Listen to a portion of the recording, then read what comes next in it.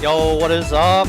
Welcome to Perfect Storm. We're gonna have some Under Night 2 action. I'm excited to be here. We got plenty of good players showing up in the East Canada French bread scene. I am Chino at Chinoling on Twitter, and I'm joined by Jatsu here. What's good, what's poppin'? The lads are finally back on the mic for some Uni 2 action. I feel like the last time we did some Uni 2 commentary was like WeMad 2024, right? I think so. Maybe a couple net play shenanigans here and there, but finally back with the lad offline, so you already know it's going to be a damn good time. We got the Filipino duo. We do, yes. The Filipino there's like one quotation mark there. Maybe we're leaving it open for a little bit, but of course we are open to some amazing action over here in Ottawa, Canada. So we got Boltstruck, we got Ricer pulling up, Jemmy, Abe Nutika, a man of many names, right? Hot Nudes, Ponce, of course Aldrin. Right. We have Marcus Relius. Another man of many names, right? If the game's not free, maybe we're complaining a little bit, but you know, Eric's gonna be pulling up with the cool-on stats, gonna be interesting. Arbiter, they've been tearing it up very recently, I think on the Akatsuki as well, right? Yeah, they've been asking for games a lot more lately in the East Canada Discord, and been grinding out the Akatsuki a fair bit. Yeah, learning pretty quickly from what I can tell, right? So, you know, we talk about, you know, especially in the past year, oh man, Uni 2 brought in so many new players, it's so exciting to see them learn as well, but we're kind of a year plus into the game's lifespan now, so even now, still getting new players and still the learning resources and the, you know, the mentoring for the rest of the community scene only getting better as we go along, so I am super excited to see it. But, of course, let me check over. I'm pretty sure we got a stream queue, and of course, a lot of matches that you guys are probably excited to see, so let me check on over, see which one is going to be the first. I think it was Jemmy. Oh, okay, so we're going to see some No, we're going to see Marcus Relius. Oh, okay, so is this Kuon first? Should be Kuon, yeah. Okay, yeah. And I'm not sure who he's up against. Oh, Marcus Relius and Sinubug. Oh, okay. Let's see it. Now, Mr. Marcus Relius here is very tricky Kuon, but a little sleep deprived. Yeah, he stayed up a little late grinding yesterday. You know, coding is some pretty difficult work. Obviously, you kind of gotta see into the game code to make your way past your opponent's intentions. But let's see if we're gonna be able to focus as well as we'd like to. I mean, definitely staying warm in the winter coat, right? It's pretty warm here in the venue, but I think as more and more people are kind of pouring in, right? We're blasting the AC, and now we're back to maybe I want to put my jacket back on, right? Especially when your first match is on stream. You know, maybe your hands are feeling a little cold even before the hand warmers, so just make sure our buttons are all good before you head on into it. Looks like we got the phone on the side of Sinubug as well. Yeah. Now, I feel like this is a bit of a struggle for Phonon, maybe? Especially because Kuon can just dictate the pace of neutral so well, right, with the needle. Phonon feels like you have to commit to the buttons you want to press, and these slower fireballs that you might get lasered or pillared or whatever. Like, we'll see how that goes. Like, do you have incredible range? Yes. Do you have fireballs and really long normals to threaten the screen with, like you're saying? Yes. But, you know, you mentioned laser, you mentioned pillar, you know, so many of these tricky shenanigans that make you think twice about using some of those tools where, you know, maybe in other matchups, using that to dictate the pace of the game. Now it's a little bit more, I don't want to say interactive, but a little bit scarier to throw that out. But I'm scared, I'm excited, and I am ready for our first match, Marcus Relius versus Sinubug. Here we go. I think we do have the names switched right now. Yep. Marcus Relius, of course, going to be on the Kuon and landing the triple pillar. We're leaving a little bit of damage on the table just to be a little funny. Okay, getting the fireball in there. So that's one thing I wanted to note as well, is that the wheel from Kuon is going to prevent the fireball game as well from Phonon, giving him that time to just to concentrate, get some grid. Oh, but now we're going to get it back though. This is a good time for Sinubug to get things going, but the flash kick already getting out, and that should be a pretty quick round actually for Marcus Relius. Yeah, I mean, it was such a big swing in momentum with the back throw, but you were already so low on the HP, you needed even more ways to try and swing it back. There we go. Swing it back here for Sinubug. We find the hit in round number 2. Yep. Oh no! Whip on the fireball! That's rough, We never want to see that, and now Marcus Relius is going to sit nice on that 200, spend it, get the Oki. You've got the, we're stand teching. Yeah. Get the drop though. Even with the drop of the combo though, right? We spent so much time running down that install timer, so down the drain here for Sinu, but still finds another hit here on Marcus, but another drop too. So many of these straight confirms. Alright, flash kick out of the throw there. Yep, okay, air needle. trying to catch an air-to-air from Sinubuk, but instead just chilling, playing grounded, trying to hold on and contest that next cycle, but sniped up at a 2C. Yeah, and there's that pace that Kuwan can dictate, right? Just throwing out all these needles, all these air needles, even spending meter, and then just running in, getting that 2C, able to pick up the momentum and take game number 1. There we go. And going for the optimized CBO shenanigans. Would it have killed if we just went straight into that W? Yes, but we got to warm up our hands for the rest of the bracket, right? We gotta remind ourselves we have the combos ready. So game number 2. Oh, okay. Oh no, I'm not liking these drops here. Hopefully, you know, it's not too cold for Sinubuk here. Yeah. Of course, again, your first match on stream, it can be a little bit tricky on making sure that everything is all good. Even if you had some warm-ups beforehand, still caught out here by the pillar. But another drop from Marcus. Yeah, we're seeing quite a few drops from both players, actually. Again, it could be the nerves, could be, you know, your round 1 on stream. Oh my, like, again, another dropped combo there. Yeah. But still, though, Marcus Aurelius with the health lead. Yeah, getting really greedy on the floats as well, right? Seeing that Sinu is playing super passive and saying, all right, I'm going to try and break your fuzzy guard timing, just crossing over the delay overhead, the jump back air needle. We saw that whip earlier, but now it snipes the jump from Sinubuk. It's set point Marcus Aurelius. Yep. Yeah, just the projectile game from Kuwan is so strong in this matchup. Able to convert those into big damage, but all right. And we get some momentum here for Sinubuk. Ooh, okay, invalid combo. I was gonna say, I was about to pre-comment curse it and be like, oh, it's the best confirmed that we've seen today, but still gonna drop it here. And Marcus able to escape and swap the sides too. Ooh, nice block on the overhead. Yep. Okay, air needle. I like this patience here from Sinubuk, not trying to contest the space too early. A lot of blocking and able to find way out of the corner here. Walk up off the fireball. 2C, but slide catches you out. A little 3C action for Marcus Aurelius. That's something always to be careful of with that Vorpal, with that CS on deck. Oh no, the drop. Oh, and that should be the set over to Marcus Aurelius. Close out our first game of the day. Yep, a TRM to take it home. But of course, like you mentioned, right, our first match of the day, so still got the losers run available for our gamers here. You wonder who we're having next. There is someone that we're waiting for. There are a lot of fan favorites in this pool. I'm not gonna lie. Which, to be fair, there are only 2 pools, so we're kind of split half and half. It's easy to have a lot of your favorites here, but you know, as we scout out who's gonna be headed up to the stand next, I see the Abibas.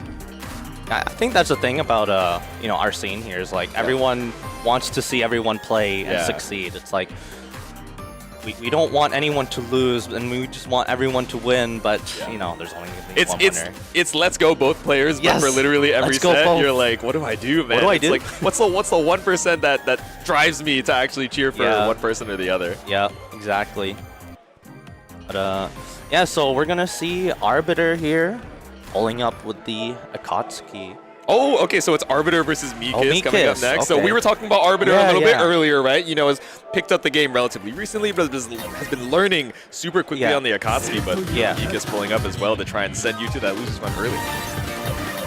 Yeah, and you know, I think because I remember back in WeMad or UMad, Arbiter was still kind of like trying to figure out who to play in this game because he's Anji player in Stride. Right? So they were figuring out their analog. Yeah. Kind of that play style. What they want to do.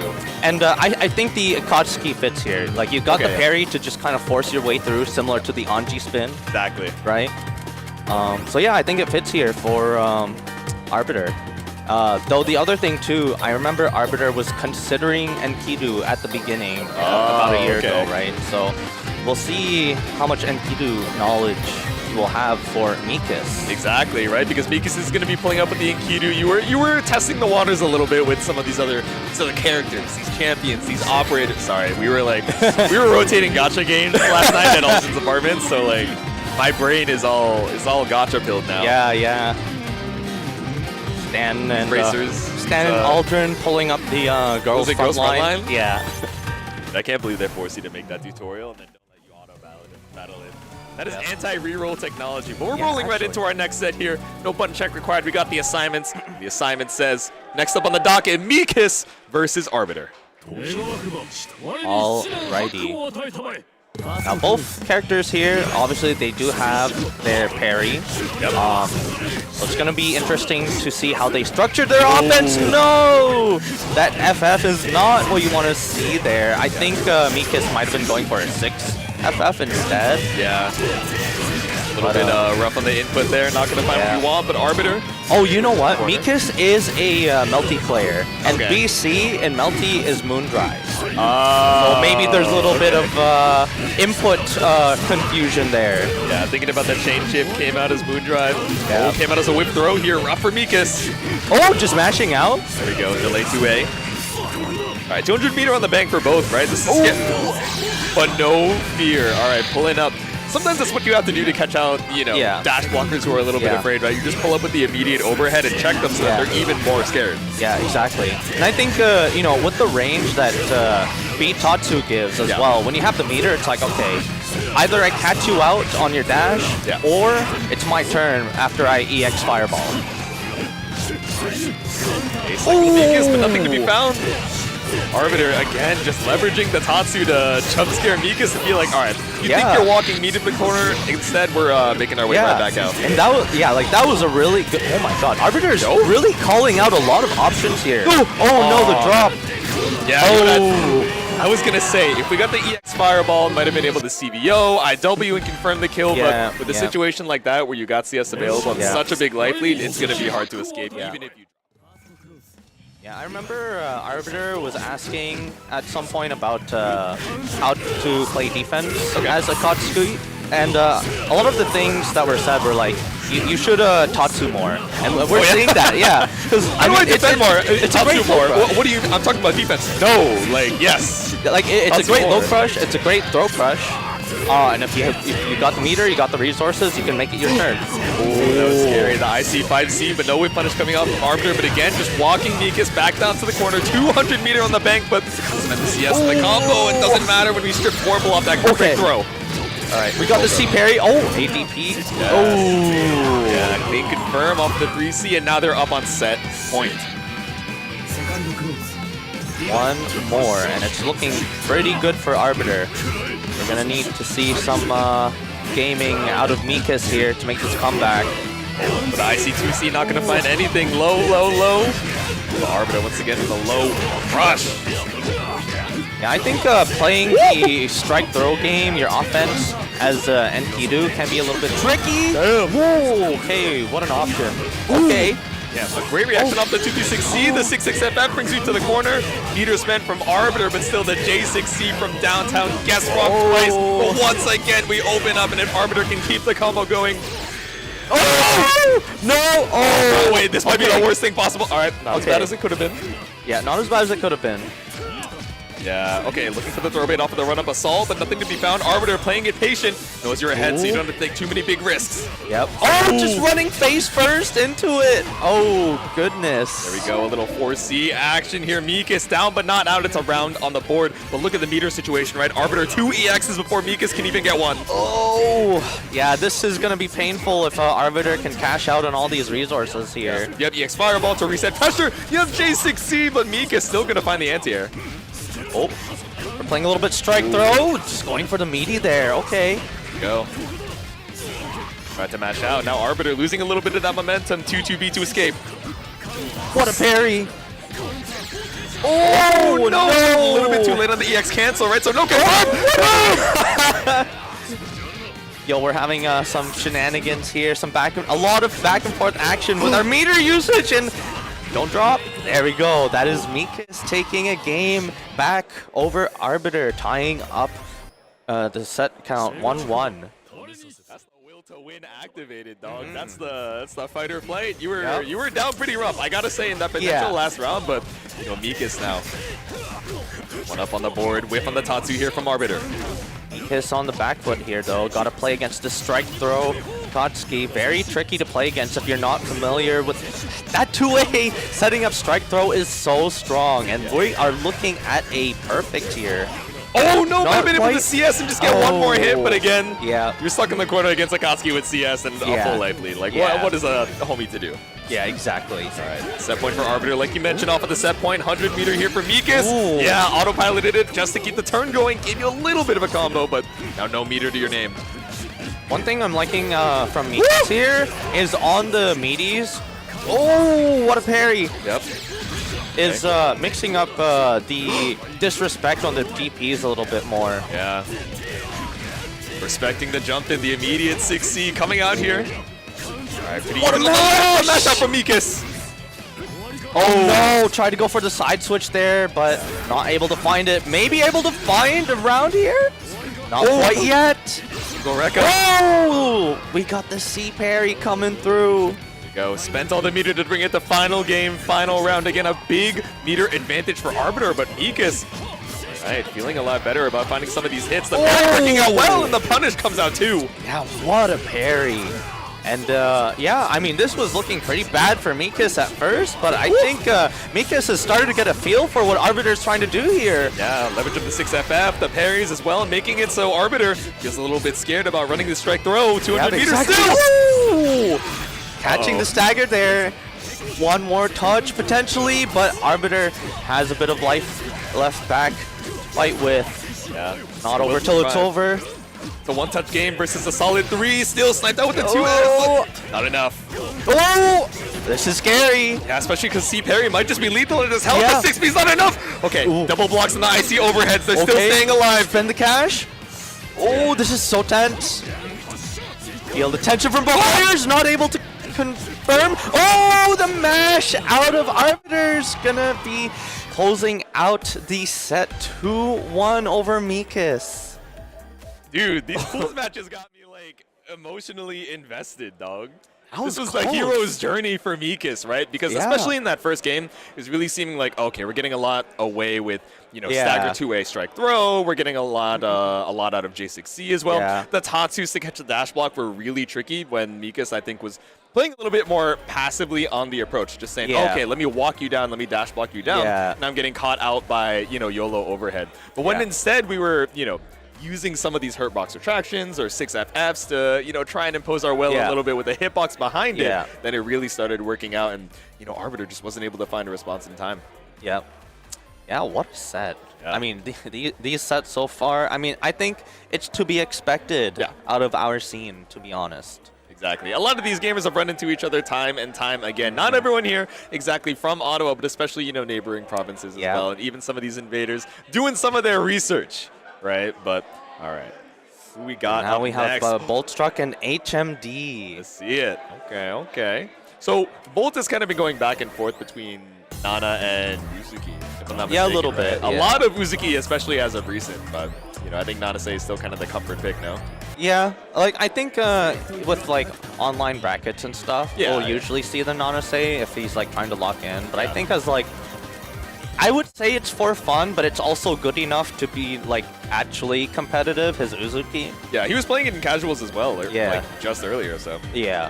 But HMD is going to be pulling up with the Merkava, so I'm trying to think of who you would want against the, you know, tricky little dude like him, right? Yeah. I think full screen control with some of those normals. Sude, you know, you set the 2-2C with the high-low shenanigans as well. Yeah. At least with the Nanase fireballs, you can use that to kind of protect yourself against these long buttons, against the 2-1-4. And yeah, I do hear the Nanase there. There we go. The Lady of the Wind pulling up here. Yeah, Boltstruck on the Nanase. HMD on the Merkava. All right. A little bit of a slow start, which I think... Yeah, you were trying to be a little tricky with the shields to try and secure that cycle, and you were good, Boltstruck, but then you went for the throw tech as well. Swung it back into HMD's favor. Now whiff the low, or whiff the overhead rather, and go straight to the grab. Oh, and the worms coming through. Perfect from HMD, actually. Damn, okay. Oh, green shield on the dive kick. A little bit too slow there, right? Tried to take your turn back, but now you're grid broken so early into the round. It's going to be a long while until you get that 100. All right. Ooh, okay. Yep, 2B off the throw tech. Yeah, Boltstruck able to leverage the plus frames from the gold throw tech. Okay. Ooh. Children hold the neutral down. You tried to go for that kick to be tricky, but the 2-2C caught you on the way back. Yeah, I was really scared of the worm there. Yeah, me too, dog. Oh, the tricky stuff with the 2-1-4. Ooh. Oh, no, but I think a little bit too far. Yeah, exactly, to pick up. But guard follow-up, 2-2C does the job for the confirm. And we're going to secure the cycle for Boltstruck as well. Gonna be one more touch here for Boltstruck. Oh, yep. Okay. Got the guard thrust out. Could be a 6-6B, 6-6C angle into CS, but instead it's sword guard from downtown. All right, even after that perfect from HMD round 1, you know, Boltstruck pretty unfazed. Yep. You know, very seasoned and, you know, just keeping his calm, keeping the offense going, keeping his game plan going, because once he gets going like this, it's really hard to stop. But, okay, HMD able to find a way out? No! We're going to go back to the corner. Yeah, you were able to escape and buy yourself a little bit of a gap by crossing over the 2-2C return, but yeah. Still need a couple good hits to try and return this likely to an even state. All right, this time Boltstruck being a little bit more patient on the defense. Yep, to the throw, but then it's a backdash for Boltstruck to try and buy some space. Yeah, Boltstruck tried to get a little bit too happy with those staggers, able to let that 6-2-3C through, and HMD now gets some nice Oki with the worms, gonna go for the throw. All right, okay, BO out. Ooh. Down to the wire here, we got 2-2C for another turn, tries to go for the skies, but no air-to-air to be seen from HMD. All right, the dash up CS, tried to see if HMD was doing anything there. They're passing by like, oh no! Oh, like shooting stars! The dive kick actually connected there. Oh no! Wished it all on the J2B, and it works. God. Let's go dive kick. Game 1 to HMD. Oh, a little bit too far for the confirm there. Okay, stuck in the corner. Yep. Have to hold all this offense here. Oh, okay. Oh wow, still able to convert that there. Yeah. Now we're seeing the opposite of what happened game 1 here. Right, I like the smart. Yeah, we're very healthy on the grid for the next cycle. Even after the hit, it's a clean secure for Vorpal. You have wake up, you know, DP as well. Yep, there it is. All right, HMG just backing off, trying to find some space here. And again, with the C disc coming out, we see a lot of these jumps from HMD because he does have that float to kind of stall a little bit, see what's going on, and then land. Yeah. But either way, Boltstruck's going to be taking the round, looking at taking a game right on back. Trying to tie it up, but it's a lot of meter for HMD. Yeah. 6-2-3, or 2-3-6C rather, is a threat, but not one we're going to be seeing just yet. Oh! Always sniped the startup of something, but instead 214 is going to do the job. Sniped out of the skies here. Boltstruck doesn't quite build up the 200, so it's not lethal just yet. One more touch here, though. Oh, okay. Oh, back to the corner we go. Yep. 200 meter. If HMD can definitely make this happen, especially with the Vorpal too. Oh, okay. Gonna go for the steer ender. Oh no, I don't think that's what he wanted there. Yeah, maybe a fly away, but yeah. Either way. Okay, backdash scare in the cycle, but it's gonna go over to HMD. The drop. Okay. Ooh, you saw the swing, but you couldn't exactly tell what it was. Oh my god. He might be the nastiest to ever do it, man. He's working on him. That backdash right through the 214 is crazy. Yeah, I can't believe it. All right, right back into it. Okay, just gonna wake up DP here. Oh! Again, we're not 4 late dive. Both players just really being a little bit patient on their defense before finally swinging. Yep. Because again, when either player has the momentum here, it's so hard to swing it back in your favor. Yeah. All right, set the TPC. Oh no, you bet it all on the DP, and now you're getting chomped up. Not quite throw range, but you're just barely there. Oh, block the overhead. Ooh. Oh! Yes! Oh! Clean from HMD. It's set point potentially, putting Boltstruck into losers. Yeah, and this would be a very early losers for Boltstruck. Yeah, right? All right, but he's still fighting back. Yep. Okay. There we go. Runner Oki here. And I swear HMD has teched every throw so far from the fireball. I'm saying, man. Run by the fireball. Yeah, we've thrown in front of it maybe too many times. Instead, we're baiting, and we catch out the dive kick on the way back down. Should be a clean confirm with the EX dive and a little bit of meter back from that CS. Like, essentially, we're at even meter here. Yep. But this is going to be the round to decide everything. Oh, he was so up high with that fireball. So the battle to decide everyone's fates. And this dude was watching on it from the jet plane high in the sky. We set the 2-2C, 100 meters still available for HMD, but puts you in the corner. Whoos! 2B. Chomping through, chomping out. Right. Got the worms coming through now. How's the defense going to be?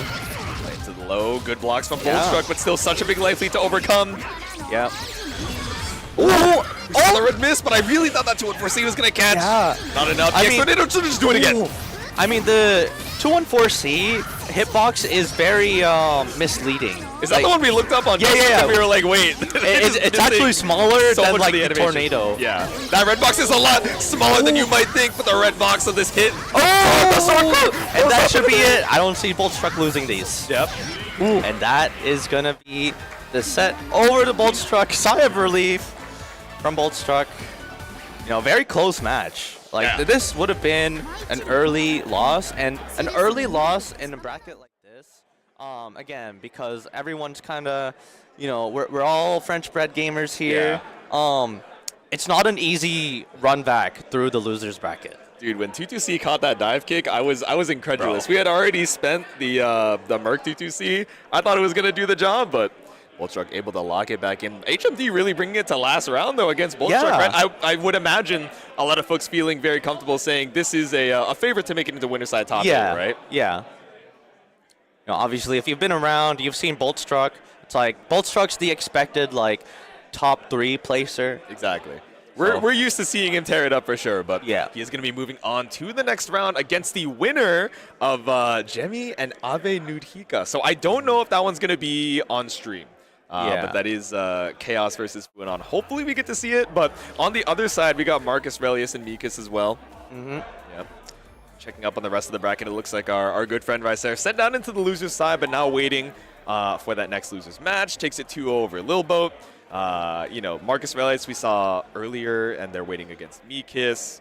Let's see, who else? Oh, Jack Oat and Jar are up as well. I don't think they're going to be playing just yet. But we were talking about it just now, and here they come up to the stand. We got Jemmy versus Ave Nudhika. Hot Nudes, Ponsit, Mr. Aldrin himself.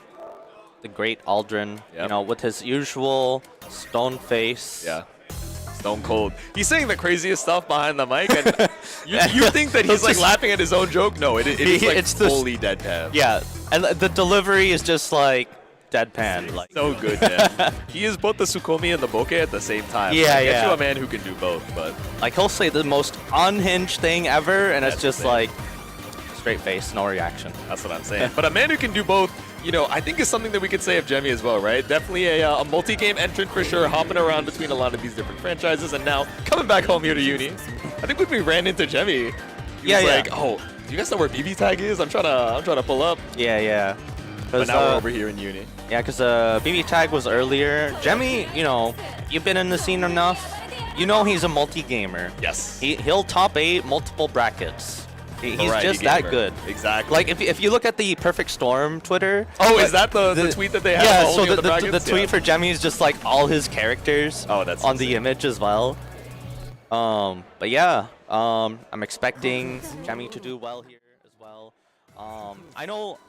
We were talking about this earlier with Aldrin, who said, Phonon versus Chaos is a little bit annoying because I think with any Chaos matchup too, where it's like because of how Chaos works, his offense is so good, but his defense is so mediocre that it's really just whoever gets started first gets to play the game. Yeah, we're talking about defense from Chaos, right? We're going to be seeing a lot of 9JA, you know, no meterless reversal to be seen. So guard thrust, VOs, and ways to try and escape in OS as well. Oh, but another 9JA. Doesn't really get you too much on positioning, right? But it brings you back full screen where normally Phonon's feeling pretty calm. But once we have the Aussie summon out here, we're thinking, how do we challenge? Oh, the assault right on in. Drop there, sends out the fireball. Yep. Trying to be preemptive on the 2As, maybe to try and catch the startup animation of Ozzy here, but nothing to be sniped. I like the delays from Jemmy just to make Ave Nudika feel a little scared about sending out the toes. Yeah, being very careful of the Ozzy. Ozzy finally getting sniped out, but you're running face first into that 6C, and Jemmy able to close out the round there. You're waiting like 5-10 seconds for an opportunity to take out the dog, but you gotta watch the owner right behind with the reflector. 200 meter here available for Jemmy. Yeah. Oh, okay. I think early combo ender. Still able to secure a cycle for it though. Might have been able to run down the timer a little bit more safely otherwise, but the run up assault catches out the 2A. Little low crush action from Jemmy. All right. Oh no. Yeah, let Ozzy do the job. You had enough time to block post CS. Yeah, it's so tricky with that move specifically because Ozzy is so plus. Yeah. Jemmy can literally just sit there and wait for whatever it is that you do. Exactly. You got mad time while still being able to enforce your turn. Yeah. Wait out some of these panic defensive options, but the 6-6B snipes you out. Oh no, the drop.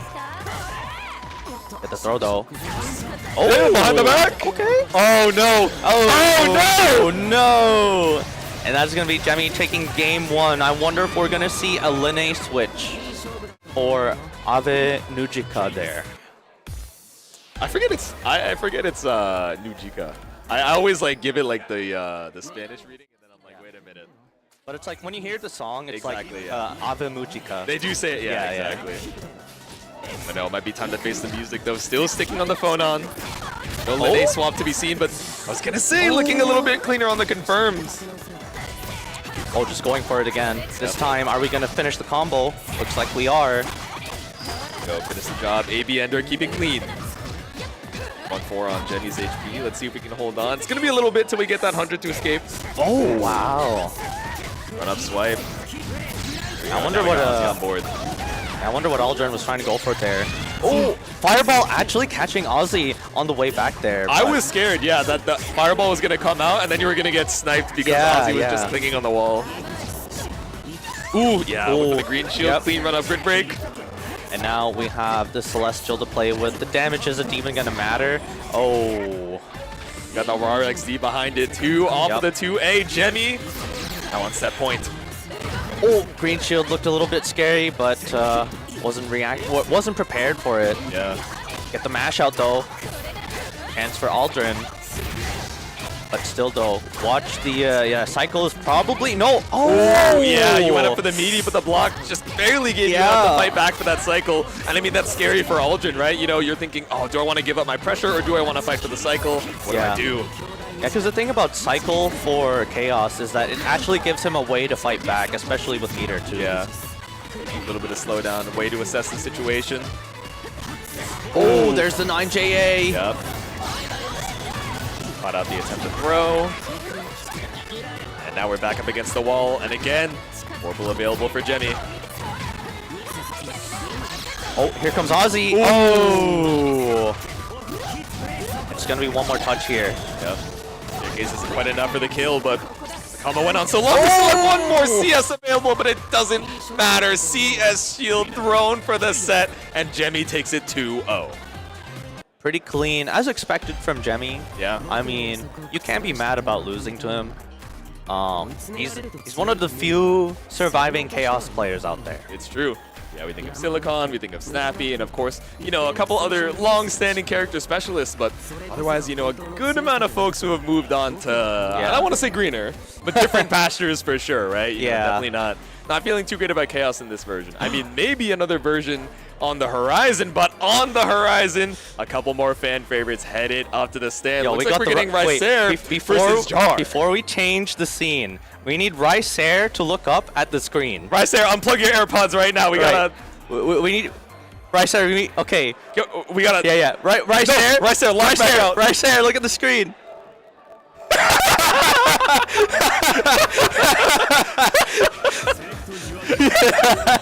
that was our surprise. My favorite Filipino up there. I love that, dude. So this, what's it called? For those of you, we took this picture at Climax. Yeah. Ankle Gator from PNW edited it with like the Filipino sun with Tokateo and everything. And then I was like, oh, this is like a funny edit. And we pulled up to Frosty Faustings, and CG, another PNW native, pulls up to stream, and oh, what is this? What is he listening to? What? I can't. Oh, he's listening to Uma Summer. Dude, he's so real. Let's go. Mama Summer. Ba ba ba ba bum ba ba bum ba ba ba bum. Uma Musume does make you better at this game. I have heard this, yeah. It is true. Is he nuts? I mean, I'm just saying, I wasn't doing standing beat drills before, but after watching Uma Musume, pretty clean. Yeah, I wasn't abusing 5cc versus 5c2c before Uma Musume, but now you're a 5C evil. enjoyer. Yeah, exactly. I'm a 5c merchant now. It just works. It just works. Dude, you know Rice is on commentary right after this. He's like, Yeah. I can't believe this is the surprise that they were telling me about. Yeah. To await him on the commentary. Yeah, we're That leaving is this on the insane. commentary table for him. A reminder of his previous silly memories, but we're headed right into the game. Yeah, that air stall from Jar really throwing off Rice's anti-air timing. Yeah.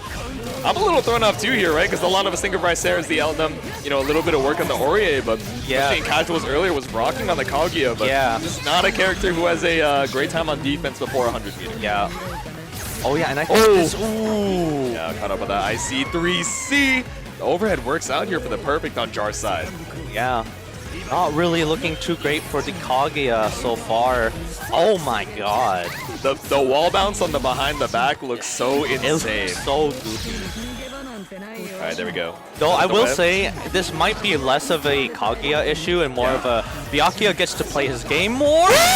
Okay. This dude will see his opponent at the top rope do 4C and be like, oh, they're still up there, I'm just gonna do it again. He saw. Don't do it again. Oh, he didn't do it at that all. one was scary though. Yeah, exactly.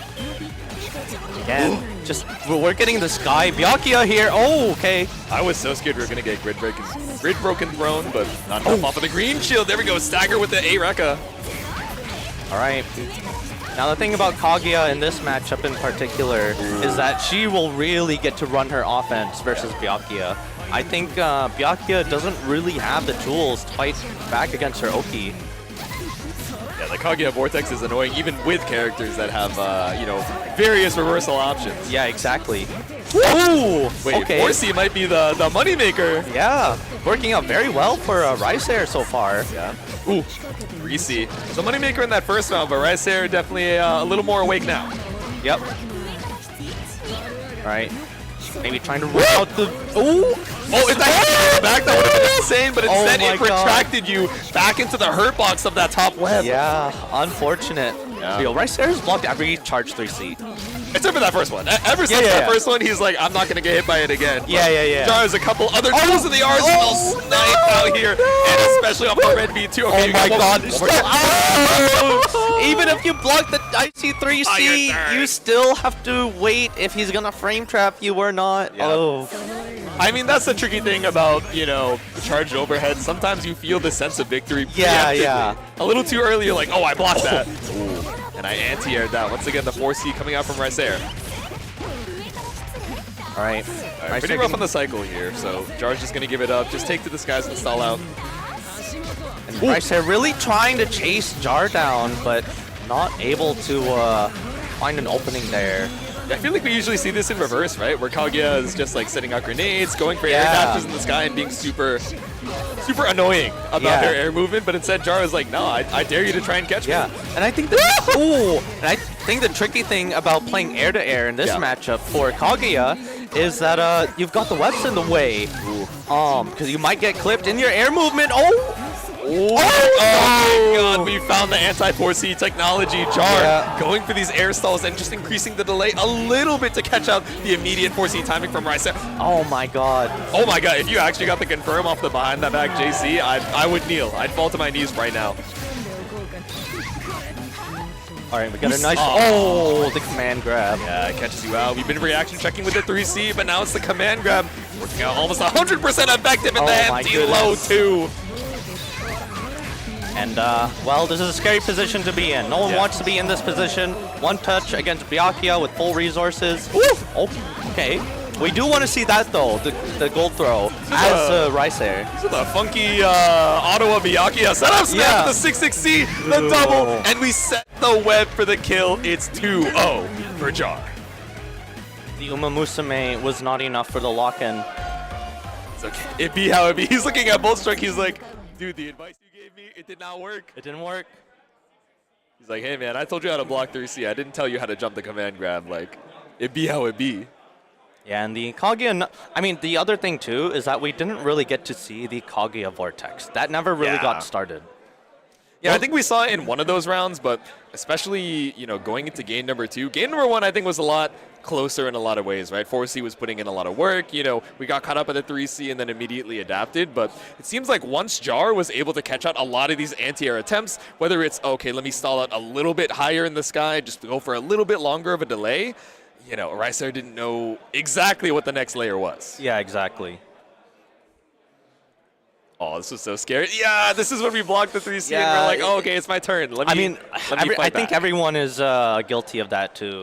No, I call it out because I see it in myself. Yeah, I'm like, oh, I'm so nice. I'm like, wait, there's still a whole nother layer. Like Corey has definitely done that to me where it's like, yes, I finally blocked the 3C, and it's like, wait, I got frame trapped. 2D6A, yeah, exactly.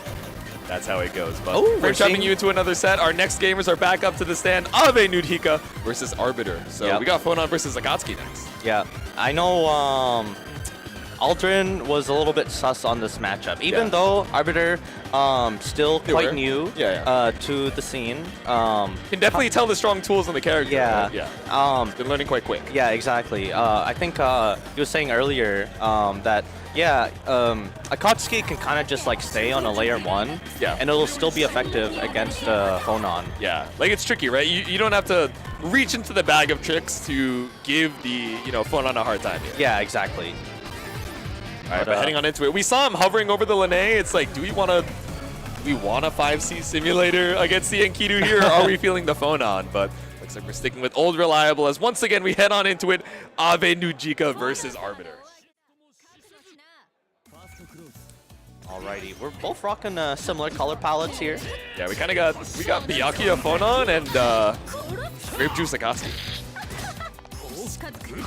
Not able to confirm there. A little bit of an awkward hit for Aldrin to get. Yeah. Still getting the offense going. And I think the main thing that Aldrin will have over Arbiter is leveraging the offense. Where Arbiter may not be too familiar with the Phonon's tools. Yeah, exactly. Jumping is clean, cycle over to Ave Nudhika, so Aldrin big chillin'. Alright, going for the steer under. Oh, DP out. Oh no, drop the combo, but we're at perfect spacing for the ICJ6C.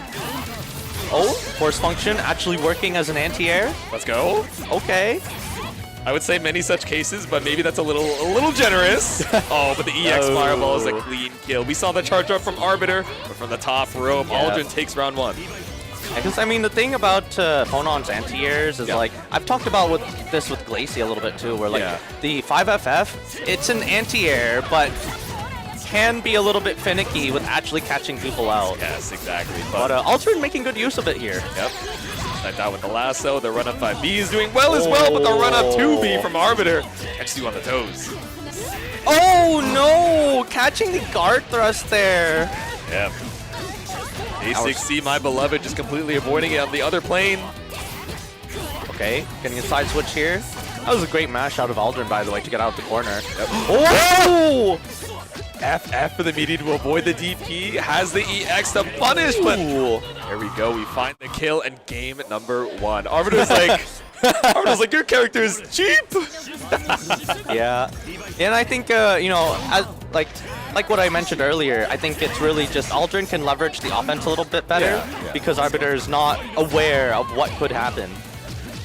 Yeah, Phonon, I think, not the most highly represented character, right? Can definitely be someone that, you know, if you lack the matchup experience, which not easy to find, I would say. Yeah, exactly. It can be pretty tricky. Oh no. He does the job. Yeah, that's going to be pretty great for Arbiter. Oh, just going for the 2 ways here. Getting started, but okay, we're finally out with the VO. Pretty nice spot for Aldrin to play the install here and finding a grid break. I'm not sure. Oh. I don't know. This is pretty bad for Aldrin, though. Yeah, I was going to say, crouch shield on the FF, maybe not exactly what you're looking for, right? Because it takes a long time until you can represent any low, but... Yeah, exactly. Because with Phonon's FF, she can follow up with the overhead. But if everything else is mids, yeah? Yeah, everything else is mids. The only way she goes into a low is she has to go into a follow-up, I think, and then rebeat into a low. Exactly, yeah. All right, Arbiter, 1 round on the board here now. Big meter advantage, but even with some of these blocks, still should be...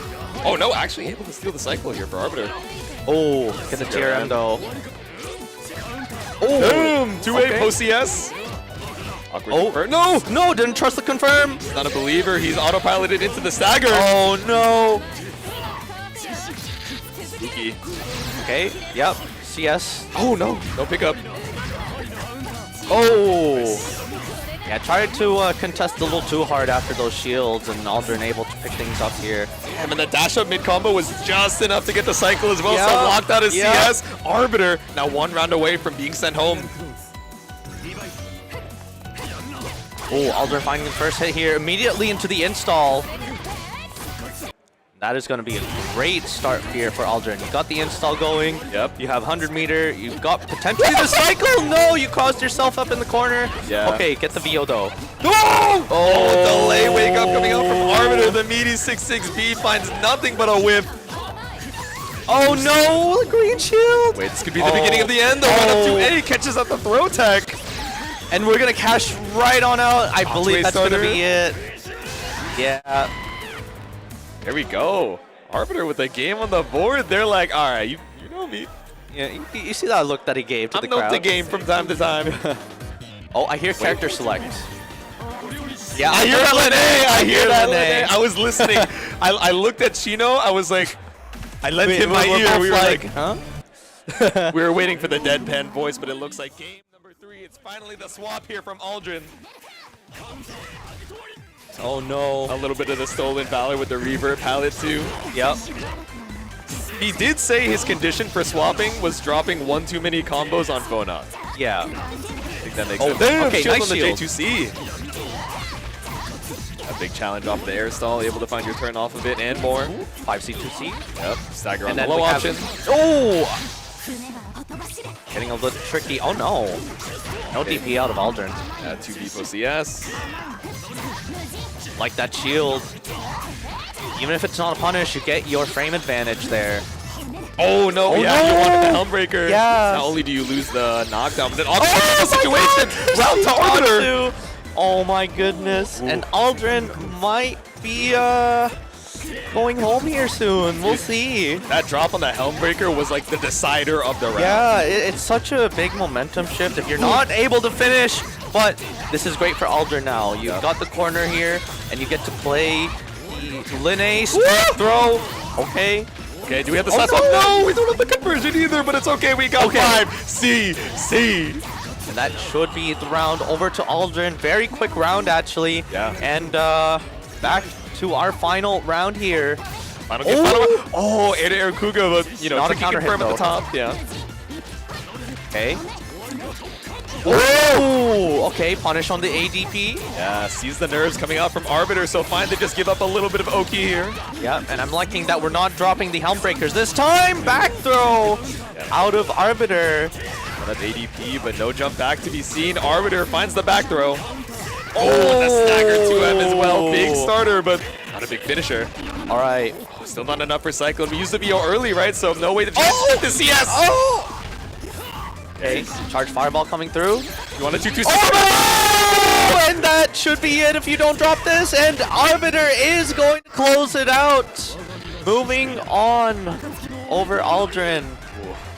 A couple crucial combo drops for the name of the game. Yeah. Both on the Phonon and on the Lene, whether it's Helmbreaker or a couple of these whips as well. But still, Arbiter, okay. Now moving on to a top 8 qualifier on the loser side against HMD. Yep. And what have we got going on now? Let's see. I mean, over there in the winner's side, of course, we got Boltstruck versus Jemmy. I'm assuming we're going to be seeing that. Marcus Relius, who we saw pulling up to the stand, versus Jack Oat. So we got Kuon versus Wald. And down in the loser side, we have Jar, you know, taking it 2 over Rice there like we saw, who's going to be playing the winner of Mikis and Ugoplatamia. So we'll be seeing that in a little bit. But and what a good bracket we've had so far. Yeah, we're getting a lot of back and forth sets, even in the even in these pool stages. So yeah, again, it goes to show you the concentration of talent we got over here in good old Ottawa. Yeah. Because again, see that Guile cosplayer in the back, dude? That's pretty sick. Yeah, that Guile cosplayer, the usual, every regional we've got going on here, whether it's Get On My Level or here at Perfect Storm. Is there always a Guile or is there always a cosplayer? It's the same guy. Oh, no. Yeah. That's sick. Guys, I finally visited Goonies. Oh, yeah, good. I'm not going to lie. It's great value. The arepas were delicious. Yeah, it was. Right before coming here, it was like, okay, we got to get our squad together, our big squad. Yeah. Pulled up. Maybe the chorizo arepas was like a little heavy before the commentary, but you know, every bite was so delicious, it was worth it. But yeah, Jack's excited. You already know he's looking back at Corey. He's like, watch this. He's like, I've been training the Kuon matchup for years. What? Why does he have a headset? Why does he have the mic down on the headset? Who is he talking to, bros? Maybe he's talking to Jack. Oh, he's in BC with him right now? Yeah. That's crazy work. He's like, all right, boot up, buddy. I'm sharing screen. We're sharing you guys. What is this? Is this a top 8 qualifier? In the winner's side, Marcus Aurelius versus Jack Oat. And we have another ugly color scheme for Jack Oat, courtesy of Corey. Courtesy of Corey, yeah. But yeah, this matchup is going to be a lot of just Kuon not letting Wald play. Because if you let Jack play, I mean, it could be over very quickly. Exactly. I know. We're kind of just waiting for that 100, the threat of the 360C. Yeah, exactly.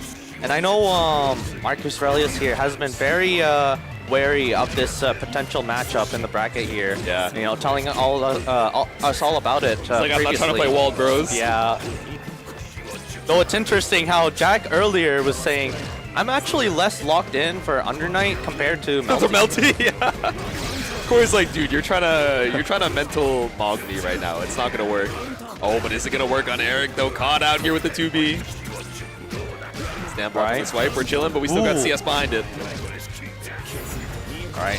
Oh my god! The slam into the EX catch on the TP. Jack might be the GOAT. Oh my good.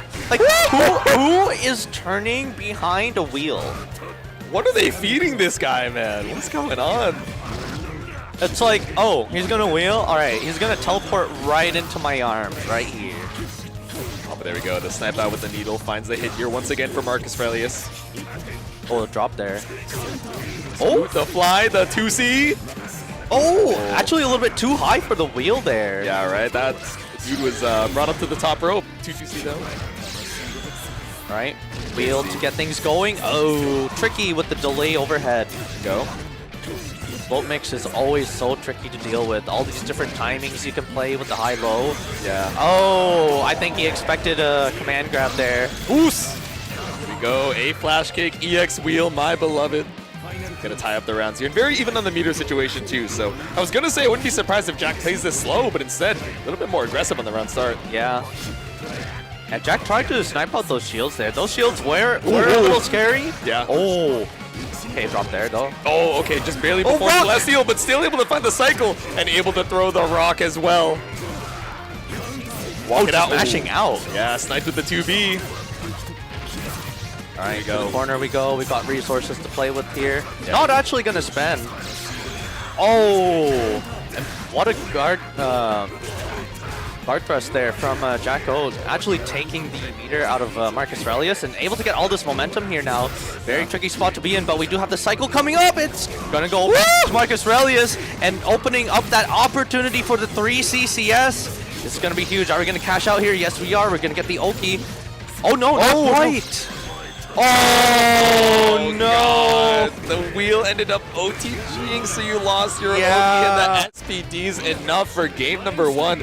He took off the PSU box. Yeah. He's like, no, I'm just playing with this in my lap right now. He's telling VC, he's like, no, I lock in. Watch this. Flash a smile to the crowd. Jack is having a good time. He's never not having a good time, I think. True. Even if he's down and out on the set, like Jack is PMA. I think we gotta focus on the OKI. The knockdowns from Marcus Aurelius have not been super great, right? So it gives a lot of room for Jack to try and scramble out. And Wald, not a character you wanna give any room to scramble on wake up. Yeah. Right? Already pretty tricky. My god. Especially since he has that extra health. Yes. Yeah.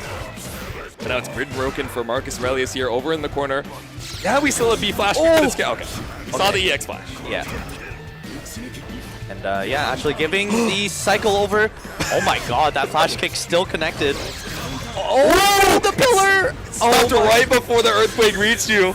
Call it luck, call it skill, call it an insane read behind the back scoop. What do you mean, Jack? Are you, like, what is he on? We can call it a crossed-up input, or we can say it's divine intervention. Jack, now 1 round away from winner's side top 8 and 1 hit closer. So you run down the timer on this grid cycle with the God Press. All right. Oh, counter hit. Yep, We're just playing these frame traps here. We're stuck in the corner against wall. All these resources. Yep, body splash CM. All the meter in the world, 200. Okay. 1 more kills, 360 C is the factor. Okay, you VO through. Oh, the next cycle, the top of the dome, it's not enough. Oh, 360 C down into the pavement. Jack, with that 2-0. Don't even see the last slam. That's top 8 for Jack. Damn. Yeah. I feel like that's every Jack set. Like, I'm not gonna lie, like... He'll be losing for the first, like, 15, 20 seconds. He gets 100 meter. He's like, it's time. Yeah. And I remember even moments like that, too. Yeah. He just locked in on these teleports. That's what I'm saying. Like, whether it was a crossed-up input or whether it was just waiting for the disappearance of Kuon Suzumiya, like, it just works, man. Definitely put in his homework before heading on into it, right? Definitely studied the path and went, all right, I'm going to be running into Eric, right? So I need to be ready for this Kuon matchup. I cannot underestimate. And he came prepared. Yeah. Like right there. Oh my god. It was so good. It was so good. He's so sick. It was so good. Yep. That was such a quick unplug right there. Yeah, right? Jack was the first to unplug. Even though he's the one who won. That is true. I was calling, so, you know, checking up on the bracket a little bit, I was like, wait, if Jack makes it into top 8, that doesn't mean that Marcus Aurelius is the guaranteed loser side top 8. So I made a mistake earlier. I did say that Arbiter HMD was a loser's top 8 qualifier, but that's 1 round away. Yeah. So that's a qualifier for the top 8 qualifier, and so is not this next match. Jar and Mikas are fighting for a top 8 qualifier, so are Arbiter and HMD. But back up in the winner's side, we have another winner's side top 8 qualifier up here. Couple fan favorites in Boltstruck and Jemmy. Win both. Win both players. I need you both to get into winner's side top 8. At Stan, I'm going to need you to make it happen. Yep. Yeah, this is going to be quite the matchup here. Right, it's basically a top 8 match here, which is expected now that we are in our winners qualifiers for our top 8. Exactly. The caliber of a winner's side top 8, but it shows you how stacked Ottawa is, that we're still fighting to even make it in the door. There we go, run up behind the fireball, a little 2B action, finds first blood here for Boltstruck. Yeah. Now I think especially more so in this case, Chaos is going to struggle a little bit more versus Nanase. Yeah. Fireballs, tornadoes, so many things to throw out onto the screen that make it difficult for Ozzy to get up for free, right? Yeah, exactly. And then we've got this situation too where even with the chain shift, what are you really going to do, right? Exactly. What are you going to do? Chain shift VO? Like, no. We are going to see the 9 JA though. Yeah, the escape. Not the most damage in the world, but same could be said of the grab. It's lethal though for Boltstruck as you take round 1. Yep. Alright, lots of meter on both sides. No EX to be spent for the round start. Instead, we whip the dive, we 2-2-C, but Jemmy holds on strong to this down back. Yep. It is very important to have good defense as Chaos. Now we get the potential sandwich here. Set up. Oh! Okay. Ooh! Yeah, I tried to see the cycle back with the throw, but that just brings it right back in Jemmy's favor. I mean, you had to try. Yeah. Alright. Ooh! Yeah, but again, trying to throw for the cycle, but once again, Warble over to Jemmy. Oh, the roar, plus a million. Alright. Oh! That trade's good for you. Yeah. Okay. Okay, Jemmy getting, not able to finish the combo, but you still have the advantage here. Block it out. Now we get cycle for it. Dive CS. Okay, guard thrust out. Watch the Ozzy! Oh! Ozzy flying on through, coming back. I got your back, Chaos. Bro, you saw him wall-cling during the sword guard? He was like rapidly approaching your location. This is the gold chip that kills you, man. Yep. Alright, there we go. 2B. We from the 5B, but I mean, what are you going to do at that distance, right? Yeah, exactly. Oh, the stagger with the disc. Now Boltstruck able to get things going here. You know, the life lead might be very much in Jemmy's favor, but all it takes is 2 more touches, really, for Boltstruck to take this.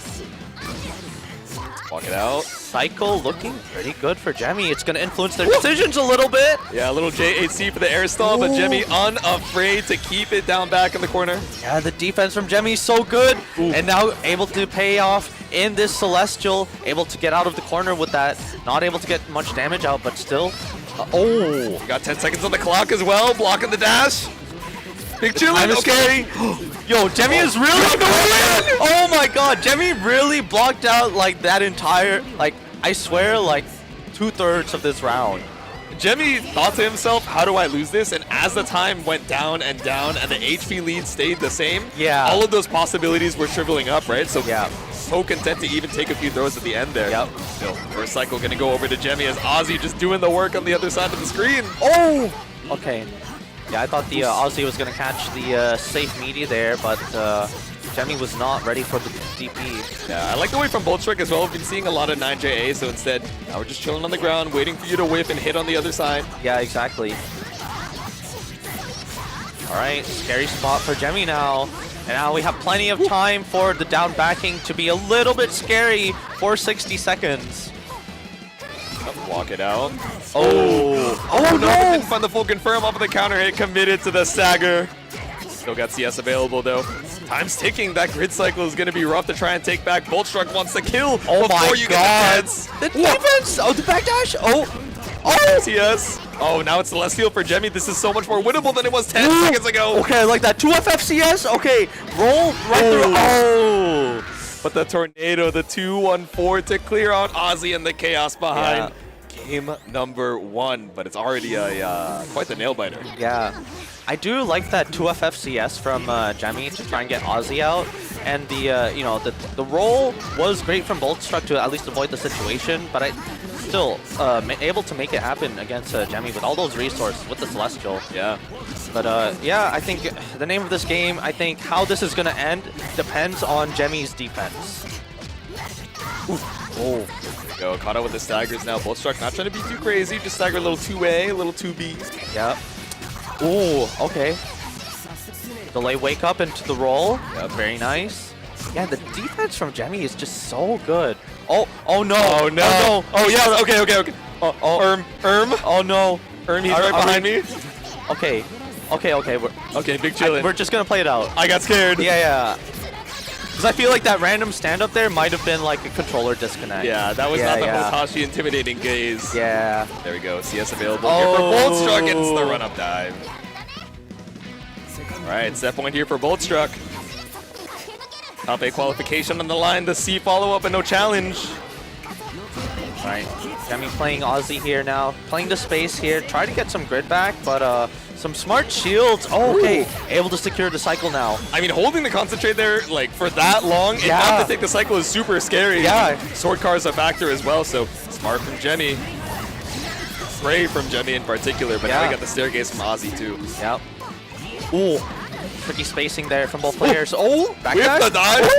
Looking for a green shield, but nothing to be found. Jemmy just trying to hold on to the cycle. Didn't trust the hit. Yeah.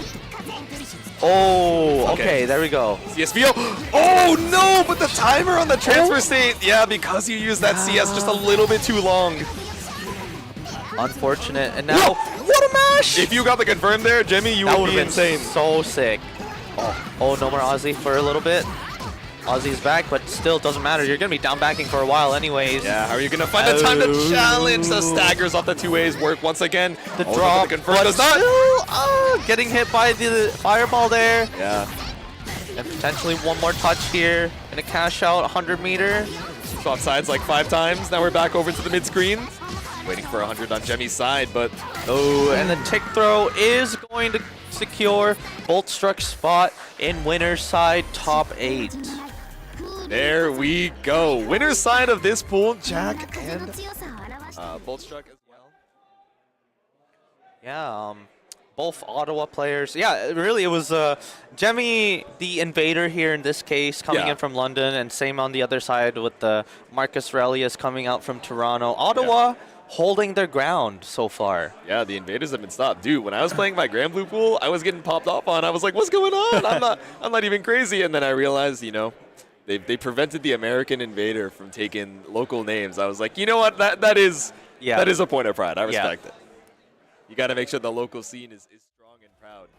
Proud they are. As we head down into the losers side, again, we got a couple more qualifiers for the qualifiers up next. So yeah, we have Jar versus Mikas, but it looks like we got... Yeah, so I see Arbiter pulling up there, and that should be Arbiter versus HMD. We had a really close set against Boltstruck, you know, very recently as well, who just qualified in the top 8. So to see HMD, you know, potentially get a run in that loser's side, maybe, just maybe, get a run back against Bolt as well.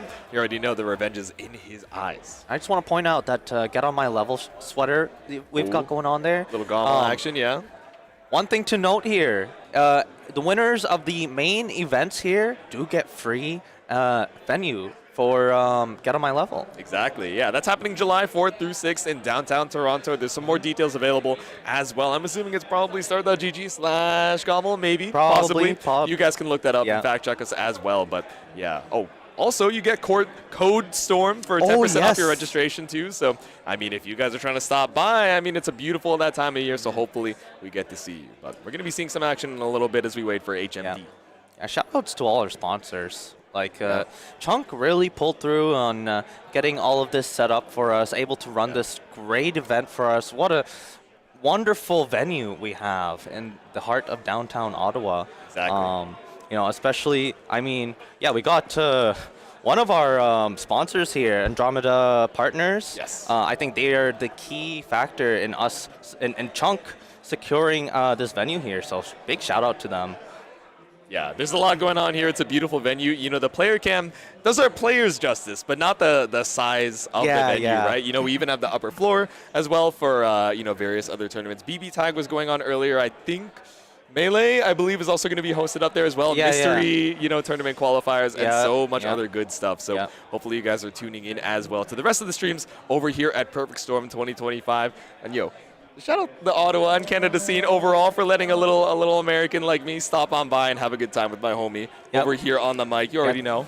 The innocent American trying to explore Ottawa here. Yeah, exactly. I'm just here to hang out. I'm just here to go to Goonies and get some chorizo or repas. Dude, I need to try, because we were looking at the menu. I was like, Shino, there's too many good items here. Yeah. Man. He's like, I guess you gotta... We're gonna go back. Come back. Yeah. You know, it's like right around the corner from the venue as well. So, I mean, it tastes pretty good.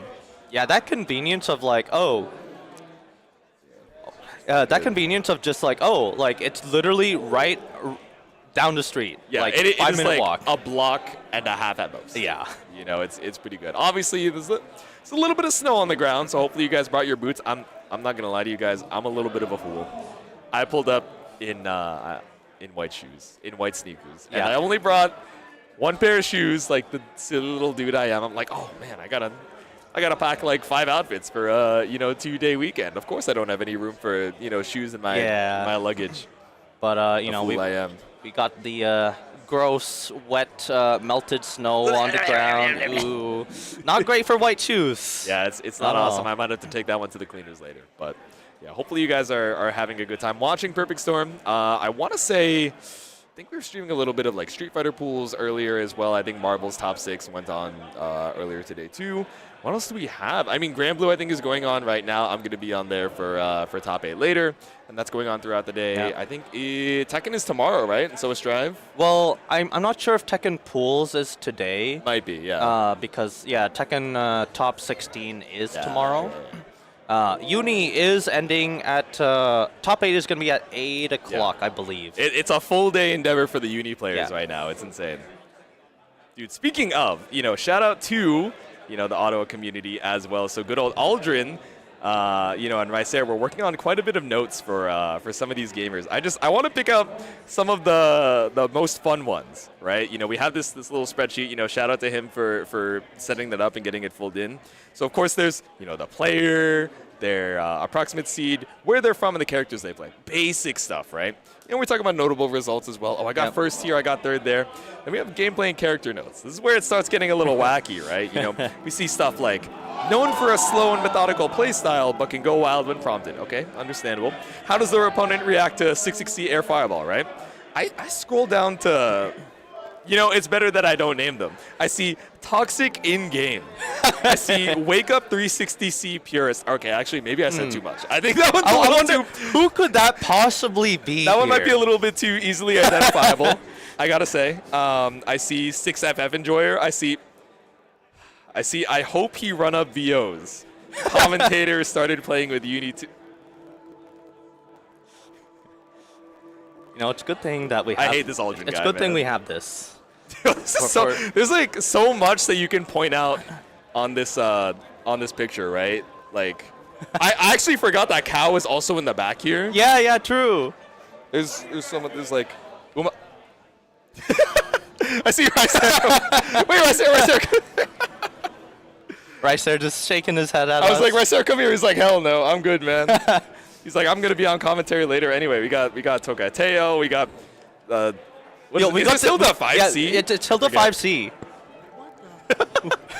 Yo, shout out Stan, RTO, making sure everything is running all good. He's like, what's going on over here, man? What are my commentators hanging out and doing? Bro, you got me like in the tight little corner, like. Yeah, man, we're.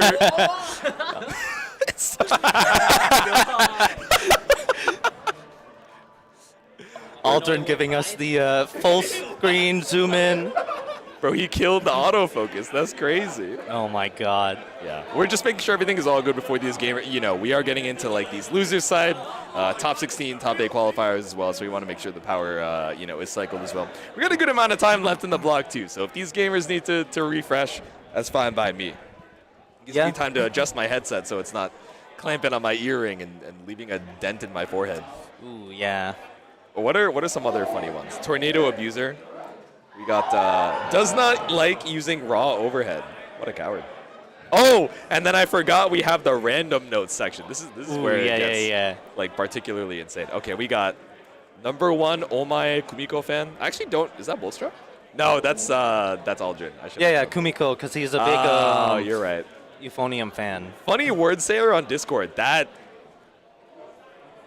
could be bad. That could be good or that could be bad. The OAT in Jack OAT stands for of all trades, like Jack of all trades, which I did not know until I read this. I thought I didn't think about it because I mean I was see like Jack Oatmeal. I thought he was like a fibrous dude. Yeah, exactly. To be honest, I just thought he had a good diet. Yeah, no, that's actually genius. The OAT is of all trades. Let's see. We got loud as hell, affectionate. We'll try to aura farm. We have how do I say this tag? He has US dollars, so he's rich? That's... I don't know who that one's about, but I don't think that one's true. And then we got Goated Drinking Buddy. I mean, some of these are pretty good. Not gonna lie. So yeah, we got a lot of gamers headed up here, and of course we have the other side of pools coming up in a little bit as well, which is gonna be brought to you by Ricer and Aldrin. Yeah. Hopefully you guys enjoyed that block. That block is so sick, man. I love hearing it, just tuning into some of the locals clips, and I'm like, what is going on in there? The Ottawa commentary, especially if it's Aldrin on the mic, it's it's definitely a treat to watch. Just be saying stuff. Like, I need you guys to stay tuned for that next block, because it's like, it's Peem blunt rotation. Like, the brain rot in my neurons is not allowing me to describe it in any other way. Like, it's going to be so good. Like, we are actually opening uni back-to-back with Filipino commentary. So sick. Swagapino commentary.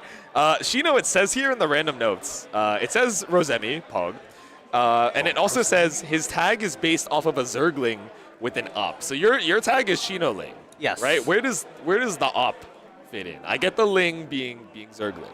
Yeah. Where does the op... Oh! Okay, it clicked for me, but it explained for the people at home where the op comes from in Shino.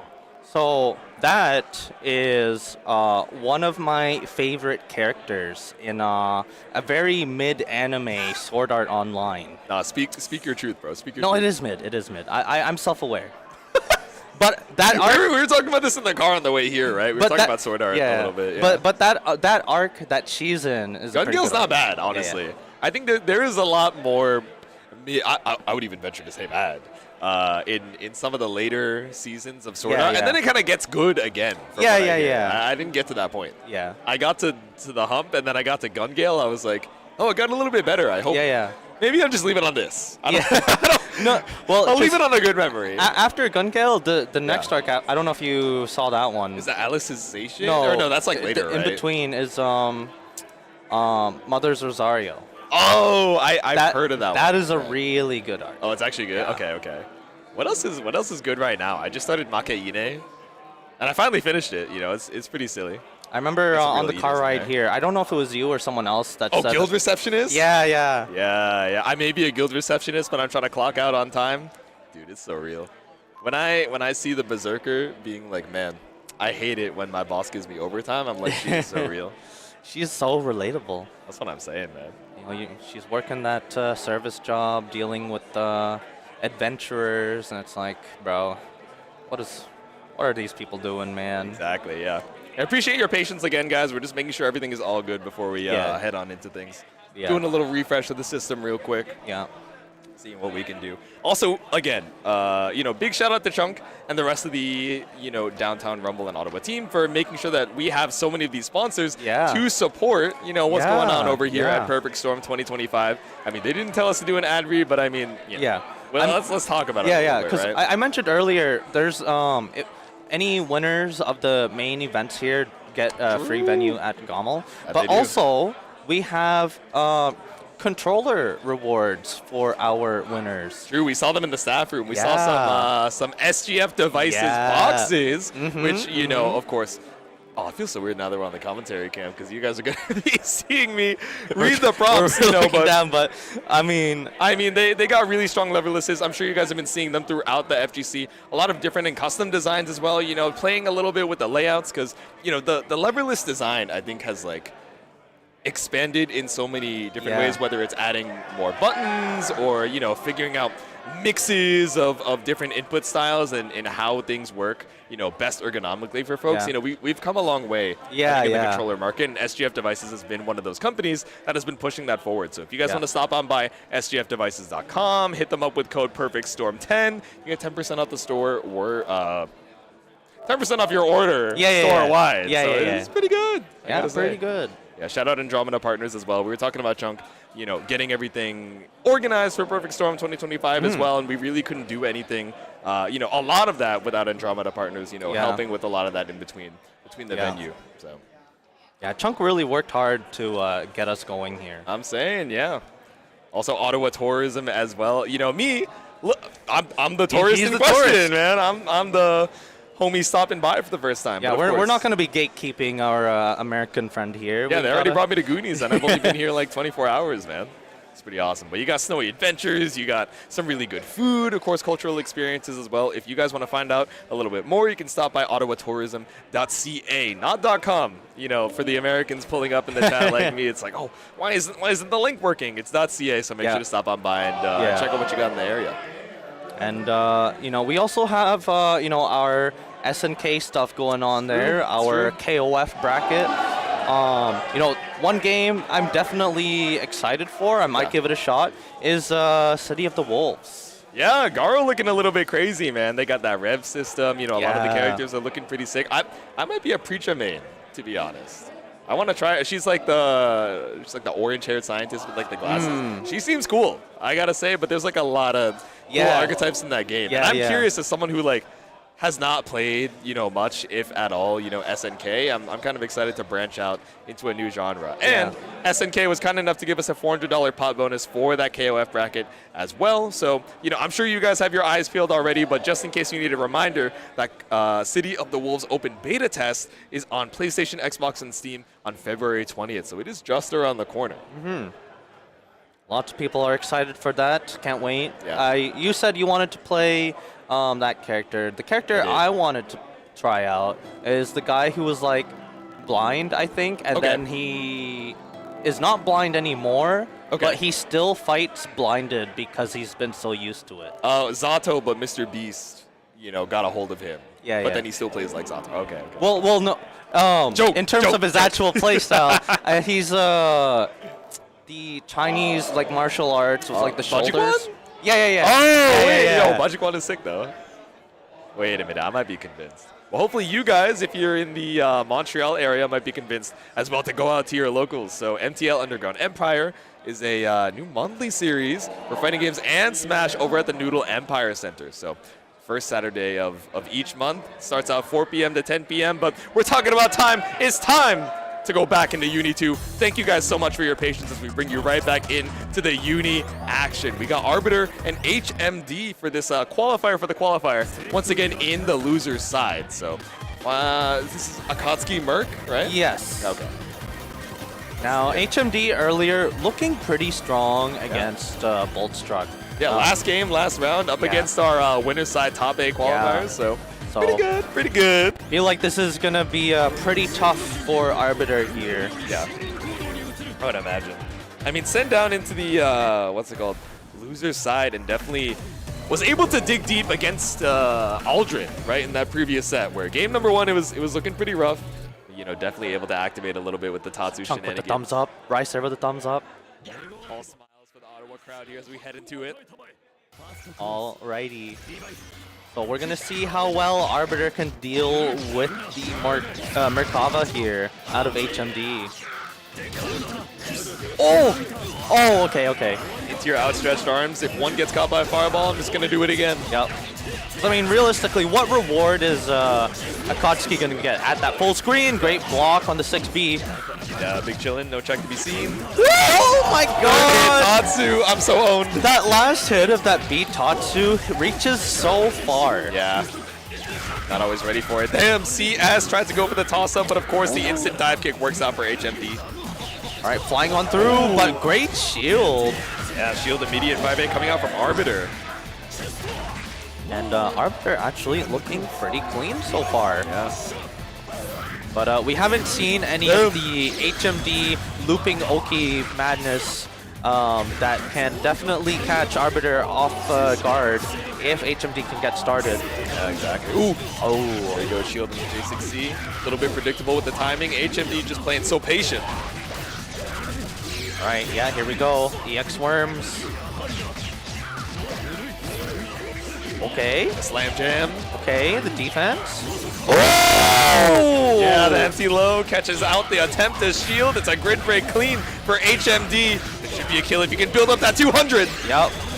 Yeah, just gonna spend the Sevo, keep it easy. Get the kill there. There we go. Because sometimes the round count is the best resource. Yes. All right, 200 meter available here for Arbiter. EX Fireball is definitely something scary to have to look out for, but HMD still just taking to the skies with the fireballs. Yeah. Nice little confirm there with the air fireball. Ooh. Okay. So ADP EX. Ooh.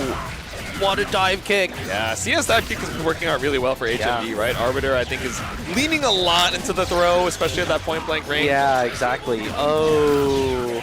Tried to reach a little bit too far for the stars there, but the worms are going to catch you on the way down. Ooh! Oh! No, Okay. tried to go for CS, 100 hands once again, but it's okay. We have the scoop for game 1. They said, nah, look away. Nah. And HMD looking a little bit more locked in now. Yeah. They said, What a nah. shield. Ooh! There we go, caught on the other side. All right. Worm coming through. Oh! Showing a bit. Confirm here.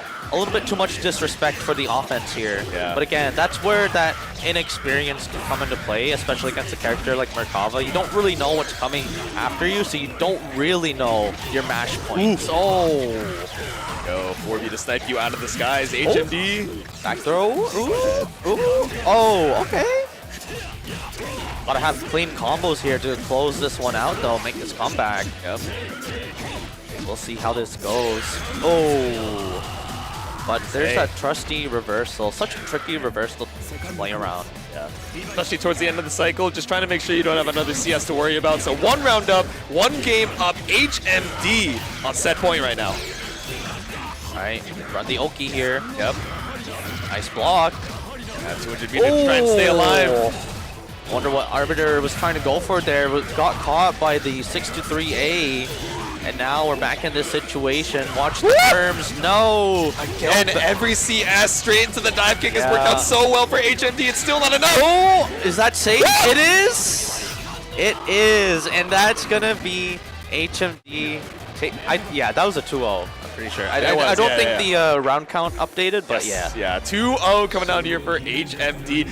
I really thought that off of the flight you would not have enough time to bring yourself back down to the ground, but the IW was not enough. But Arbiter, definitely a really strong run here for the amount of time that they've been with Uni. Yeah, exactly. Because really, I've only seen Arbiters start paying for games about like 2-3 weeks ago-ish, something like that. Which is like an incredible, amount of learning in that time, no? And I think that also goes to show, because he's local here to Ottawa. Yeah, they are. And, the community here in Ottawa, everyone's here pretty friendly, pretty open about like giving advice and stuff. Yeah. Even in the Discord too, it's like, it's a testament to how tight-knit this community is and how open we are about helping each other out. Exactly. I mean, even Corey. Corey has quite the run through this past year, right? Yeah. Only 1 year ago, I think WeMad was his first uni tournament. Yeah, still picking things up. I think at that point he was still on the Gordeau. Yeah. And even more so than now, people were like, oh, Corey, like, Strive gamer, right? Like, really good May. But now coming into his own, had a Hyde arc for a little bit, but I think is kind of back and forth between, Hyde and Biak. I think depending on the matchup, how he's feeling. Sometimes, we were talking about it a little bit earlier. He's like, sometimes I like matchups that are better for Hyde, but playing them with Biakia because I'm more comfortable playing that matchup. I just have more muscle memory and experience in that type of decision making. I'm like, hey man, you're having the time of your life. And I think now it's less so, oh, this is a Strive player playing Uni, but oh, this is a relatively new Uni player who has come into his own in an incredibly quick time. Yeah. Alrighty. But a couple gamers headed up to the stand here. It looks like we are going straight into it. No breaks for HMD as we get a loser side top 8 qualifier. Marcus Aurelius versus HMD. Yeah. It should be quite the match here. Yeah. Again, to be expected out of our winners and losers side qualifiers, where we're going to have these really good players that are deserving of top 8s. Yeah. But there's only so many people that can make it in there. Yeah, I'm so curious what the what the plush that HMD put on the table was. I didn't get to see it as he pulled it out of his pocket, but maybe the rest of the crowd can let me know. But either way, it looks like the game is already, and we're back on the PSU box to elevate our wrists. Yep. Alright, getting started here now with the Merkava versus Kuwan. And I think Kuwan, again, just because of the speed of those needles, it's just so hard to contest his base. Yeah. Even against characters who naturally, feel very comfortable contesting the pace of the game, from the full screen. Like you said, needle, pillar, so many things that make you a little bit more second-guessing. Yeah, exactly. That space.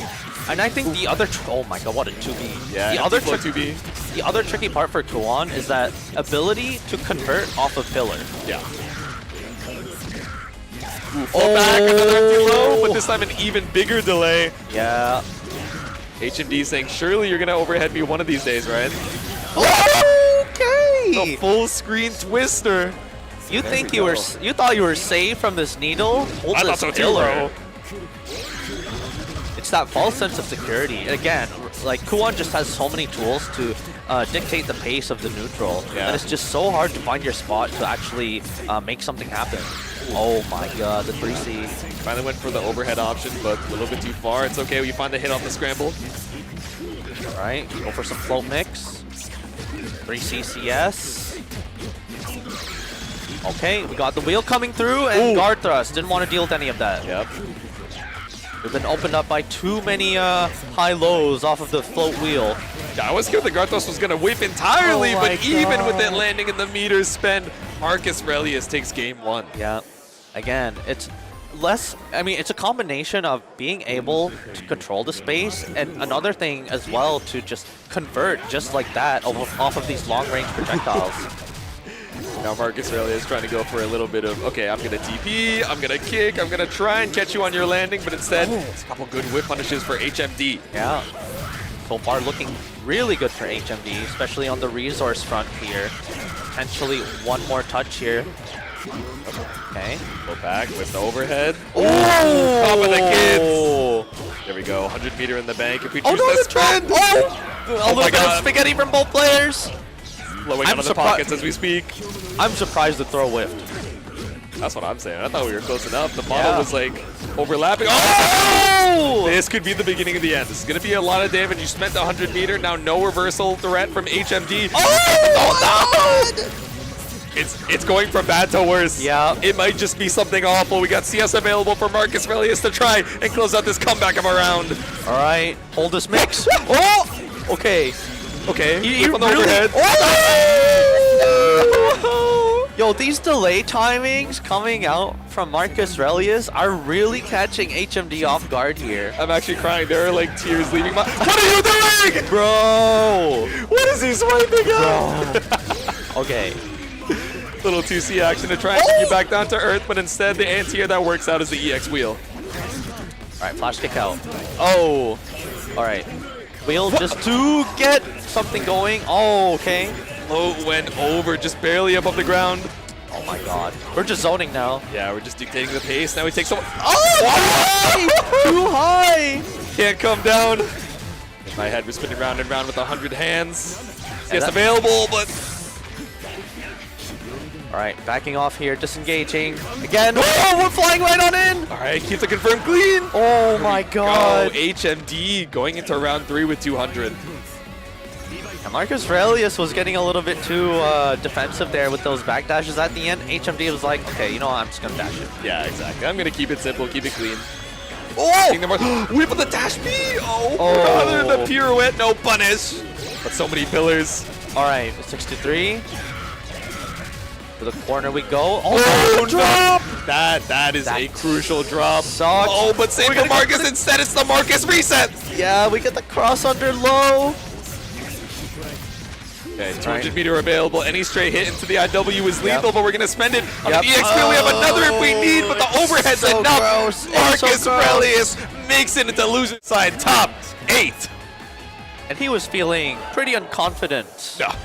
Going into this earlier. Yeah, but, exactly. On the drive over, he was like, I slept terribly. My bracket path has a lot of, characters I find a little bit annoying, but still able to lock it in, even off of some of these scramble situations that we saw in this top 8 qualifier. But, despite all the, even on Discord, too, a lot of people will get on him for, like, oh, the downplay, the self-downplayed. Yeah. But it's just like, but you're still kind of locked in. Yeah, exactly. We're still tearing it up, man. Yeah. Like, even though he's in school right now, right, grinding that out. Yeah, exactly. Still able to make this top 8 here. This coder can cook. Yeah. But I think on the other side of losers here, we are going to have Jar and Mikis. Yeah, there we go. Winner of this is going to fight Jemmy, and that's going to be... Whoever wins this is going to have a hard time up there versus Jemmy. Yeah, your reward for winning is playing one of the premier Chaoses in Canada. Yeah. I think he might be, like, the only Chaos in Canada. From what I remember, at least. Yeah. I know there's going to be one. They're going to be like, Jitsu, I can't believe you would forget me. Sorry, buddy. It's a lot of gamers. It's a lot of characters in the cast. At least in East Canada, Jemmy is definitely, like, the notable Chaos player. Yes. I think there's no disputing that one. Making sure our buttons are all good before we head on into it. Seeing the gang in the back. Yeah. Shout out Jack, Rice there, Aldrich. Are his lips blue or is that just the camera? Oh, it's just the camera. Yeah, it's just the camera. I thought he had like a blueberry ice pop or something. Yeah, no. Like, in this weather? Yeah, on our side here, I don't know if it shows up on the stream side. Yeah, maybe it just sounds like J2 streaming out. Yeah, it's like, what are you talking about? His lips are blue, bro. We got the beautiful purple of the Vitrix out there in the back as well, but fist bumps are ready. It looks like we're ready to go right on into it. Not quite the loser side top 8 qualifier, but the qual to the qual. It's Jar versus Mikis headed up next. And Jar earlier was looking pretty good versus Rice there on the Byakuya, but yeah, we got the name wrong on the player 1. That is Mikis, not Jemmy. Yeah. Of course, Jemmy not pulling out the pocket in Kidu, not yet. Ooh, there we go. Catches at the roll. It's 2-way to catch. Okay. Like the defense. Ooh. Ooh, whip on the Rekkas too. Tricky, but blocking on the empty low. Oh, okay. What a mash coming out from Mikis. Yeah. Oh, no. We saw that earlier, too. Mikis dropped the side switch combo. Yeah. Now we're stuck in the Byakuya Vortex here. Gonna get our 3 webs all set up here, ready for our strike throw. Gonna try to 6FF through it, but yeah, not gonna work out. Yeah, 6FF on the triple webs is ambitious, one would say. Yeah. Oh, what a backdash. There we go, IC5C, but big chillin' on the stand block. Not gonna get caught by the overhead just yet, but caught out with the JC. Alrighty. And again, we're gonna be stuck in this Byakuya Vortex Red combo. Still valid though. Actually ended up dropping towards the end there, but yeah. Still, Jar gonna run away with it all the way to the bank. Yeah, there we go. We're gonna cash out here. We're gonna go for a little bit of a different setup. Wow, what a parry. But we're gonna get the C Rekka to get out. Yeah, I found the third tech, but it was a little bit too late into the cycle to try and secure it. And sniped out with the 2-2. No! Okay. Down. Getting tricky with the air movement. Oh no, right into the web. Even the crowd is like, ooh. Nasty work from this Spider Boy. That's something so tricky to worry about when Byakuya is playing this freeform air Byakuya. You gotta watch those webs on the ground. Yeah, it's tricky, right? You're staring at the top rope and then all of a sudden you're getting caught by the ground web from 30 seconds ago. Yep, exactly. Alright. We're not gonna quite see a cash out, but oh, back to the corner we go. Yep. Oh, whiff throw to IC3C. That's insane aura farming. Like I have no other way to describe it. The low crush off of the Rekka, the catch on the web. And we're gonna see we're gonna see the perfect here. Oh, there yeah, we go. CS for the meter. Yeah. Yeah, I like that little delay there. Just get that extra little bit of meter. And Jar looking really good so far. Oh, okay, round start 6FF. Double Rekka. Didn't spend on the EX because we saw the parry. We're like, all right, it's fine. We lose our turn here. Such is life. Ooh, what a 2B. Yeah, the snipe out. Alright, should be cashing out here, spending 100. There it is. 3 webs. Alright, this is tricky. Ooh, okay. Spend the 100 to clear the webs, but still have to make your way out of the corner against Byakuya. The air spider puts himself in the back of the wall. Alright, and now Mikas is actually in a pretty okay spot, but again, the air Byakuya is so hard to catch out, especially as Enkidu. Go, double 660 is actually confirmed from Jar. We have so much available for the triple web too. What if we just go for the double just to make sure we're not worrying about parry? Yep. Oh, got caught low there and should be able to close it out. Yeah, just the Sivo IW. Yep. And Jar is gonna be rewarded with a match against Jemmy. I see him there waiting to pull up.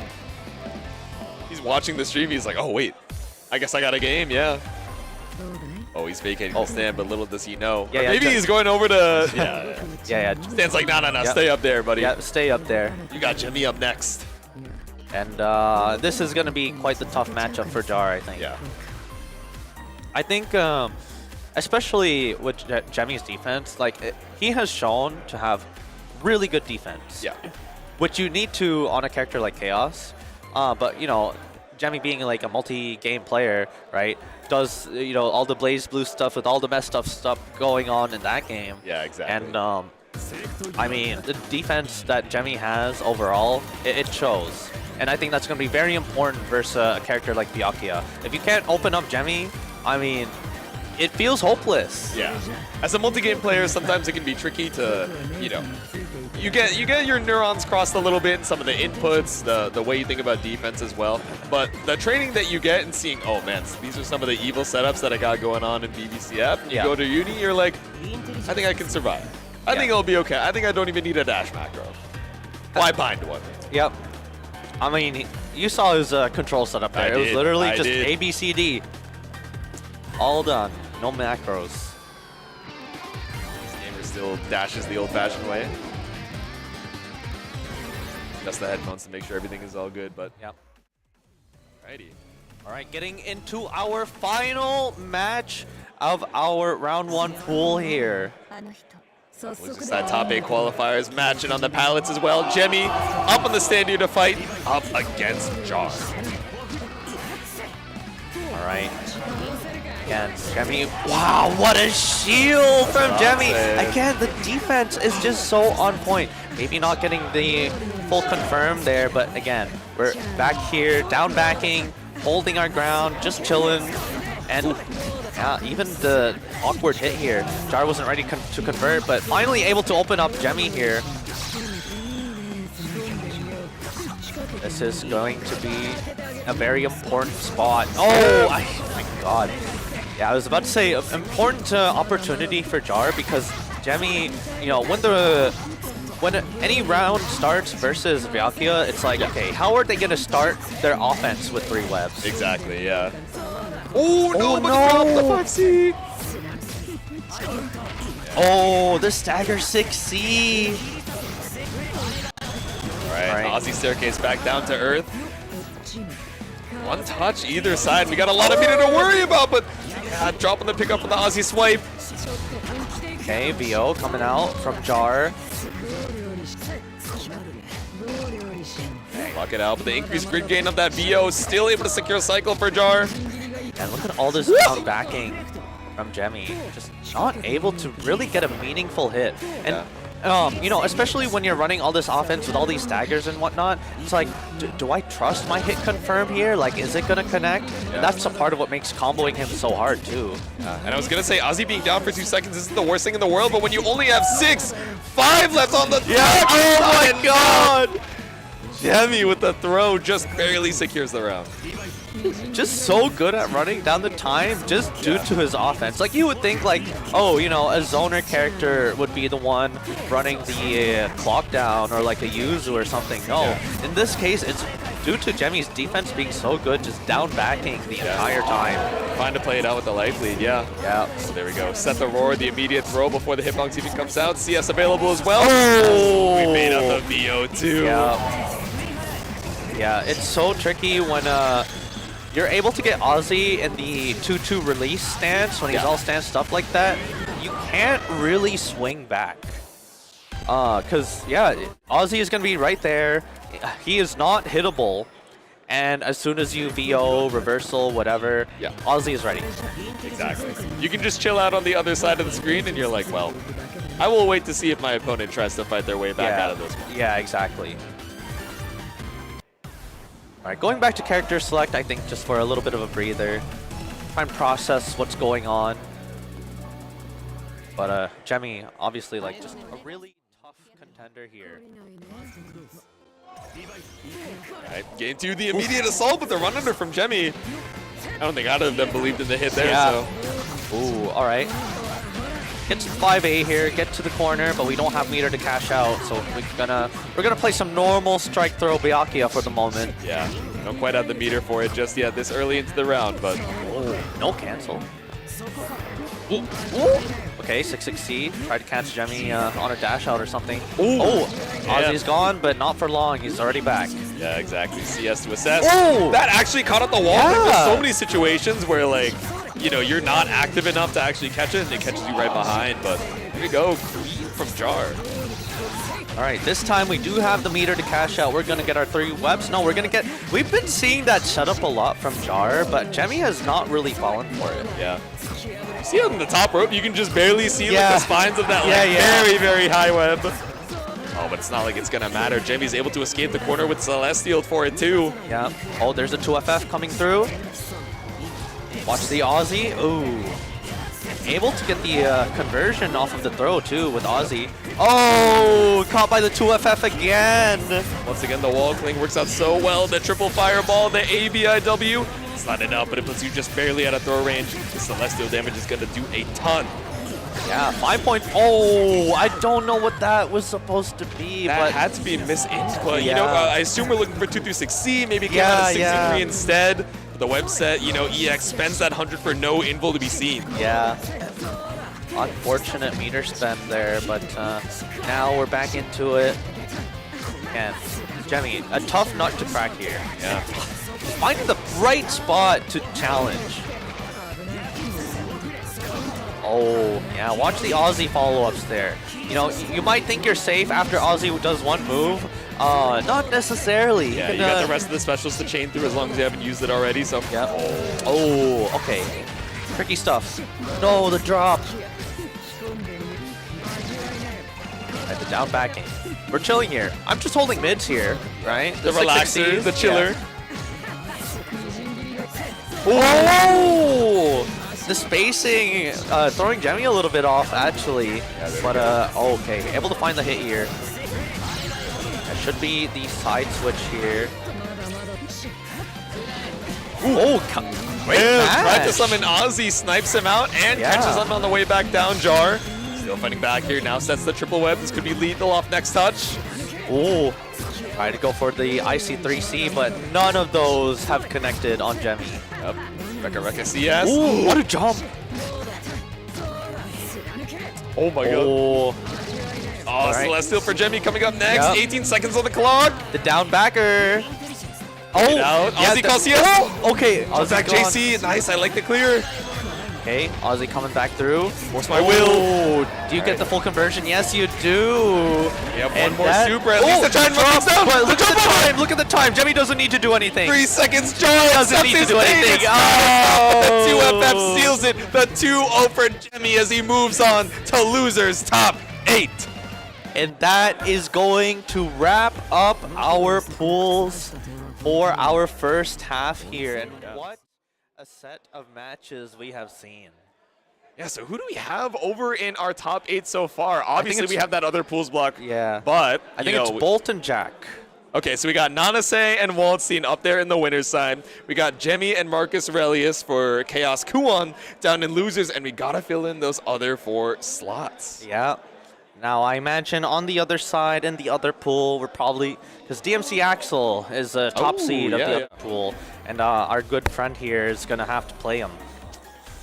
What a world. You have to play in that pool too, man. Yeah, I got to play Corey. I got to play another top 8 contender. Top 8 contender, yeah. we might have some tough times ahead of us for us, but you guys have more Uni 2 action on the horizon as well, of course, brought to you by Rycer and Aldrin. So I'm super excited for that block. I might have that in my AirPods as I'm playing. Mr. Rycer here, going to be pulling up. We got that. We're changing from this dude to that dude. Yep. And then Aldrin on commentary. And then Aldrin, you'll see them in just a little bit. But yeah, it's been an absolute joy hanging out here for some Uni 2 commentary. Don't go anywhere, but we are going to be right back, and we'll see you with the next block of pools. But, of course,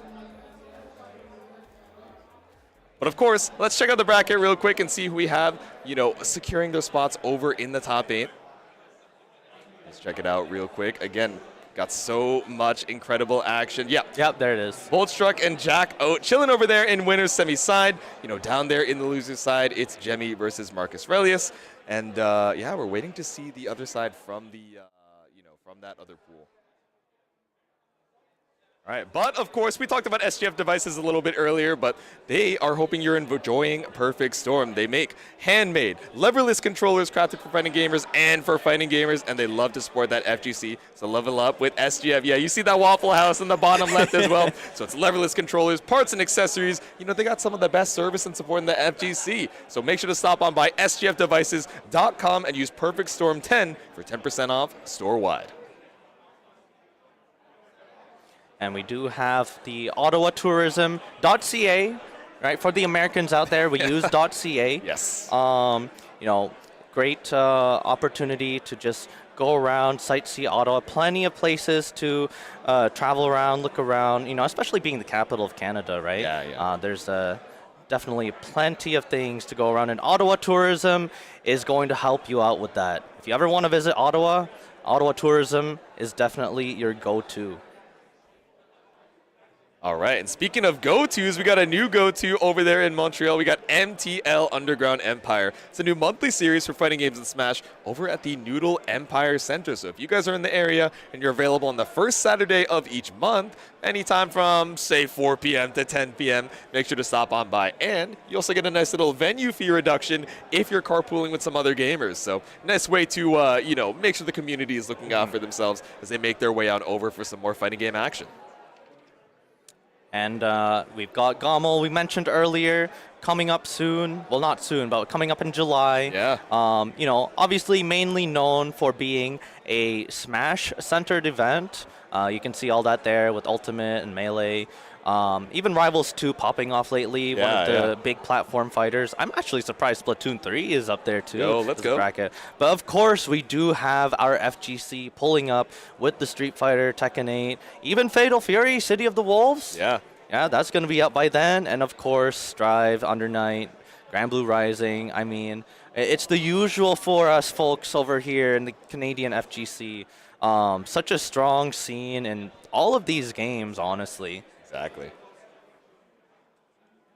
All right. But also a big shout out to Impression Turbo Print for supporting us this year and producing all of the Perfect Storm badges, which you guys are going to be seeing on stream and on camera as well. They help business owners with custom content, but you guys can check that out as well later on. But we went to a nice little sandwich shop earlier. Yeah. Where'd we go, Shino? We went to Goonies there. I mean, you can see those images. Those images are pretty accurate to what we were getting. It was some good stuff there. And you see the map there, too. Literally, just right down the street, boom, Goonies, right there. Yeah, it was great. Coming into bracket beforehand, we decided to stop by and grab some food. And, yeah, shout-outs to Goonies. Yeah, and shout out to SNK as well for giving us a $400 pot bonus in the KOF bracket. And also make sure to shout out or stop on by for the City of Wolves open beta test happening on February 20th through the 24th on PlayStation, Xbox, and Steam. Yeah, there's the $400 pot bonus. Look at that, man. So much love for KOF.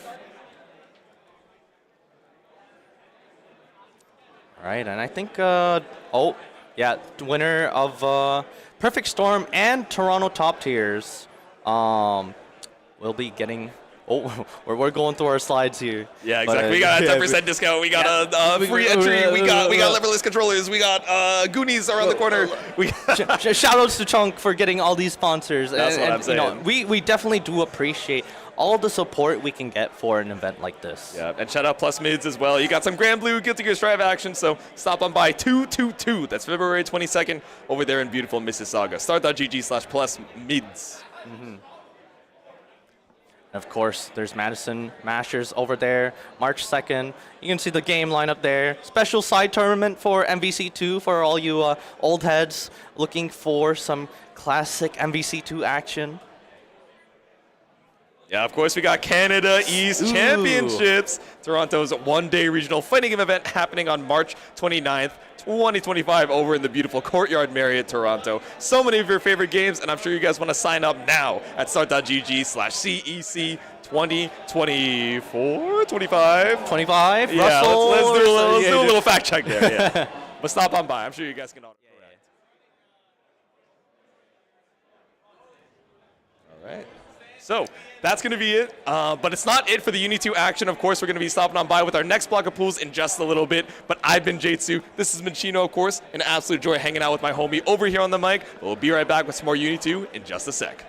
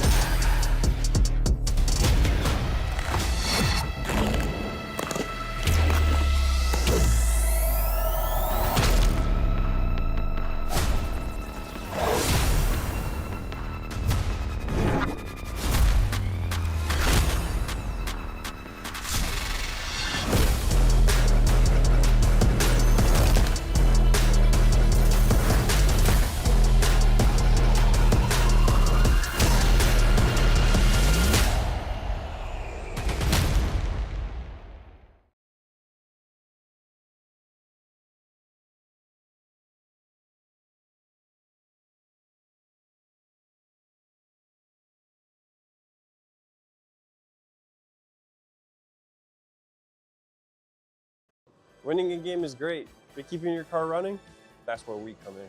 Oil changes, brakes, and diagnostics. We do it all. Look online or visit us. Quick, easy, and hassle-free. At Tony Graham Auto Edge, we're here to keep you moving.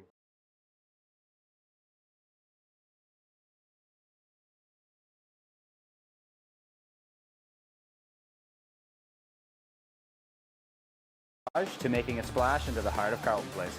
We specialize in video games, both modern and retro. We also specialize in trading cards, whether it be Pokemon, Magic, Lorcana, or any other TCG. You name it, we got it. And my favorite part about what I do here at GT is, honestly, it's like Christmas every day. The customer interaction, getting to see all the new products and sharing them with other people, ripping packs with customers, and seeing the energy whenever they pull something good or get a big win in a tournament. It's honestly just the customer engagement. You can't beat it. It's the best feeling ever. You're not dealing with strangers, you're dealing with friends, you're dealing with the community, and that's probably the strongest asset that we have. We have events 6 out of 7 days a week, every evening except for Tuesdays, and then on weekends we are going all day full bore. We are just going crazy with them.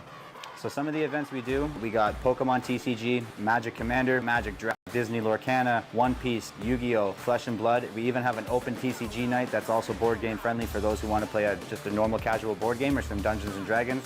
If you have an itch that you need to scratch, come on down to GT Games, where you can be competitive, rip some packs, have some tournament fun, or play at our free PlayStation where you can just come and hang out and play some Switch. We're located at 10 Franklin Street in the heart of Carlton Place. Come check us out.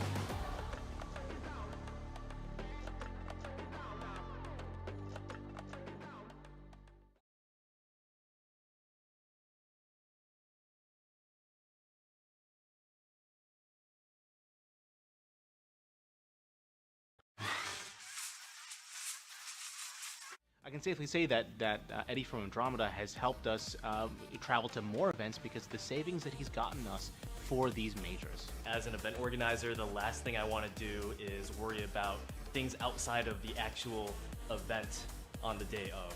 They work with you on a personal level. They learn about your event. He is impeccable with his perfection, his timing, his professionalism, and he gets the job done. Staff is able to have luxuries that they didn't have before, better food, better rooms. Things like that, Andromeda can take care of, leverage the connections in the event industry that they've built up.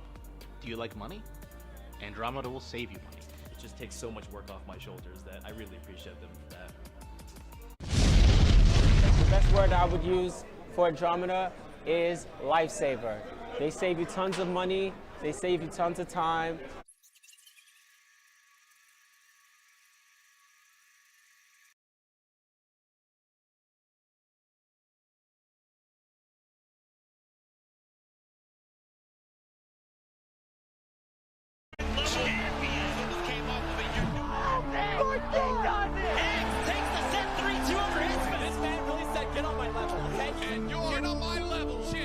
The back-to-back Gumball champion won it.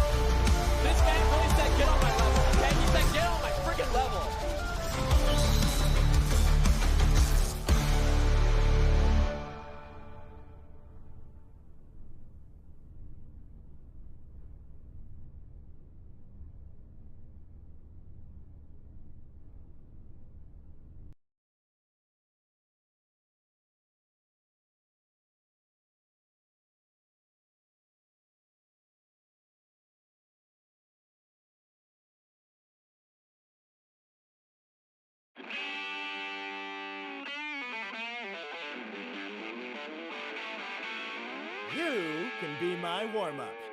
Come on, let's go! How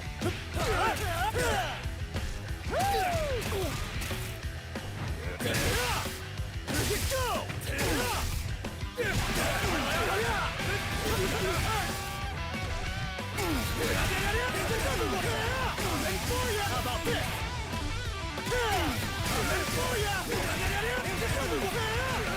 Coming at you!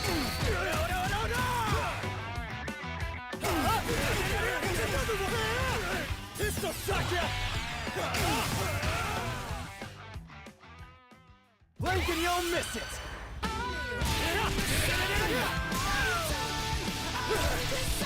Here we go. Gotta tell ya.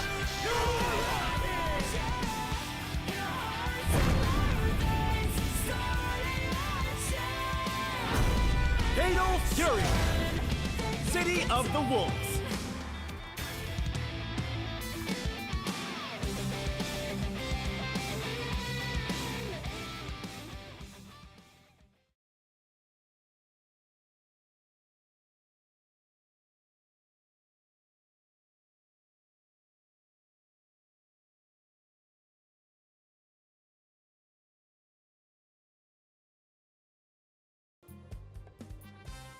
Winning in-game is great, but keeping your car on the road, that's a whole different level. Welcome to Tony Graham Auto Edge, where expert service keeps you on the road. Tires worn out? We handle swaps, alignments, and replacements so you stay in control. Oil changes, brakes, diagnostics, we do it all with expert care and honest pricing. No matter what level you're at, we've got your back. Are you ready for your next service?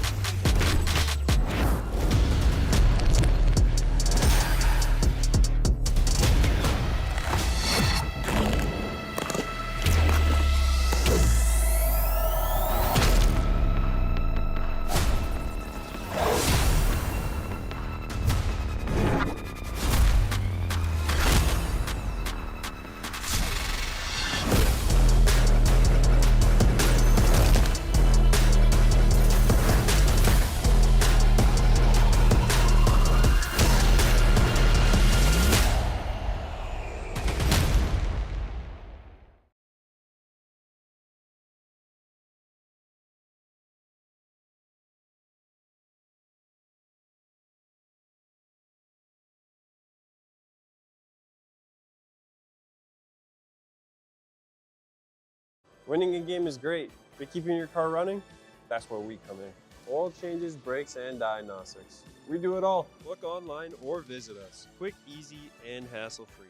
At Tony Graham Auto Edge, we're here to keep you moving.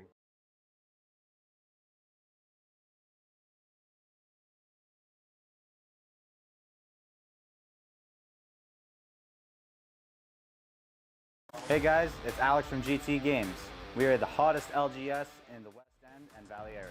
GT Games started around 2 years ago. Hello and welcome back to Perfect Storm here in Ottawa, Ontario. My name is Aldrin and I'm joined by Rycer and we'll be bringing you Pool 2 action of this Uni 2 bracket. How are you doing today, bro? It's been a day, been a long day. We were playing in bracket earlier and it was quite something to say the least. Yeah, we got cooked, but these are some of the players we got cooked by. Making top 8 from Pool 1 in winners, we got Boltstruck and Jack Oat. Boltstruck, I don't believe much of a surprise, but Jack may be making an upset over Eric. Yeah, I mean, they were both meant to get out to top 8, but not on like the sides that they were on. Like Jack was supposed to make it through losers, but instead he beat Marcus Aurelius, who made it in through the losers himself. Yeah, so, and Justin or Jemmy Plus and Marcus Aurelius making it losers, but we still need 4 more players to make it top 8. And first up, we got Spees versus Twisted, Montreal versus Ottawa. Yeah. All right. So it seems that Twisted is opting into the Linne. It's going to be a really interesting matchup. Linne, kind of a menace with her little FF rolls, able to navigate through the fireballs a little bit, assault over the fireballs a little bit, but not to say, obviously, a demon in neutral. Got those tornadoes and Speeds, definitely loves using those. But yeah, so this will be definitely a very interesting set to watch. Yeah. One thing about Twisted though is he's a 5C non-believer for some reason. He does not like cheating.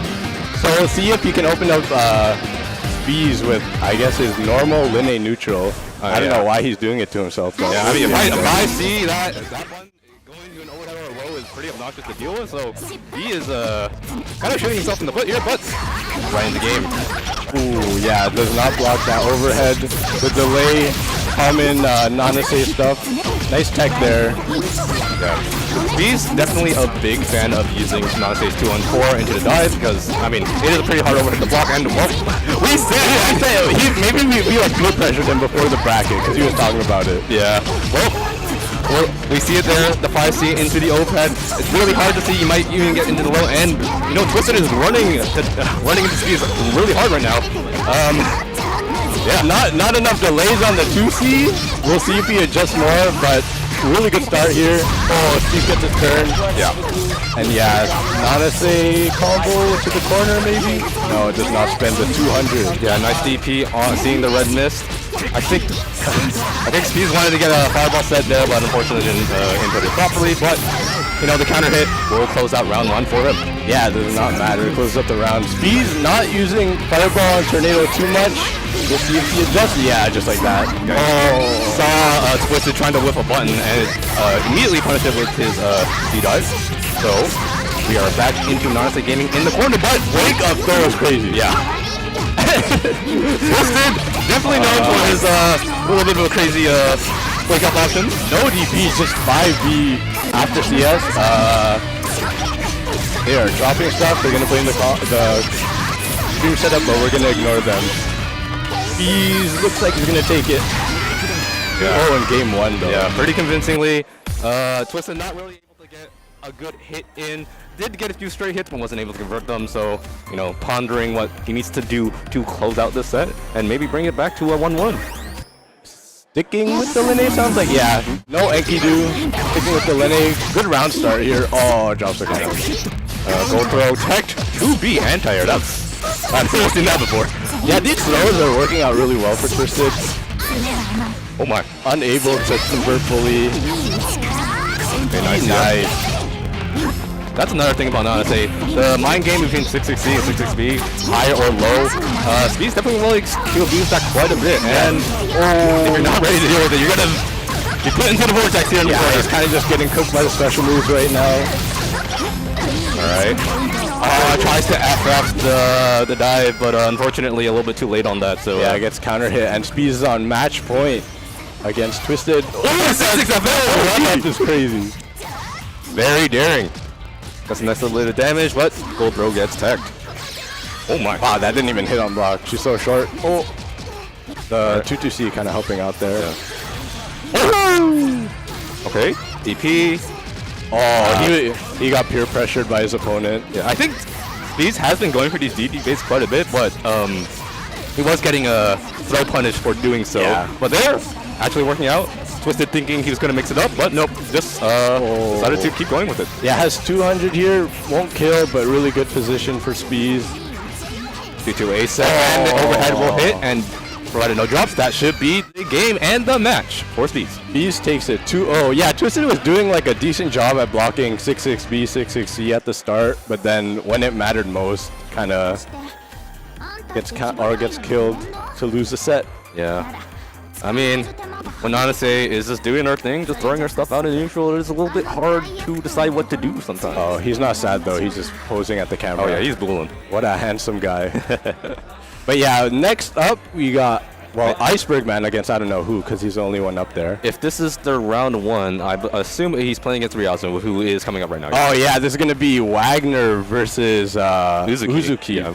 Going to be a very interesting set to watch, because Ryazo did have a pretty good showing at ECT, so definitely gonna want to see what he can do with the Uzuki. Yeah, not a very common character. Yeah, we have Boltstruck, who kind of cooks Ottawa with his Uzuki. Cooks Ottawa in general. Yeah, and Joe has fought Bolt's Uzuki multiple times, but has not won a set against it.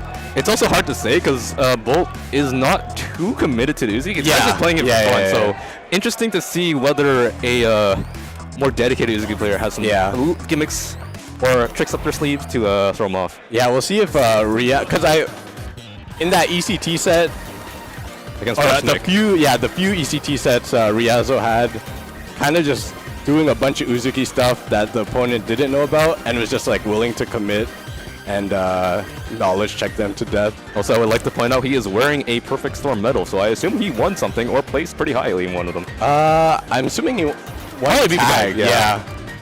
Because I think Gemi was saying he lost to Ryazo and was sad. Yeah. Yeah, Ryazo, I think he's a known top player for BB Tag. Yeah, really good tag and Grand Blue player, so. Oh, what are these guys up to? Talking a little bit. Oh, I thought he was shushing him. Oh, yeah. It's like, don't talk to me. Yeah, we're about to get in the set. Don't talk to me. Don't talk to me, Engie. Button check, I hear. All right. So, Wagner would, I would assume Wagner with her like tools does it pretty well against Uzuki. I mean, Uzuki has this like really weird dynamic of she has like really long buttons and like coffin sets, but it's not really effective at zoning because there are a lot of dead zones. So Wagner trying to dash in definitely. Yeah, and Wagner like once she gets her offense going, it's kind of spooky. Yeah. So we'll see if how Ryazo plays. We'll see if he just throws out that 236A a bunch. All right. Oh yeah, just try it around start. Yep.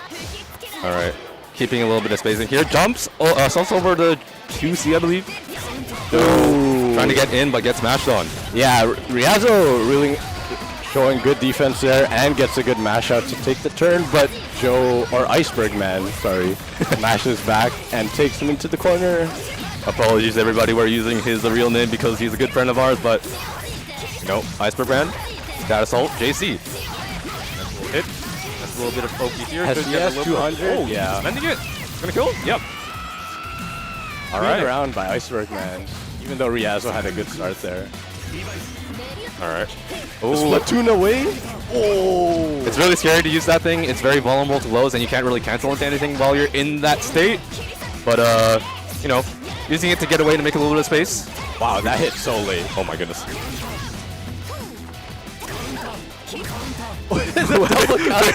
They're just trading.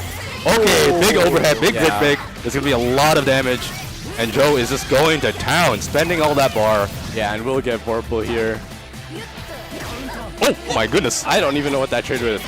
That like the 2C came out and then he like meatied. Very interesting trade, but Joe will take it pretty convincingly in game one. Yeah, Ryazo is doing a good job of blocking the overheads, but that last like few interactions, Joe was kind of just reading him well. Ryazo was also doing a pretty good job of like making space between him and Joe with his big buttons, but yeah, not really able to keep him out. Yeah, once the corner pressure happens, it's kind of scary. Iceberg Man with another good hit. Not 200 here. All right, stagger pressure, really scary. Wagner's one of Wagner's like best traits, like very scary. Yeah, as I say, tries to mash on one of the frame traps and just gets to the 2A. Yeah, and has 200 going into this set point. Okay, dash button, getting Ryazo a good start here. Get the Uzuki game plan going, throwing Joe into the corner. Really catch. Gets Vorpal on the bomb, does not matter. I think the blade check something, but ended up getting meaty. Oh no! Okay. Wagner ended up behind Uzuki, but Ryazo able to close out the round. Yeah, a little bit of mistakes into miracles here, but that's what happens when you're on stream, man. The nerves get to you, the setup maybe a little bit unfamiliar, you know? The bright lights. All the eyes on you. Wow. And yeah, both players just trying to scout out the space a little bit, and it's paying up for Ryazo here. Yeah, Ryazo kind of getting momentum here. FF. Oh! ADP, and then the drill whiffs. Oh, whip punishes the 236A. That button is normally really hard to contest. Nice block there. Green shield scary, but Joe went straight into the charge. Oh. Grid broken. Joe will get resources here. Oh, doesn't take the gold throw. Bro, it's have to do push-ups. Nice block, but green shield. Oh. 236 speed coming out. 236As are hitting so late. Yeah. All right, just creating a little space. Trying to keep him out, but Joe with the 2-1-4C will close it up, right? No combo drops, and yeah, that will be it. 2-0 for Joe. Iceberg Man. Yeah, man, we keep saying this. Wagner might be dumb. Okay, patch coming soon. Ogre patch coming. Well, we'll get the Ogre patch preview tonight. It's gonna be interesting to see what changes come to the game. Yeah, we'll see if it's just a trailer or whatever they drop. French Bread spending all their money for the Evo Awards. Yeah, I mean, it's an opportune time to show off what they have. It's like, it is what it is. Yeah, and next up, yeah, we got some bald Discord people asking where Corey is, and he's on stream right now, going up against another Ottawa player, Woodsy. Yeah, Woodsy, a little bit newer to the game, started playing Under Night early or late January. Is on the Mika, I believe, but was playing Ultim a little bit on Tuesday when I was practicing against him. So, you know, we'll be interested to see what character she decides to play. Yeah, Corey now on the Biak. Well, it's been a while, but at Tidal Waves, the Biak was still pretty recent. But now, a couple of months in, that is a lot of controllers. But gotta be safe. Don't want anybody connecting to the PS5 or PS4 in the middle of their set. That happened to me and Corey back in Tidal Waves, and that was yeah, typical PS4 issues. PS5 has the Bluetooth off, but people don't turn it off sometimes still. So. I think Corey was like traumatized from that set of Tidal Waves. He's like, I am making sure I do not want to deal with this again. He has a note just to do it right away. Oh, they didn't go to main menu. Corey's mad. All right, there we go. Let's go. Yeah, reset the score count so it's easy to remember. But yeah, Corey, definitely probably like, you could say like the hero of Ottawa. Even though Boltstruck is probably the best player in Ottawa right now. The hero? I hate Corey. What? My rival. What the heck? Corey is too mean to me. He can't be my hero. He is pretty mean. Yeah. This guy plays Byakuya, throws you into the corner, puts you in this like obscure website, does a fuzzy high-low. But yeah, he does everything. Corey, hard labbing, hard grinding uni. Oh yeah, and Woodsy is sticking with the Mika today. Should be an interesting set. Mika, definitely with her kind of stubby normals, is going to struggle a bit to play against Byakuya's spacing game plan. And Corey definitely really loves playing footsies. And is this a button check? Alright.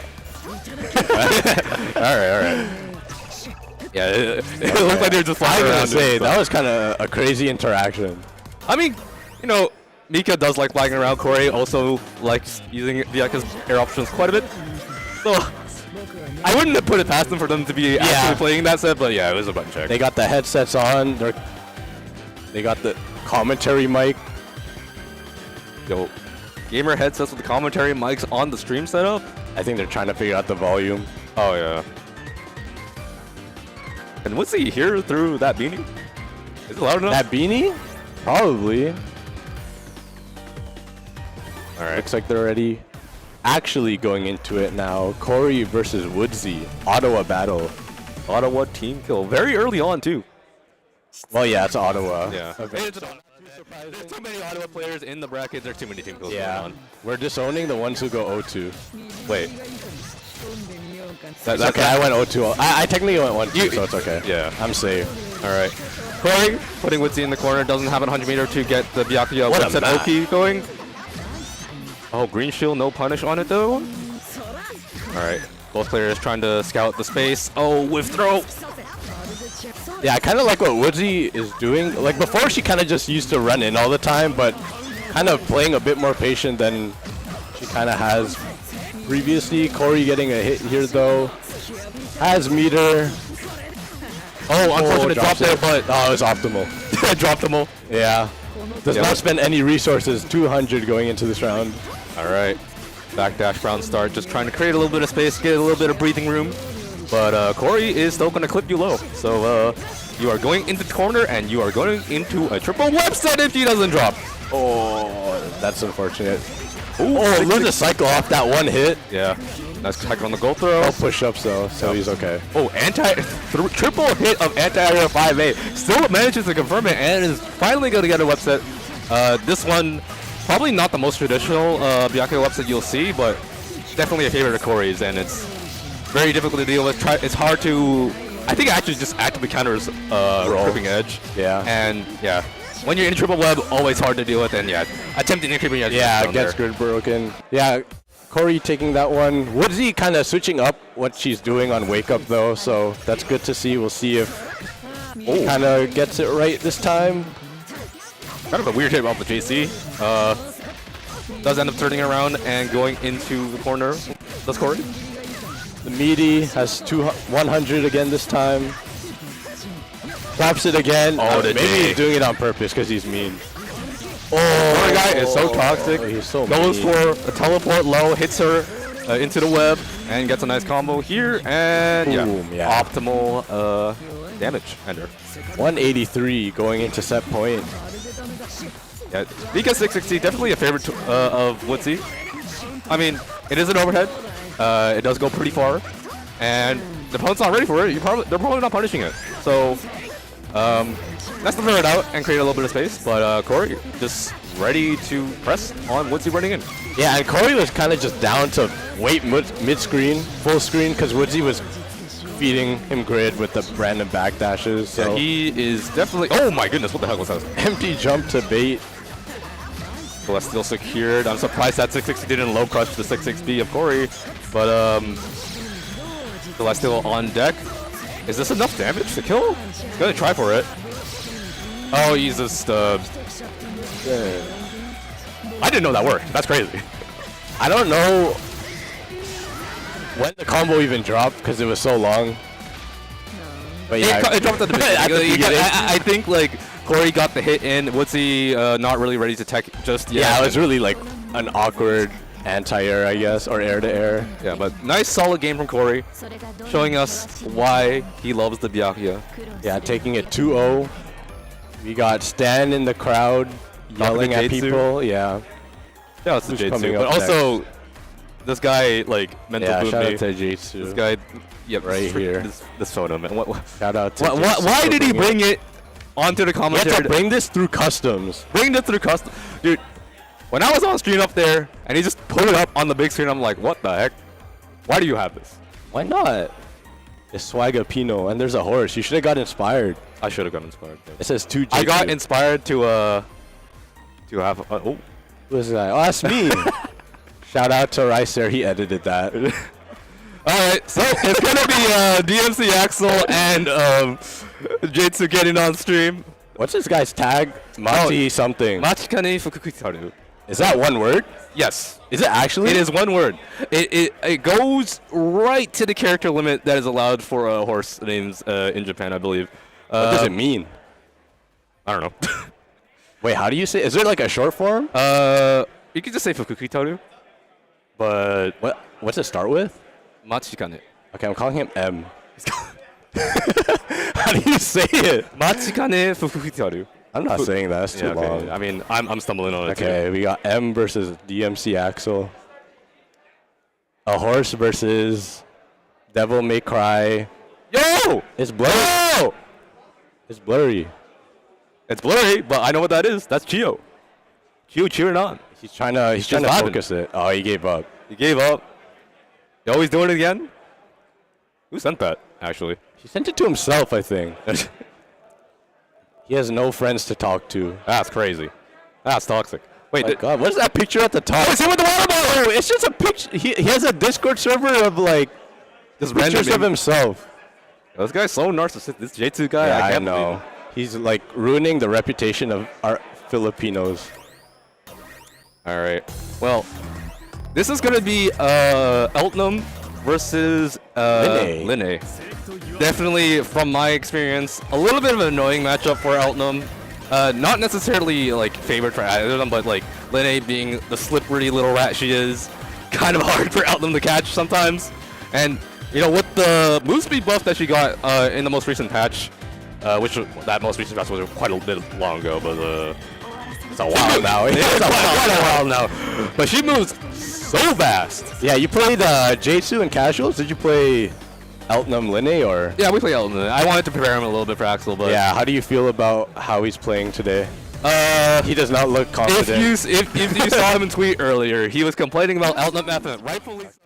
I was abusing that tool like crazy, and Axel also a big abuser of that tool. No. And we're going to be starting off with a stand shield on an assault. Axel going to lead J2 into the corner and get his game plan started. Yeah, Axel, one of the best players in Canada. J2, he's Filipino, but he's also American. Yeah. Coming in from New Jersey stuff. Yeah, he's here to annex us. Yeah. Ooh, ADP punished with a 5B from Eltnum. Axel gonna get a nice enhanced bullet combo. Gonna get him back into the corner with this meter ender and reload. Yeah, nice little mash. Axel respecting the CS and J2 realizing and just going ahead and taking his turn. That was a crazy air Kuga.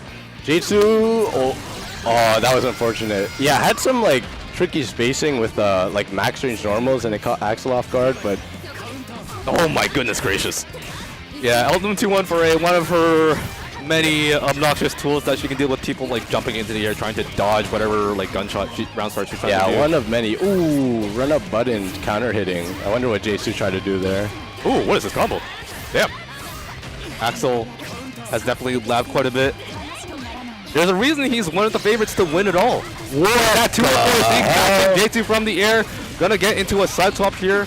Nice little reload and throw. Meaty will close out game 1 for DMC Axel. Yeah, Axel dropping the combos, but really solid in neutral. Just taking his turn back every time, yeah. Oh, 2C clipped him low. Not really getting conversion off the 2-1-4A. Just try to keep it simple, just take the Oki. Plus frames from the 2TB, 6B whips, and the dive kick. Catching out J2.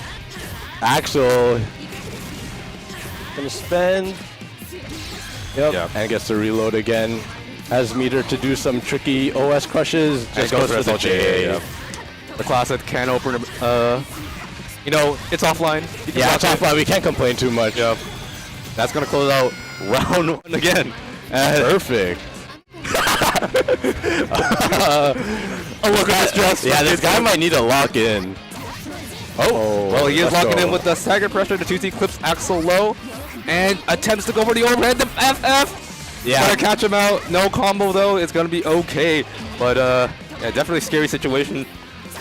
Ooh, gets a counter hit 2C. Good combo. Does not draw. Oh, I jinxed it. I'm sorry. Is he supposed to confirm with the 2B there? Yeah, it's like you have to delay the Rekka after. Oh, yeah, deep dash. You see one of Outlum's that's premier tools for dealing with people trying to up back, but no conversion there. You need to convert by like doing a super jump or something like that.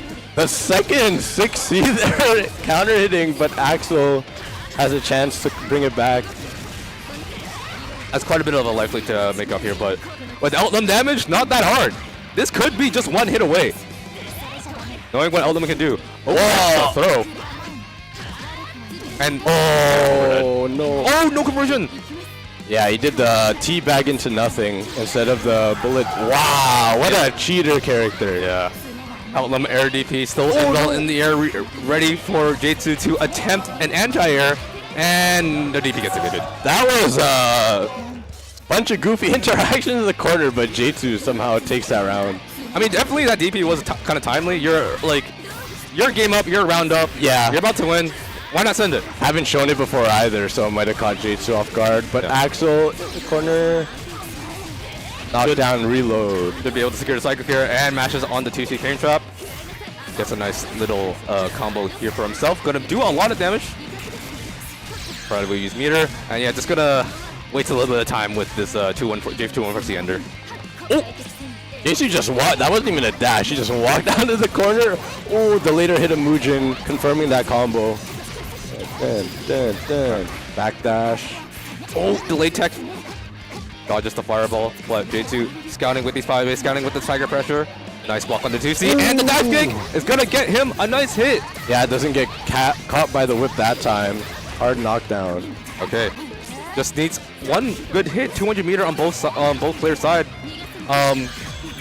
Yeah, one good hit will do it for either one of them. Yeah, J2 really liking the dive kick right now. But Axel does get cut off. Oh! Out of the air. Oh, jeez. He is jumping. Both players showing a little bit of nerves, not really sure how to navigate neutral right now. Oh! Air throw S, very timely.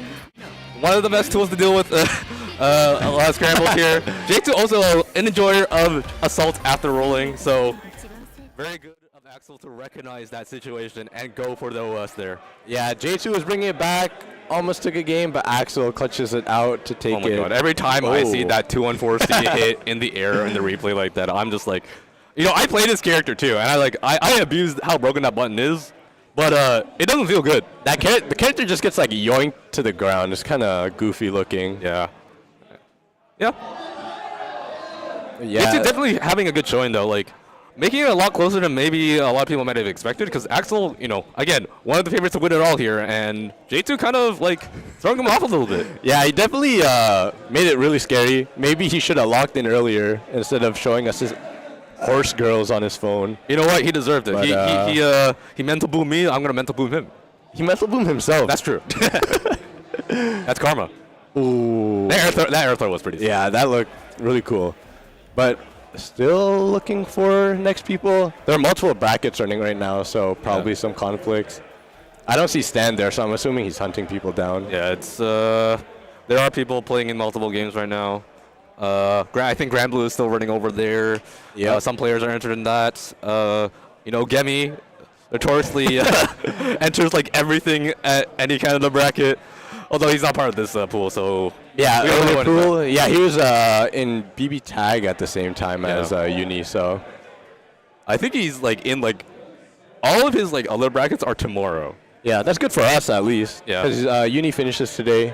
He's in top 8 losers side, losing to Bolt. Yeah. Well, a little bit of a break here as we look for a match to put on stream. Take a little bit of chill pill. It is quite a cold day, but quite hot in here. I'm starting to sweat a little bit. Yeah, it's kind of hot. When we walked outside, it was so cold, and we walked into the lobby, and it was like at least like 500 degrees there. It was kind of nasty. Yeah, and I mean, when we came in this morning, it was like minus 50 degrees Celsius, and we come into the room and it's pretty heated. I'm wearing my thermals, so I'm like, yeah, I'm kind of dying here. I drove in with Stan, so it's whatever. Yeah. We're still looking for people.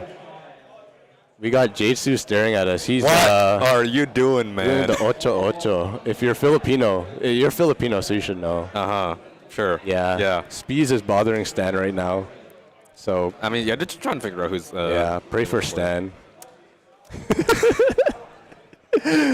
But yeah, Stan is looking for people. Stan, aka Single Mom 69. The GOAT. Mr. EC or Mr. TBD. Mr. Axel is Mr. ECFP.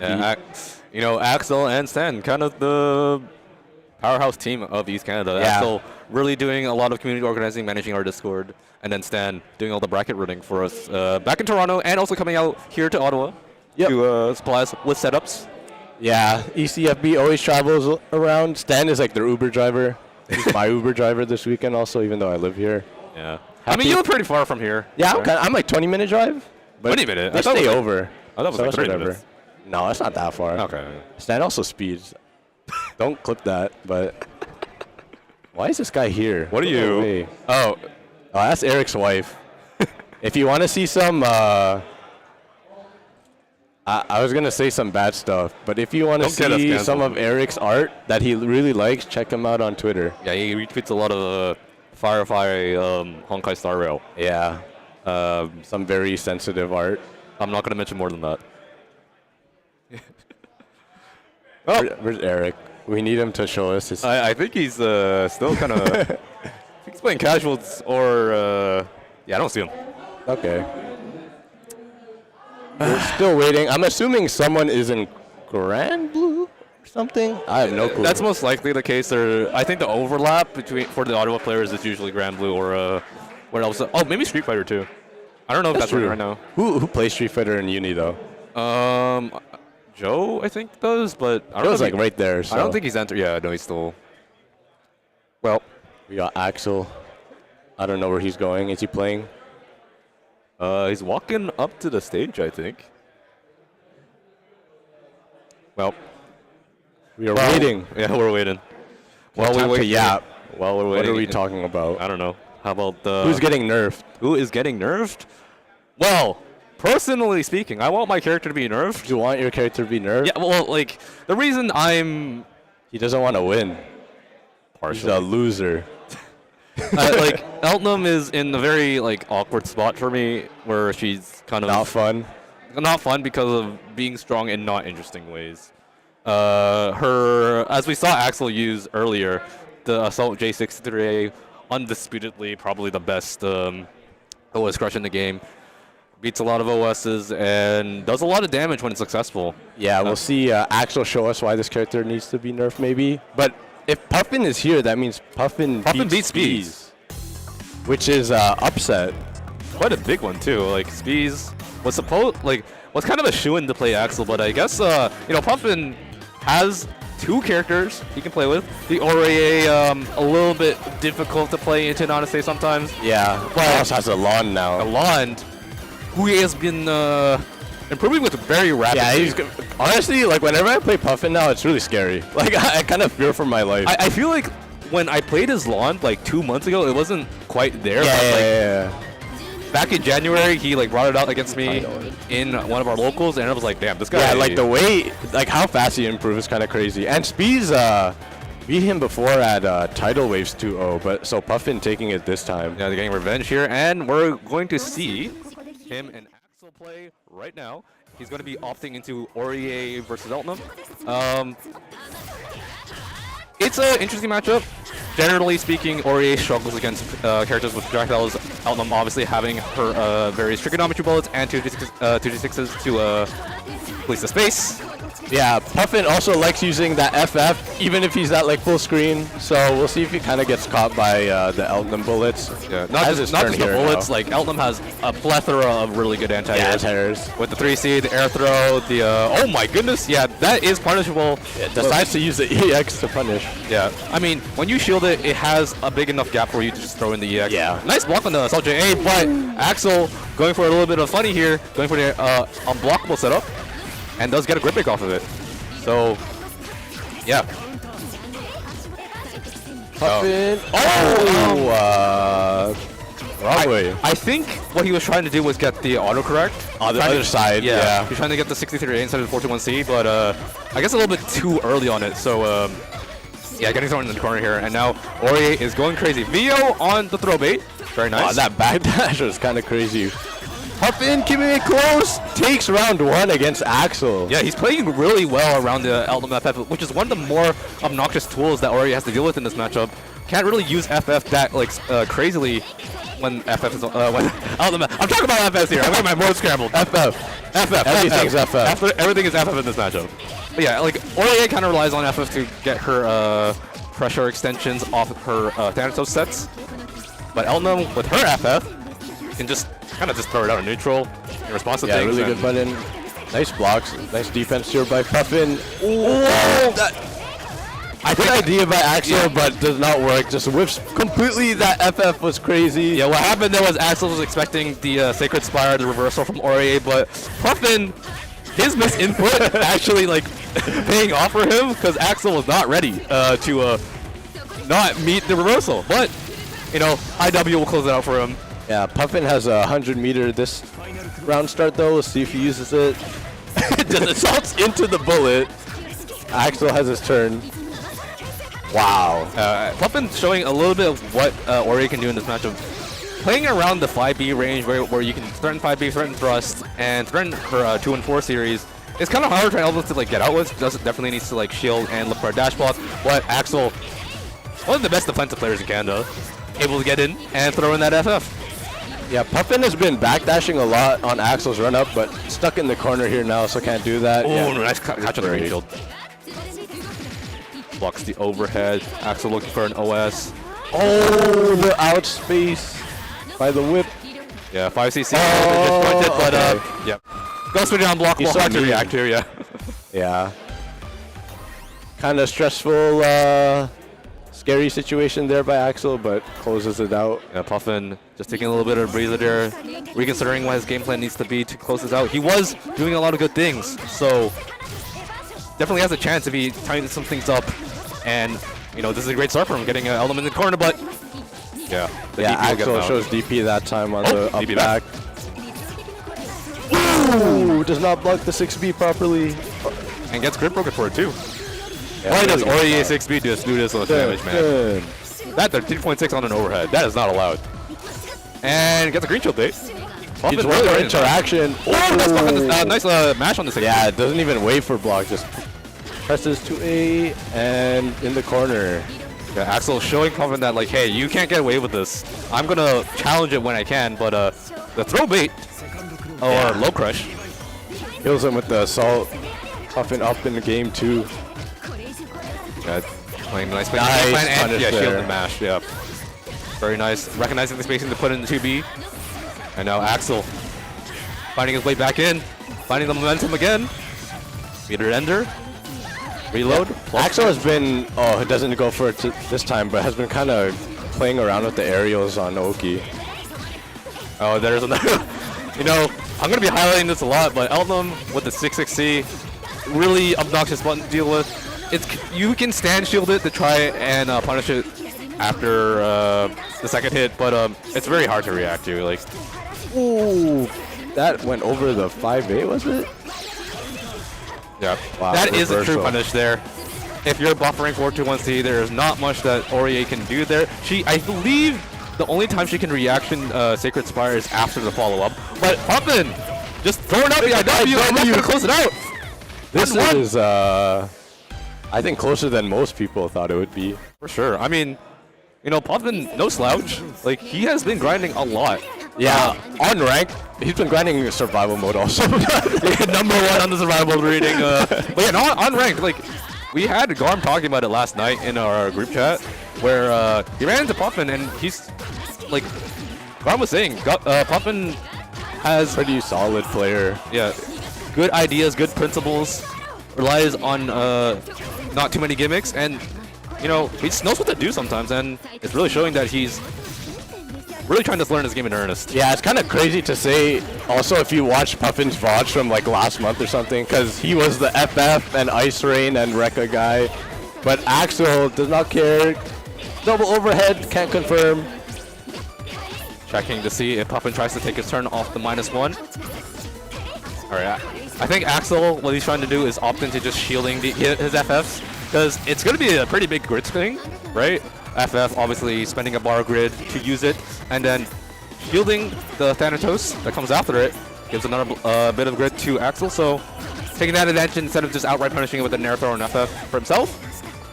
Yeah, it's doing a lot of work practically here, and that 2C catching him low is going to bring Puffin into the corner, and Axel is well poised to maybe you take this match. Oh, waits the DP. 2-2B. Punish here.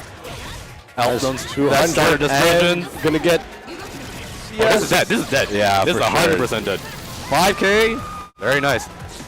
It's very important to have those labs out in those situations. Like when you're in a real bracket match, it's hard to remember to actually do your DP punishes.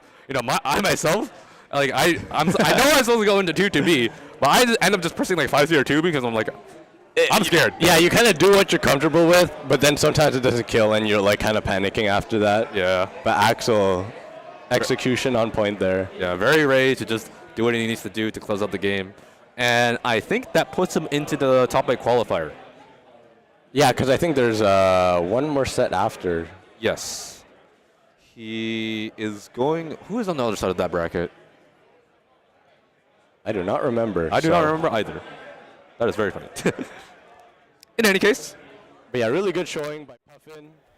Kind of, I guess... that was top 8. He did qualify. Yeah, all right. we were It's up dumb. to Axel.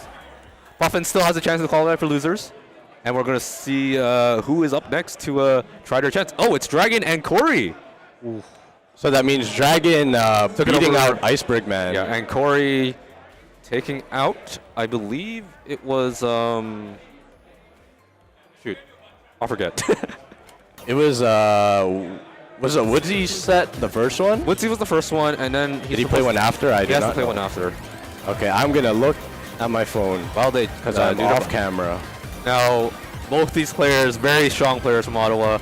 Although Dragon a little bit struggles to find consistency a little bit. Yeah, Dragon might be like the greatest player of all time, but like he plays at like 50% half the time.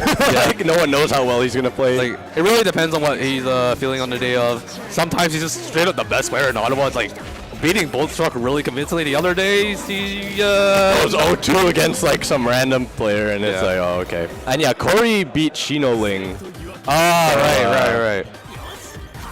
So, Corey going up against his old main. Yeah, his most hated character.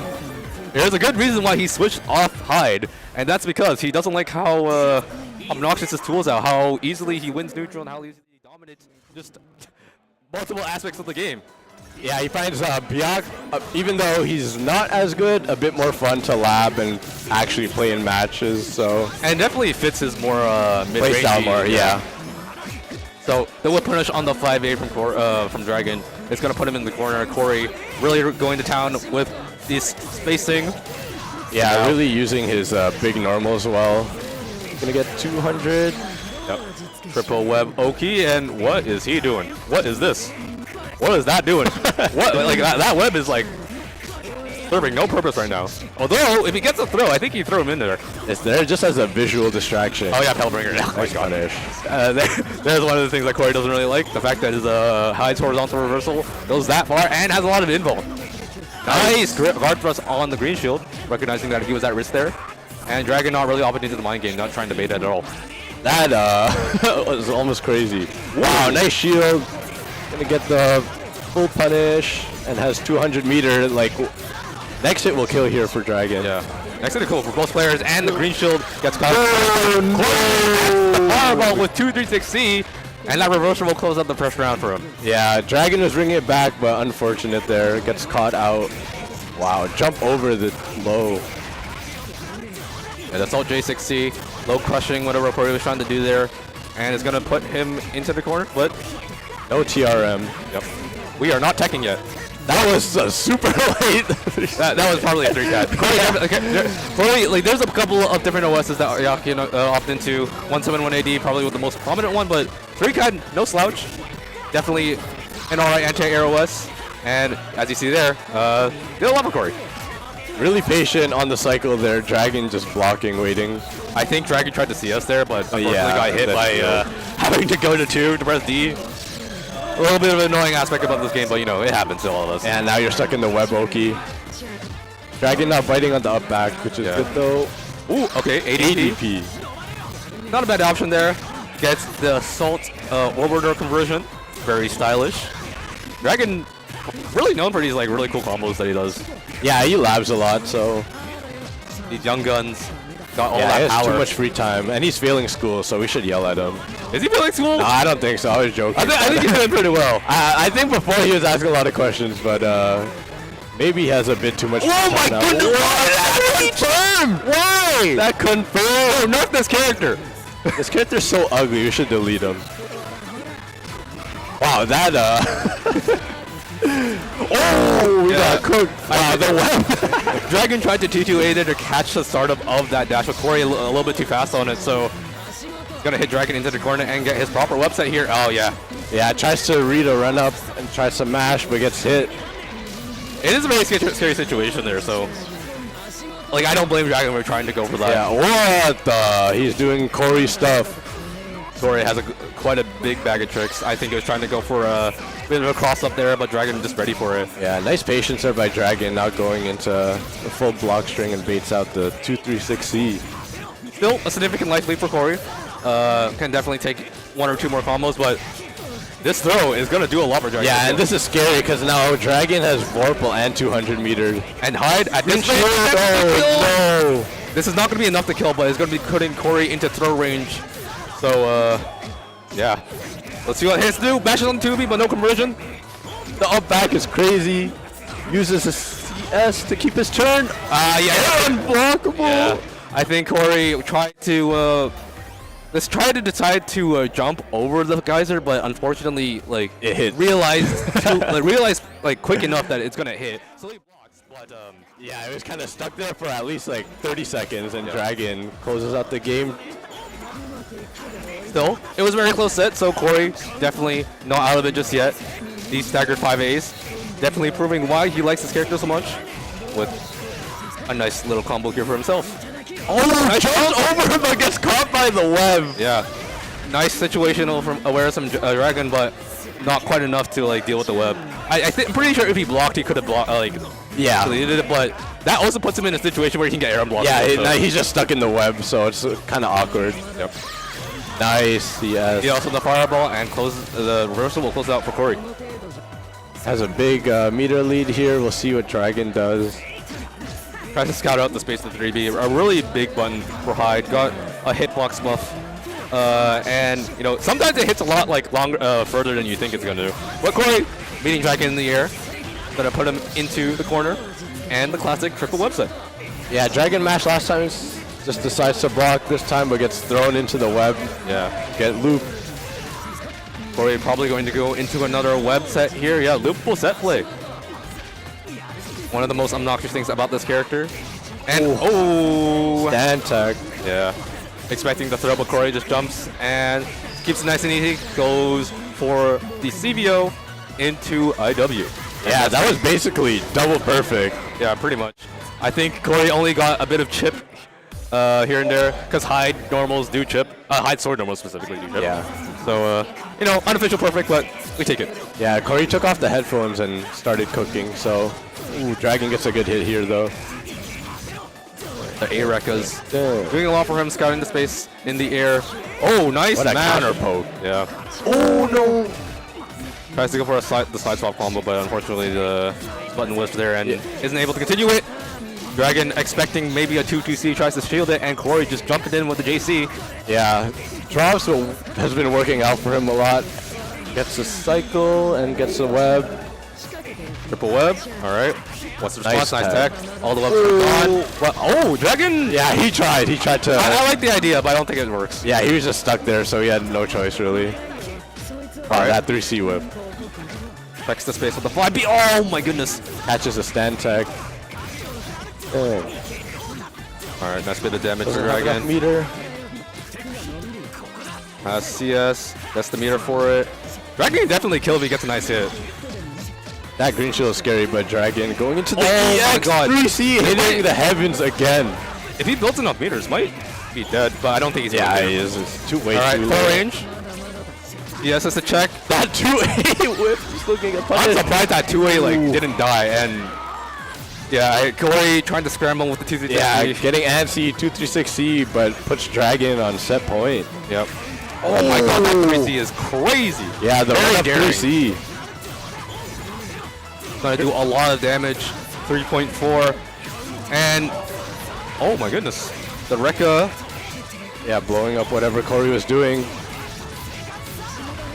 All right, Corey is in a really rough spot. A big life lead to have to make back, and Dragon with all the resources in the world. Let's go. Yeah, I think it should be. I'm not gonna say anything because I'm gonna jinx it. Yeah, just keep it easy. Keep it easy. Right. Dragon takes it over Corey, going into top 8, I think. Yeah, 2-1. And like we were saying, Dragon is either like the greatest player in Ottawa or he's a scrub. And today he's the greatest player in Ottawa. Yeah, happy Black History Month. Had to get it in there. Happy Black History Month. You had to get it in there, man. Yeah, maybe if it was another month, Corey could have won, but yeah, that's true. Well, yeah, Dragon really good. That last round just had like multiple good reads on Oki like a few times in a row and just cooked Corey there. And we were really seeing Corey like kind of struggling in the later parts of that set to deal with the fireball and detonates that Dragon were throwing out. He was usually ready with the CS a few times earlier in the set, but I think Dragon was playing around the cycle a lot better. So yeah, making it very difficult for Corey to counteract. And that 3Z, that 3Z is something else. Yeah, when Corey got his turn in the corner, like Dragon was kind of like really antsy on the web setup, but then Dragon just decided to chill a bit more in neutral and did not let Corey get the first hit. Yeah, just locking in, making sure that he has everything locked down. And also, yeah, Corey, I guess the nerves getting to him. There was a few times he gambled with that 2-6C. Yeah, 2-6C. It worked once, well, maybe twice where it was catching Dragon's fireball out, but Dragon just decided not to cancel into anything. Yeah, it's being very careful around it. But we still have 2 more players that need to make it in the top 8, so we're going to be seeing the loser side now. It's going to be interesting to see whether, I think Corey has another chance to make it in, but we're going to see, it's going to be Ice Fan and Shino on stream. Yeah, Shino Hamilton Batista. And Iceberg Man, the Wagner. Yeah. Shino, fellow Filipino. Yeah, he's part of the Filipino. I don't know what our group is called anymore because there's so many of us. There's too many. If you're watching this and you're coming to Perfect Storm, we're taking a Filipino picture later. You should come take a picture with us, yeah. Yeah, Rice Air's included. Oh yeah. Yo, got the Rosemi? What a weeb. That's crazy, man. You're saying that? Don't look at my Discord profile picture. Don't look at my shirt I'm wearing right now. Don't look at the plushies that are literally on the desk. They can't see that. That's okay. Don't expose us. They can't see it. All right. So this is going to be quite an interesting matchup. Batista, one of the very strong zoners of Under Night, but Wagner has plenty of anti-zoning tools, especially against projectiles. Yeah. The 2-1-4C able to skip neutral pretty well, and also her FF able to. Are they on mute? Did we get mute? Oh my brother. Oh, we should DQ them both. What the heck? Even though it's probably random. Okay, we have to sing. We're doing karaoke. All right. Cycle over to Iceberg Man. CS's and just gets the DP. Oh, just wait. What a throw. Oh. Yeah, we're just deeping. Yep. We are pressing. Yeah, running under 5B. Gonna be a big starter for Iceberg Man here. Gonna get both buffs, or just one buff. Yeah. Shino not ready to block the overhead. Yeah, that charge overhead. Oh, unfortunate combo drop there. Could have killed. But yeah, just CSDP, keeps it all simple. Yeah, we should note that Shino is not a runaway type of Batista. He's already enjoying. He likes pressing buttons. He likes to jump around, do a lot of little air movements. Loves disco ball. Yeah, and there it is. Favorite move. And Joe is saying, I'm not dealing with this. I'm getting out. I'm using my 2-1-4C. I'm getting in. Ooh. Yeah, Wagner has lots of really good tools to kind of just ignore these projectiles and goofy stuff that Shino likes to do specifically. And Iceberg Man just using his DP to great effect here. The set is too quiet. It sounds so awkward. It sounds like we're in an empty room. Ooh, punish. Stand shield and gets. Oh my god. Wow. How many to cancel DP? Yeah, maybe Shino should stop pressing buttons. He's letting the Filipinos down. Yeah, they're not quite. We should DQ them. These guys, DQ them both. That's crazy. We'll just put a random person in top 8. It's okay. I don't even think this is a top 8. Oh yeah, it's not even a qualifier. All right, Shino getting his pressure here. A little bit more of the spacing zoning game plan from Batista, but Iceberg Man just finding his way in regardless. Yeah, Shino is kind of just always giving cycle to Iceberg Man, and Iceberg Man's been using it really well. He's also very easily recognizing when he can just send it with 2-1-4C. Yeah. CS tries to get the meter before closing out the round, but unfortunately that results in combo trap. That happens to the best of us. I mean, it's hard to know how to route after ECS. All right, 660 trying to get in. Back to dash blocking. 2-1-4 again. Shino does not press. Oh, that was a punish. Wow, I don't know what it punished, but. All right, Gem is right there. Shino going with the party time, just jumping around, having a good, having a ball. No, doesn't have 100 meter to just skip neutral, so he does have to hold this. We'll get it soon, and we'll get Celestial. Shino can't really afford to keep doing this. He is at a very significant life deficit. And just gets cooked by the drill and Iceberg Man on set point. Yeah, this is something that a lot of zoners in this game have to deal with. Once they are put at a life deficit, they're not the best at approaching. So if their opponent just decides to block and just do nothing, it's really hard for them to come back, yeah. But Iceberg Man just jumping in, getting that Walker game plan started, doing that big damage. Gonna get in and get just spend bar. Yeah, fair enough. This will get him also. And she gets install. Yep. Oh no, Shino! But one hit left. I don't know what to say. I'm like, Shino is the masher of all time. Oh, blocks the overhead. Oh yeah, he decided not to block anymore, and Iceberg Man takes it 2-0 in this quiet asset. Why did they put it on mute, man? Yeah, we should DQ them. Come on. Yeah. Guys, you're making... They didn't even go back to the menu. We should DQ them. Well, at least we have the victory music to listen to now. Feels so out of place now. Yeah. Well, yeah. Iceberg Man doing a good job using Lochner's anti-projectile tools to just get in on Shino. Yeah. And Shino just I think they're having a little bit too much fun there. Yeah, I feel like regardless of the character matchup, like player matchup wise, Shino is just he's just booling. Wow, they desynced before they left the set. Okay, you know what? They were so nice. They redeemed themselves. Yeah, they heard we were gonna be. DQ them, so they're being nice now. Yeah. All right, we're gonna see Spees come. I think J2 is also coming. We got Spees. He's not wearing his preset 1. The Caucasian Kirito isn't here today. No, he doesn't have the power up. He doesn't have the dual wielding sword. Yeah, this is preset 2, RFL sponsored. Why isn't Axel wearing his jersey? Don't question it. Actually, honestly, he might have just forgotten because he came all the way from Windsor at like 5 a.m. in the morning. It's true. Actually, I'm surprised Axel's not wearing his Mio hoodie. His Mio hoodie is probably in the laundry because he wore it at Northern Bat. Oh, yeah, fair enough. All right, it's going to be Jitsu and Spees on stream. Linne Nanase. Linne Nanase. We were talking about this earlier. Yeah. Linne can really navigate through Nanase stuff pretty well with her various slip-through tools like FF roll and just jumping, like just standard like anti-Nanase stuff like jumping over the fireball, that kind of thing. But of course, Spees is no slouch at using Nanase's broken tools, and you know, if he is able to just run away with getting like using his 660s, using his 660s, using his tornadoes and overheads, J2 can probably check. Okay, I was gonna say. Okay, yeah. But yeah, J2 or Spees fought Twisted earlier, and J2 kind of plays a bit differently. He's kind of down to just, well, he said to me he's down to just run up 5C to do the cheater stuff, and he'll accept the hate he gets. This guy's thumbsing up the crowd. You know, when you're in the bracket, you gotta do what you gotta do. Yeah. Everything is on the table. Just show what you got. Don't be afraid to do anything. And he is listening to. That thing had like the pause interface in front. Yeah, you couldn't even see it. If it's the same song that he was listening to against me, that was one of the Umu Musume songs about eating nice, comfy food. But Jitsu, I don't think he's been very comfy himself right now. He's getting smacked by 5B. Well, he's running away with it. Forward. Decide not to spend any resources there. Yeah. Not ready to block on the other side, and Spees starts things off with a perfect. Yeah, Spees really likes using Nanase special moves. We'll see if J2 knows how to deal with those.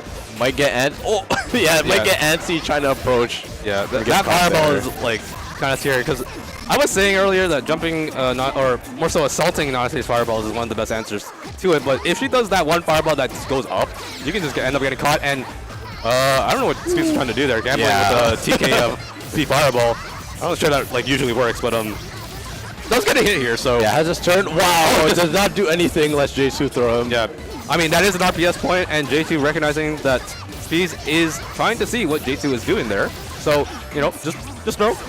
And nice DP. CSDP. Now, oh my god. He just checks and throws, and like, yeah, that's. He did like some vegan oki there. What was that?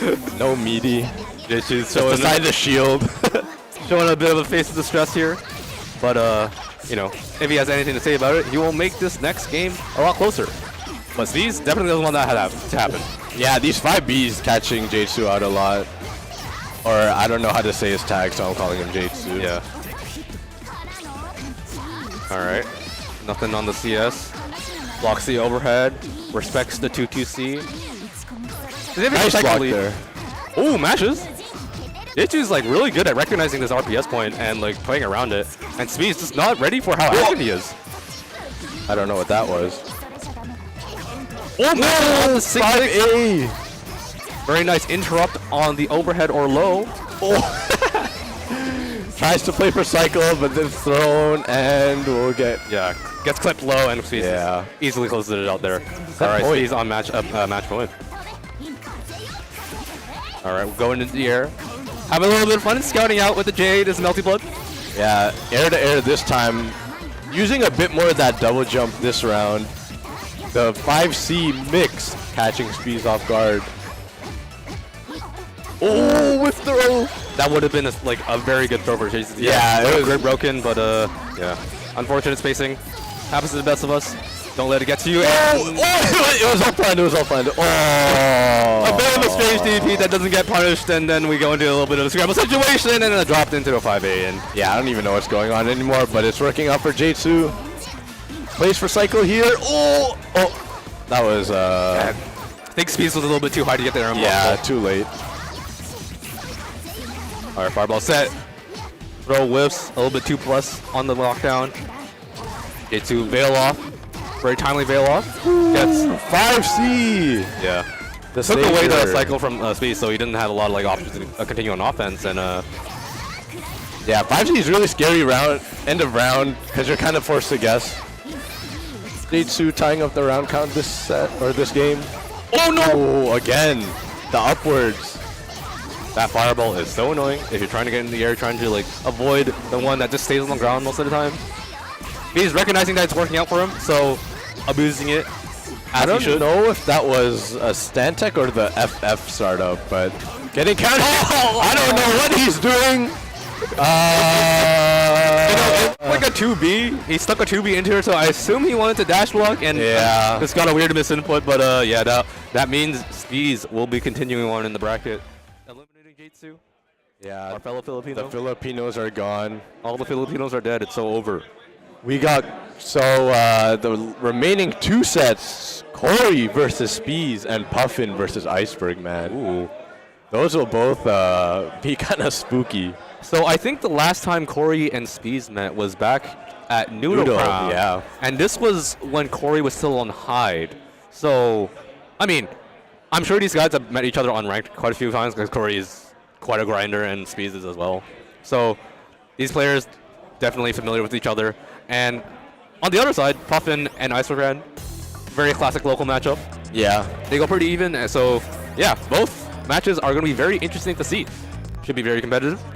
And as we head into the character select, Corey is locked in, does not want to lose to this guy. It'll be Byakuya versus Nanase. It is kind of hard for Byakuya, right? With Nanase throwing out all these projectiles, and Byakuya not really having the same sort of anti-projectile zone. What is going on here? Button check. Okay, yeah. Stop jump scaring them, bro. Jump scared me. How am I not supposed to jump scare the crowd when they jump scare me? Blame the player, it's not me. Maybe he's just like inspired by HMD. Oh, true. They are from the same city. Yeah, they're like best friends, I think. Yeah. That's a lie, but you know, they play each other pretty regularly, so it is what it is. But I'm sure that Speeds is going to lock in the Nanase. Yeah. No reason to switch. I don't think he plays anyone else, to be honest, right? Yeah. So maybe a little like because he's I think he started with Uni 2, right? Yeah, I believe so. So like not really having the time to like pick up another character, not really having everything fully developed to be ready to switch to a different character. So Corey is trying to untangle this wire. All right. Look how focused he is. I just noticed Corey and Jar use the same bracket color. The same what? Like Byakuya bracket color. No, I think it's we were talking about this earlier. It's similar, but Jar uses the one that's more subtle. Like the yeah, and it has like greener hair. Yeah, it's like they're really similar. I think Byak's colors are really nice. Ooh, Stantec, but does not get a full punish. Oh yeah. Yeah, Speeds throwing out the fireball to big Corey, jumping out and recognizing that he's going to do so, so he stand shields and rightfully punishes. And now it's the game plan going. Dash block throw. Ooh, just throw post CS. All right, stagger 5A, gonna get a nice little hit. And 100 meter on the board, so as Byakuya goes, gets put into a triple web set. Yeah, clean web Oki, first one of the game. TRM goes into the web, it's gonna get a nice combo. Oh, we are looping set play again. That didn't hit the web! Oh, unfortunate. Oh no, this is kind of scary now. Yeah. Even up the life lead. Vortex out of the corner, so still in a fairly advantageous position. Gonna have to fight for this next cycle. Probably gonna decide a lot. That's a bit too late, but close out the round. Does not matter. Yeah, I think Speeds tried to take his turn back with the throw tech, knowing he was like, or did Corey take the throw? Yeah, I don't. It was like a bit after the cycle, so yeah, like the cycle flashed, and I was paying attention to the cycle. And oh yeah, tries to shield the 2-2C. Yeah, but Speeds a little bit too quick with the throw, so gets grid broken there. All right, recognizing that he's grid broken, can't really threaten the stand shield. But Corey, you know, Max range walking back. Yeah. You know, one of Byakuya's greatest strengths is playing that spacing mid-range game plan, clipping you low, and now it's party time. Yeah, Speeds has kind of been really passive on these web Oki, so Corey's kind of just down to throw. Yeah, he's recognizing that, just looping all that web set play, just trying to catch Speeds, doing something random, hopefully catching him into another web. So, and yeah, nice. Just doing super safe pressure. Oh, it drops it though. It's all right though. Nice little life lead. Oh, that was scary. Yeah, Corey didn't have meter to guard there, so like that would have been a free green shield, but Speed's just not ready to throw it. All right, the shimmy's not working out. Nice block on the 6-6. Oh, really big life lead. This is going to be Celestial, and this is very scary if you're Speeds right now. Byakuya threaten. Oh, yeah, in the air. Yeah, so recognizing there was a gap there, uses C sword card to clip Corey's legs. Life lead is a little bit evened out here. It's pretty much going to be like one hit for each player. Oh, good shot! Oh, too late, Corey. Taking it. Game 1 with the 236C. Corey realizing that Speeds was trying to get that green shield, but Speeds was a little bit too late, so Corey sending it with the 236C. Yeah, really good choice there. Corey's situational awareness is immaculate. It's no wonder why, you know, people think he's going to do really well in this bracket. He's also one of the favorites to win it all. Yeah, in this loser side though, so he has to make it far. Doing really well here now though. Yeah. Really going to town with the momentum from the last game. Speeds does get an A-sword card mash out here, but you know, if Corey has anything to say about it, he's gonna get out pretty easily. Playing really passively, not fighting on any of the parry traps, gets thrown. Yeah, the fireball is just staying there, making it a bit tricky with the strike throw. Nice tech on the FF gimmick. Ooh, to get him back in the corner. Ooh, mashing out with the 6B. You know, I like the idea. You know, if you're not ready for the high or low, Raz the throw tech might get hit. But Corey was ready. Oh, yeah, a bit too high, and Speed's really good option there. Will he get 100 to close us out? Not quite. Oh no, yeah. Still, Corey needs to be really tight with his strings here. If he gets like a random trade, it might just be it. Oh, out of the air, snipe. Speed's Corey trying to navigate around it with the web in the air, but the fireball's too fast. Yeah, nice idea, but Speed's really good choice there. Yeah, he's like really doing well to identify where Corey's pressure is going to end. Throwing in his mashes, very smart. Corey also doing it a bit well. They both have these really big, good mash out buttons, and they're kind of reading them at the correct timings. Oh my goodness. Corey wins out that awkward air-to-air interaction. Yeah. I think Speeds was trying to like get through with the C dive, but no invul. Yeah, it's no invul, not fast enough. So Corey's Byakuya button winning out in the end, and yeah, tricky. And that's the thing that's special about Corey and his Byakuya is he is willing to use his very varied bag of tricks. Sometimes you don't know what he's doing. Sometimes, like, it gets to a point where he's doing a setup and he'll mess it up, but you don't know if he messed it up or not. Yeah. Like, even he himself says it's like, he says it's on purpose, but he's lying. We all know. But Corey on set point. Yeah. That assault JC over Speeds' button. Gonna put him into the corner. Got another nice website here. This plays out for an option. Yeah, gold throw, making it easy for Speeds to get out. Gets hit. Back in the corner. Yeah, Speeds is just trying to mash on the redash, just a little bit too late. Chooses a little bit of a slow button. And yeah, Corey is well poised to take this match, provided that's he. Oh, what was that? Stand tech? I have no idea. Well, wasn't able to close it out. Corey wasn't really able, ready to convert it. So Speeds still fighting for his life. Corey not opening up though. His defense really is solid. Defense. And oh my goodness, had to chase him down, but too slow. Oh, yeah, Speeds is trying to just stay away from Corey, not let him hit him out of the air or not. But the issue is he is at a pretty significant matchup. Yeah, and Corey has all the resources in the world to try to do something. If Corey wants, he can just like run away, but gets hit. Will be sent to the corner here. Two-way starter is not going to do that much damage though. So, tricky with the IC.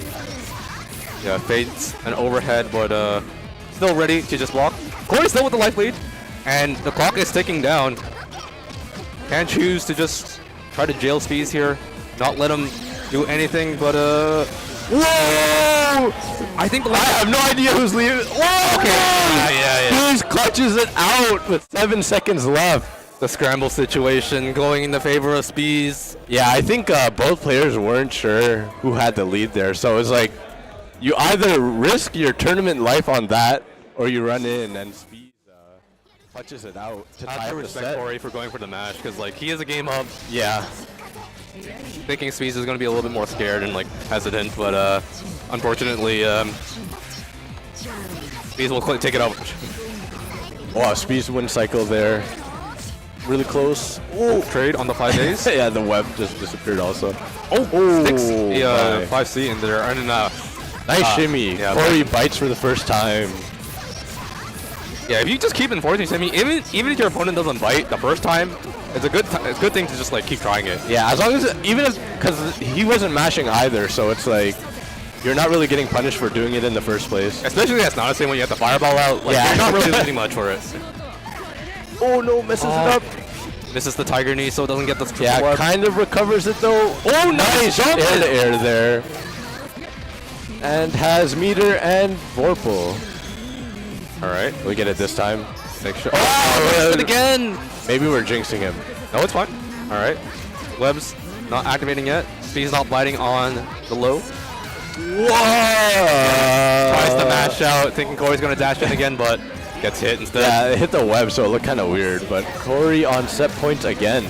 Jumps over Speeds is 2C, and it's going to be another triple web set. Provided he doesn't drop it again. Maybe you jinx it again, bro. If I say he drops it, he's not going to drop it. Okay. Hell yeah. Let's go, Corey. All right. Baits the shield. Going to loop into the web. And going to get another web set. And this is going to be close. The next someone might not do enough to kill, but it's definitely going to put Speeds in a really tricky situation. So really has to be careful. Nice blocks here by Speeds, though. Not biting on anything. And Corey, you saw there, just waiting out the cycle. Just to make sure he has all the tools on deck. And there it is. Still alive, though. Oh, one more chance for Speeds. Speeds has to be really careful. The whip through Speeds. This is a mountain to climb with your Speeds. And, he's getting a lot of straight hits but not converting them. A little bit too nervous. Wow, that was... oh, the whip throw mid-screen. Oh, this Speeds really finally gets some resources to work with. All right.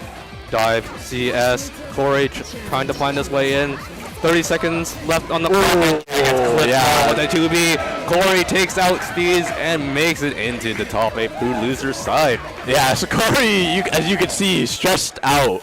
Yeah, that was a tense set. A lot of tricky situations to deal with when you're like both in like that game state where one of them is like almost dead. But yeah, like one hit away.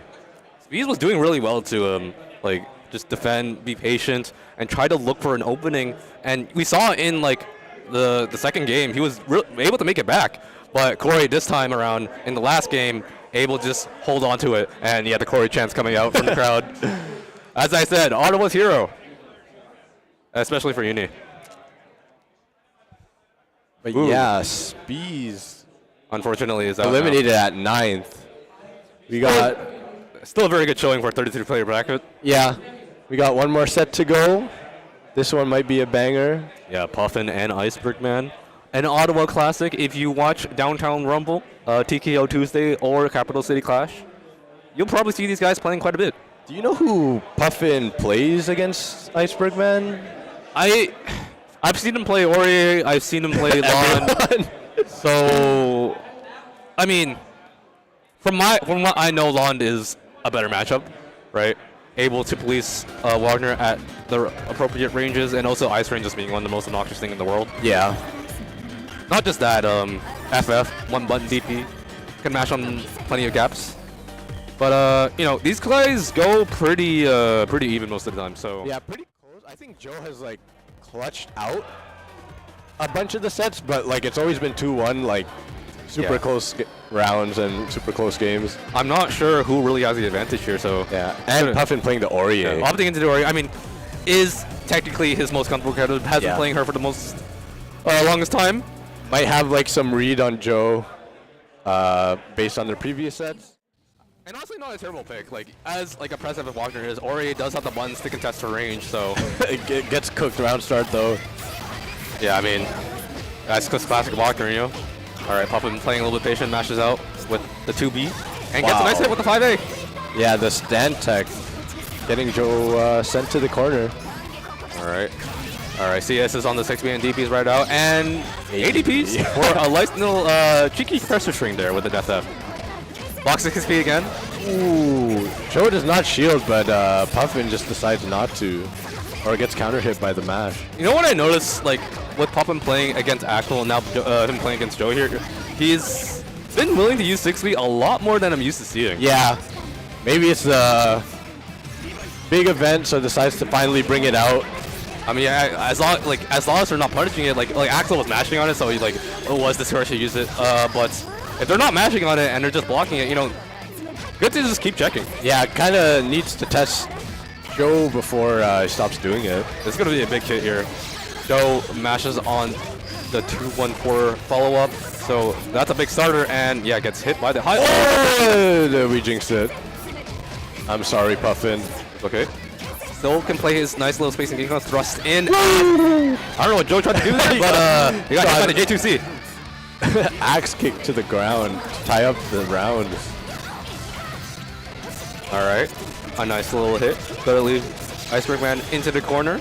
Oh, unfortunately misses the ender, but it's fine. Ooh, works out though. It does not get punished and gets another combo started. Yep. I'm interested to see if Puffin is gonna go for that combo throw setup. He's definitely no stranger to using it. Yeah. But you know, if their opponent knows how to deal with it, then you know, probably not worth going for it. It's a pretty big grid swing if they just block. Oh, he sends himself into the corner. I just noticed Puffin's working on a double perfect. Yeah, good defense here. Oh, and get it out. Puffin, good adjustment from round one. Yeah, really doing well to navigate around like Wagner's like big buns with Aurier's FF, and yeah, just getting the straight hits with the 5A, playing the spacing game, and just converting really well. DP's gonna come out from Iceberg Man, but oh yeah. It just invul that first. All right.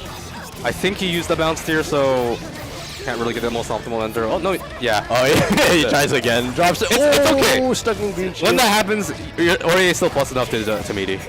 I think. Don't quote me on that. Actually, I'm not sure anymore. Oh, jumps. Oh, he tried to punish it. Yeah. Bit too far. Still has CS here though. Run up throw to put him on set point. Yeah. For top 8 qualifier. Yeah. Run up throw, like pretty like scary like scramble option, honestly. Like when you have the mantle stack, you're always just thinking about blocking the next overhead, blocking the next mix up. Sometimes the throw, you just walk in and just like they're not ready to take it. Yeah, and if you have like a life lead, it's not really like a super bit aggressive. You're down to play another anti-air drill coming up from Iceberman. Unfortunate combo drop there. It was a little bit too high for the JC to hit. Ooh, these throws have been working out for Puffin. Oh, last second! All right, straight back into the corner is Iceberg Man. Getting that stagger pressure started. Mashes on the shield charge, and I don't think this is enough to kill. Yeah, it just goes for the buff. Oh, 171. Yeah, gets leaked out, but no punish on it. Oh, no. Probably a misinput on the DP. Yeah. Because it wasn't even a counter hit, just nothing came out, so. Unfortunate. Ooh. Barely whiffing it, Joe gets the counter hit. Yeah. 2B, a pretty big run from Aurier's side, but, if it whiffs, that 60C is going to do a lot of damage for you. Oh, what a nice! All right, spacing out. Oh, I think he's not ready to do the work. Not sure if that was an intentional way from Puffin, but is going to capitalize on it really well. All right, sets 2-2A. Gold throw. That time just decides to shield to maybe try and get cycled back, but Joe will punish and 100 meter. Close out the game to tie it up. All right, 1-1. As we said, this is a very close set. These players going back and forth all the time. Yeah. Kind of like rivals in a way, Like, they play characters from the same faction in the game, but like pretty opposite kind of play styles. And they always play each other in bracket also. Yeah, and it's always really close. very exciting to see. All right, Iceberg Man going for the J4 FF OS crush, but often not really biting on it. Ooh, mash out. 6B. Puffin still has cycle here. All right. Yeah, Doors just loses it before he loses it. Gets a hit though. Yeah, Iceberg Man trying to walk out a little bit. Unfortunately, gets about a 2A, but there's no real big conversion. Ooh, oh, anti-air 5A. Input. Yeah. And Iceberg Man now on set point. Puffin surely trying to go for the J2C throw bait there. But, yeah, that was unfortunate. Oh, okay. FF round start. Gets away from the 660 from Iceberg Man. We are flying around the stage. Yeah, Puffin really likes Ori AFF. Ooh, matches on the 5C. This is going to be a big starter for Puffin. All right. Solid hit. Just trying to space Iceberg Man out. Nice, Man doing nice dash block, but not ready for the throw. Oh no! Gets grid broken by the low. Might have been trying to CS there or something. Wow, nice DP. Yeah. Whoa, He recognizing the air shenanigans were happening and just send the DP. Yeah, final round in this last match of the pool. Oh, gets clipped low by the 660, and it's like fully close range, so you can get a nice full conversion here. This is really scary. Both players with 100 meter to work with. Cycle's gonna tick over to Puffin's side. Goes for a JAOS. Oh, gets hit by the 2-4. Yeah, Puffin not ready to confirm it. Just was trying to go for a pressure extension, but no, Joe accidentally biting, so getting a big hit. Does not punish and gets turned back though. ADP. What's canceled that? I did not know. You say this after every Puffin set. Dude, Puffin is showing me stuff about this character that I never knew existed. Oh no! Accidentally. Oh, yes, that's seal too. Oh no! Unfortunate drop. Still. Wait. I don't know what's going on anymore. I think Joe just wanted to get out. He just didn't want to deal with it. Yeah, no shield, so no punish. All right. Cycle on the side of Puffman. Joe, Iceberg Man really needs to be careful. Joe's not going to kill yet. All right. Oh my goodness, he's still alive! He's on a pixel of health. He's got to be really careful what he does here. If he mashes on a frame trap, he's going to be dead. Just one hit will do it. Like CS again? Oh! Tries to walk back maybe and gets hit by the 2-way. Yeah. So Iceberg Man will be heading into the loser side of top 8, eliminating Puffin in a very close and tense set. Yeah, these players, a lot of respect for each other. Yeah, really good set. Yeah, the loser side of that bracket was kind of not what we were expecting, but very tense, a lot of close sets. Yeah, really good. Ooh, wee, I'm getting lightheaded just thinking about it. Yeah, because you had too many Red Bulls, bro.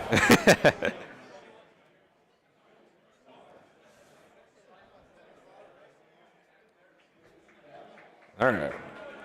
But yeah, that will be the last match of our pool. Top 8 set will be happening later at twitch.tv/Krackatoa. Yeah. Shout out to Bruce. Hope to see you guys there. We'll be watching the crowd. We'll have our other other commentators commentating there. Kuma K and Twisted. Yeah. And you can see Kuma K at the front there. Yeah, why not? It looks flabbergasted. Yeah. And yeah, this is our top 8. Yeah, so on the winner's side, we got Boltstruck and Jack Oat. Going to be Nanase versus Waldstein. A very classic matchup from Ottawa, but you'll see this pretty often, but Bolt does not like playing against Waldstein. On the other side of winners is DMC Axel and Dragon. I don't think these players have ever played before. Yeah, Dragon hasn't. Well, Dragon plays on ranked a bunch, but he's been at school lately, so I don't know. They probably played online because they just both play ranked a bunch, but I don't know when the last time they might have played. Dragon has definitely leveled up quite a bit, yeah. Quite a bit. But Axel, he, again, seed number 2, one of the favorites to win the tournament. It's going to be an uphill battle for Dragon, I assume. But that matchup is, kind of even. Both characters have, a lot of obnoxious tools that it can just throw out in the neutral, so it's going to be interesting to see. Yeah, and Dragon has already made an upset against Corey, so. Yep.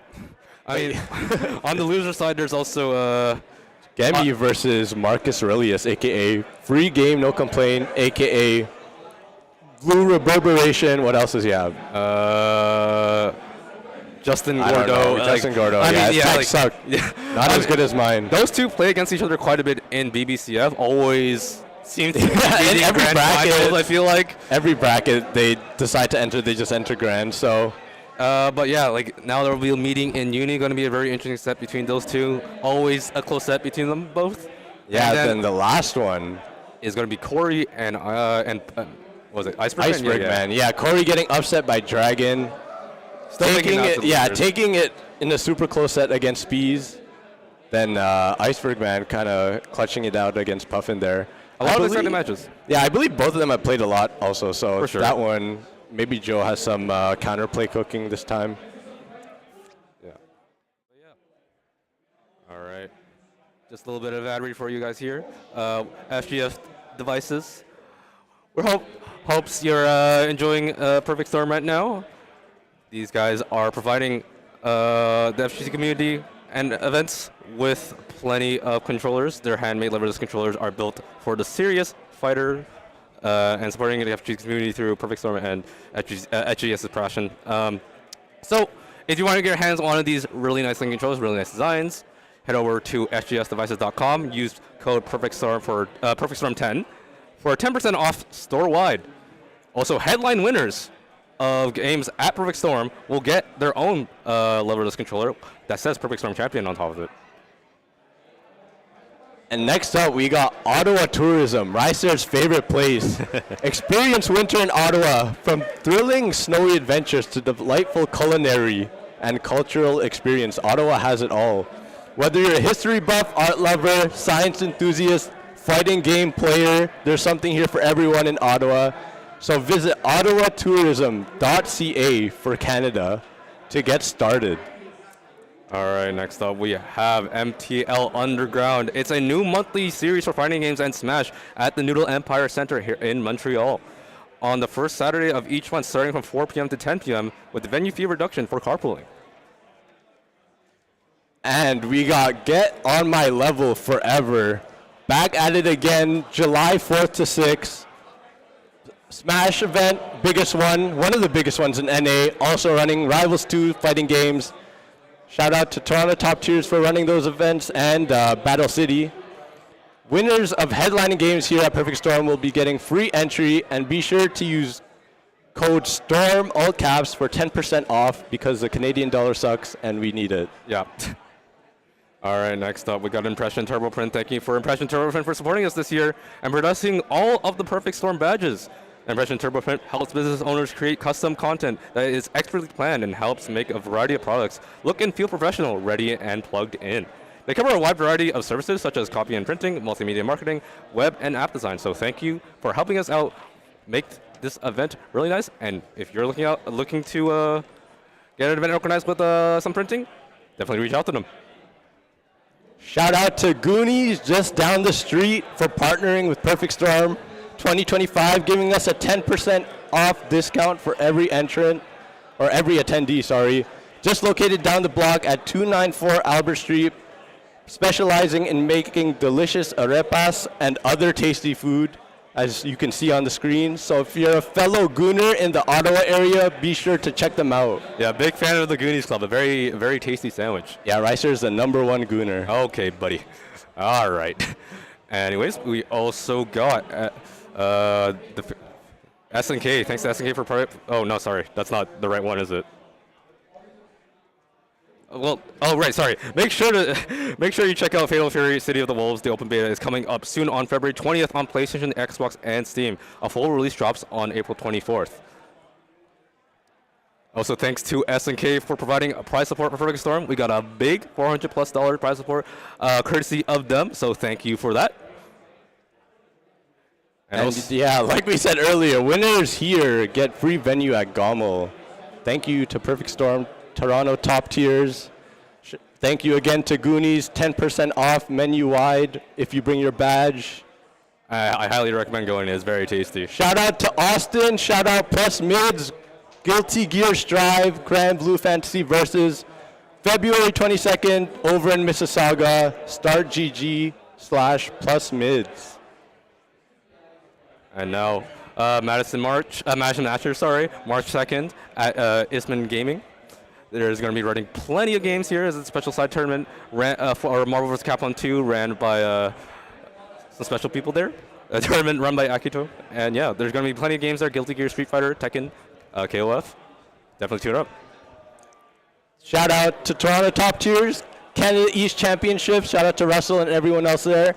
One-day regional fighting game event with multiple games you saw here today.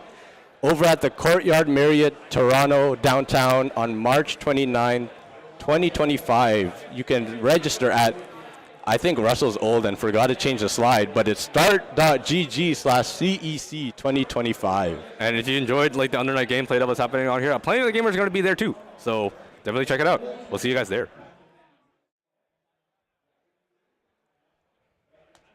All right, well, it's been a long day.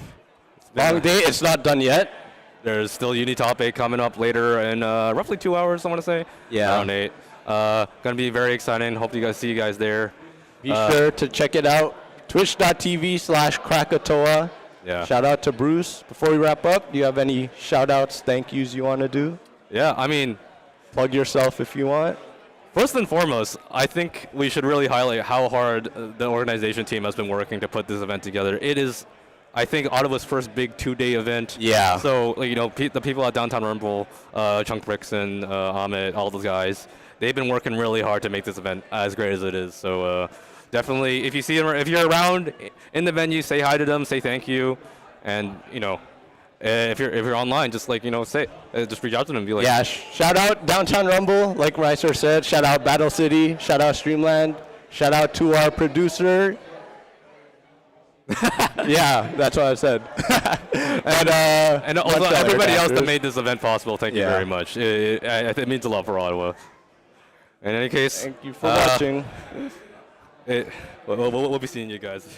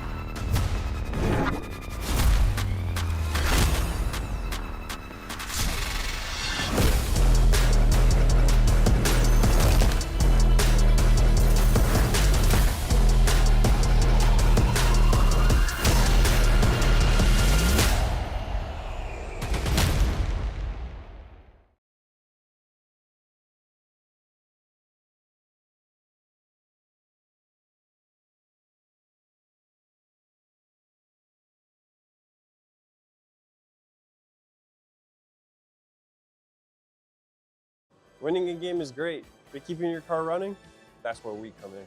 Oil changes, brakes, and diagnostics. We do it all. Look online or visit us. Quick, easy, and hassle-free. At Tony Graham Auto Edge, we're here to keep you moving.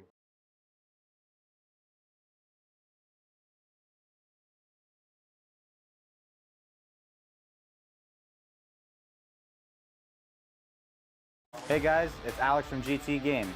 We are the hottest LGS in the West End and Valley area.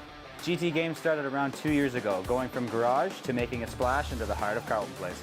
We specialize in video games, both modern and retro. We also specialize in trading cards, whether it be Pokemon, Magic, Lorcana, or any other TCG. You name it, we got it. And my favorite part about what I do here at GT is, honestly, it's like Christmas every day. The customer interaction, getting to see all the new products and sharing them with other people, ripping packs with customers, and seeing the energy whenever they pull something good or get a big win in a tournament. It's honestly just the customer engagement. You can't beat it. It's the best feeling ever. You're not dealing with strangers, you're dealing with friends, you're dealing with the community, and that's probably the strongest asset that we have.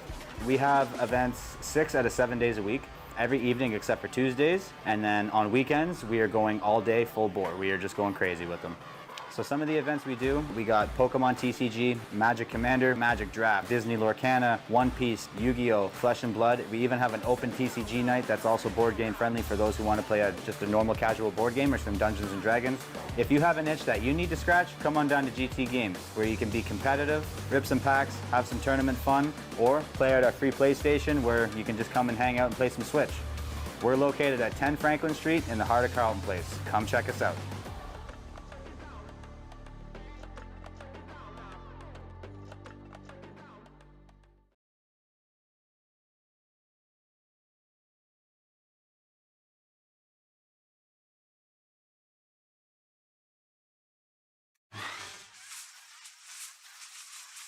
I can safely say that Eddie from Andromeda has helped us travel to more events because the savings that he's gotten us for these majors. As an event organizer, the last thing I want to do is worry about things outside of the actual event on the day of. They work with you on a personal level. They learn about your event. He is impeccable with his perfection, his timing, his professionalism, and he gets the job done. Staff is able to have luxuries that they didn't have before, better food, better rooms. Things like that, Andromeda can take care of, leverage the connections in the event industry that they've built up. Do you like money? Andromeda will save you money. It just takes so much work off my shoulders that I really appreciate them for that. The best word I would use for Andromeda is lifesaver. They save you tons of money, they save you tons of time.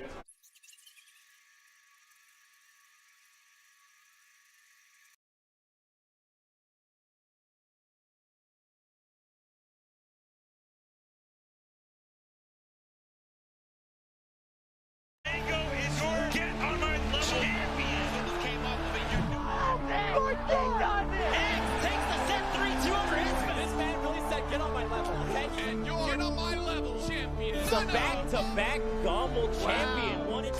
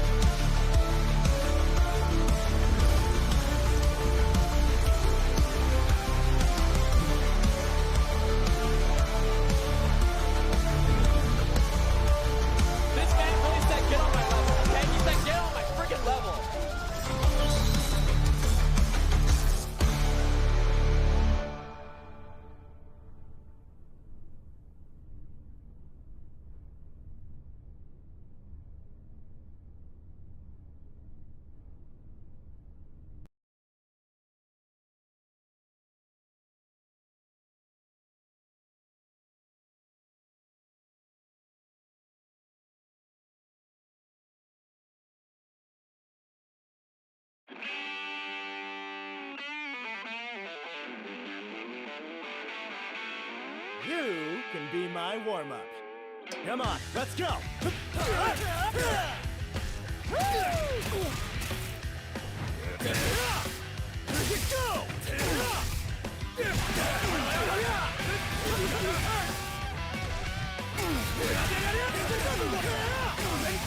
about this?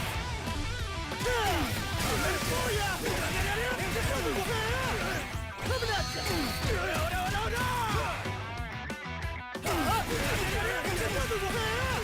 Pistol sucker! Blink and you'll miss it!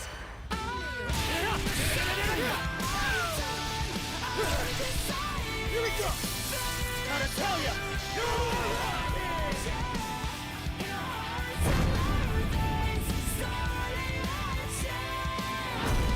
Fatal Fury! City of the Wolves!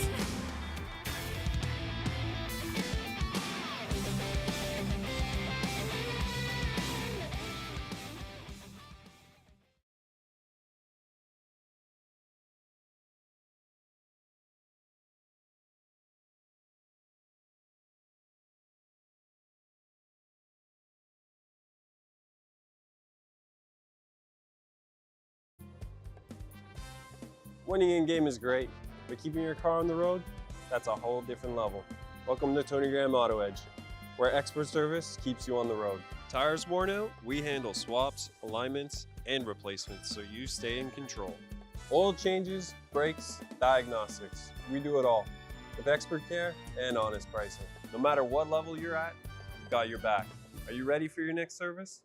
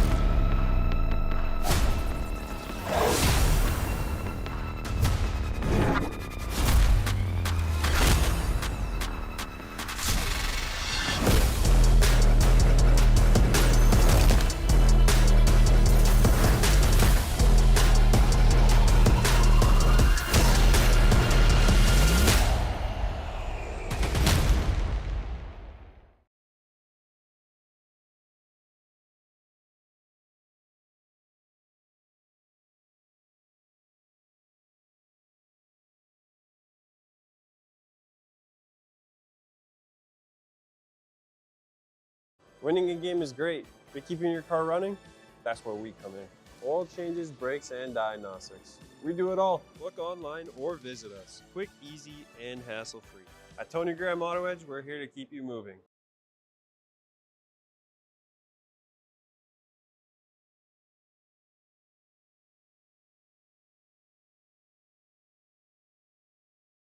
Hey guys, it's Alex from GT Games.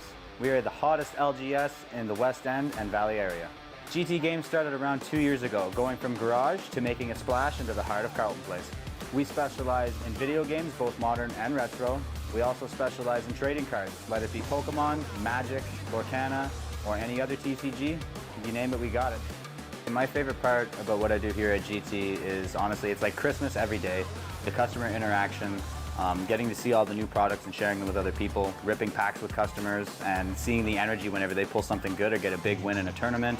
It's honestly just the customer engagement. You can't beat it. It's the best feeling ever. You're not dealing with strangers, you're dealing with friends, you're dealing with the community, and that's probably the strongest asset that we have. We have events 6 out of 7 days a week, every evening except for Tuesdays, and then on weekends we are going all day full bore. We are just going crazy with them. So some of the events we do, we got Pokemon TCG, Magic Commander, Magic Draft, Disney Lorcana, One Piece, Yu-Gi-Oh, Flesh and Blood. We even have an open TCG night that's also board game friendly for those who want to play just a normal casual board game or some Dungeons and Dragons. If you have an itch that you need to scratch, come on down to GT Games, where you can be competitive, rip some packs, have some tournament fun, or play at our free PlayStation where you can just come and hang out and play some Switch. We're located at 10 Franklin Street in the heart of Carlton Place. Come check us out.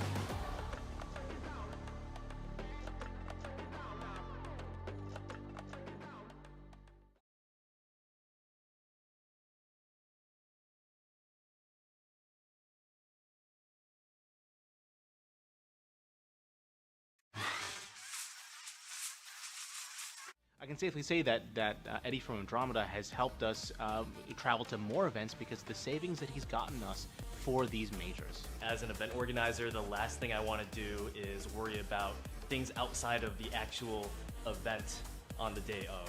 They work with you on a personal level. They learn about your event. He is impeccable with his perfection, his timing, his professionalism, and he gets the job done. Staff is able to have luxuries that they didn't have before, better food, better rooms. Things like that, Andromeda can take care of, leverage the connections in the event industry that they've built up. Do you like money? Andromeda will save you money. It just takes so much work off my shoulders that I really appreciate them for that. best word I would use for Andromeda is lifesaver. They save you tons of money, they save you tons of time.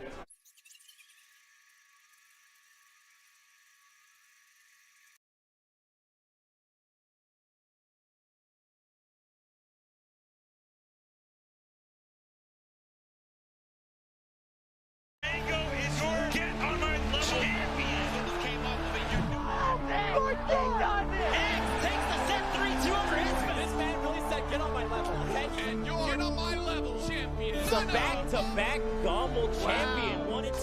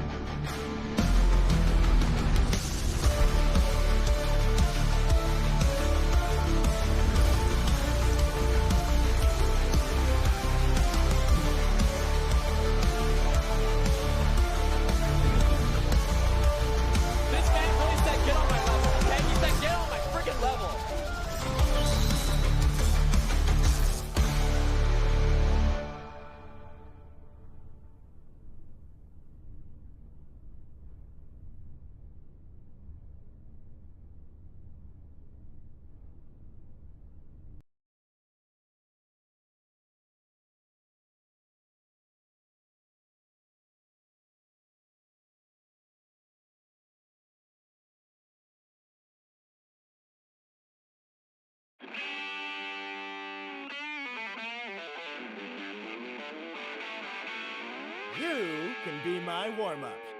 Come on, let's go!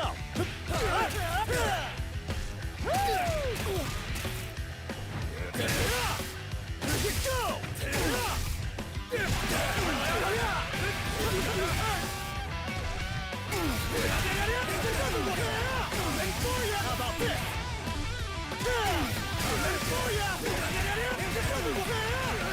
Coming at you!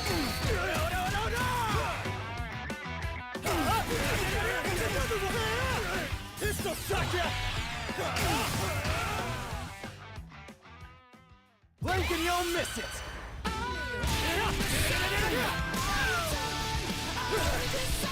Here we go! Gotta tell ya!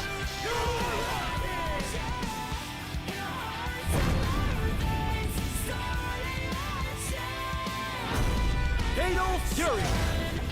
City of the Wolves!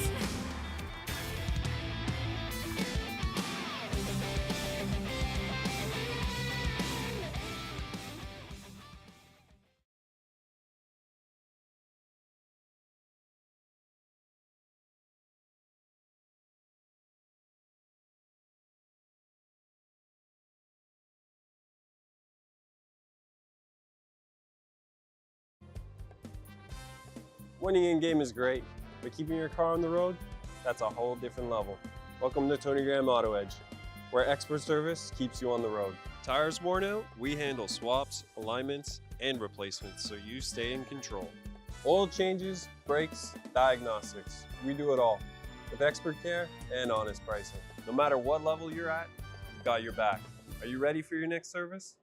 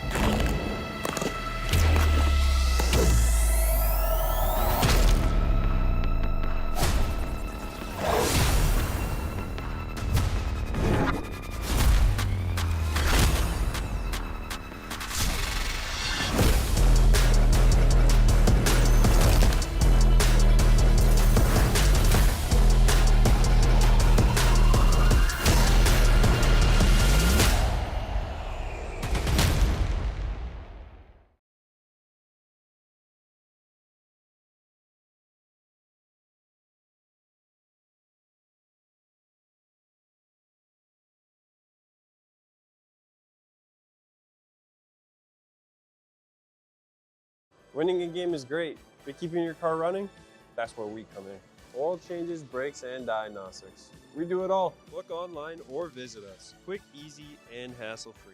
At Tony Graham Auto Edge, we're here to keep you moving.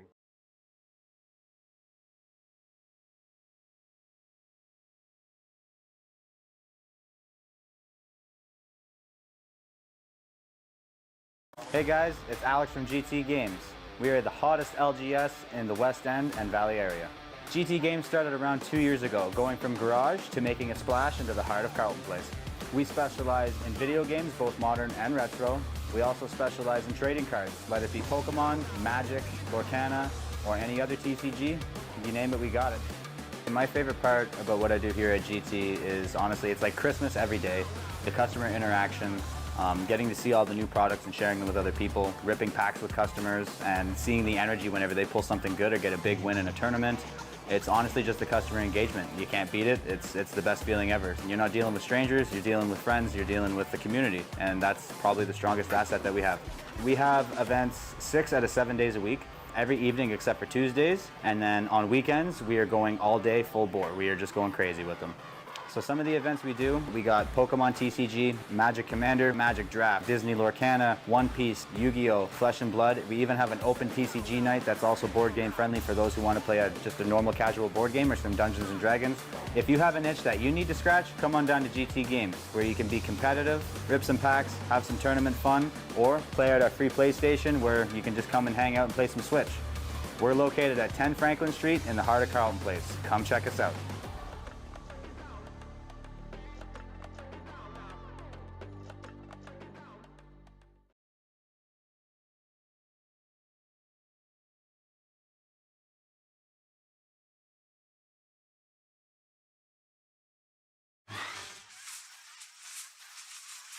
I can safely say that Eddie from Andromeda has helped us travel to more events because of the savings that he's gotten us for these majors. As an event organizer, the last thing I want to do is worry about things outside of the actual event on the day of.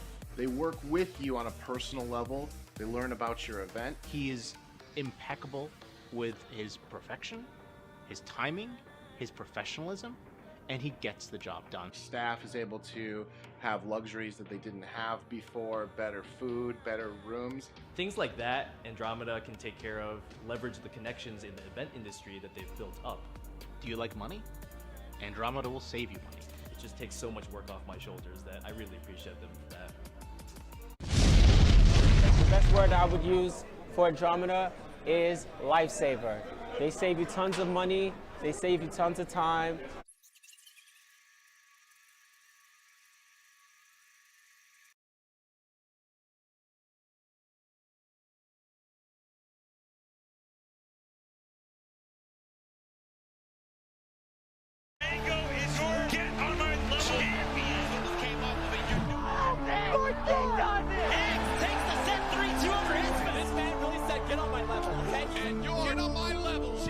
The back-to-back Gobble champion. Won it.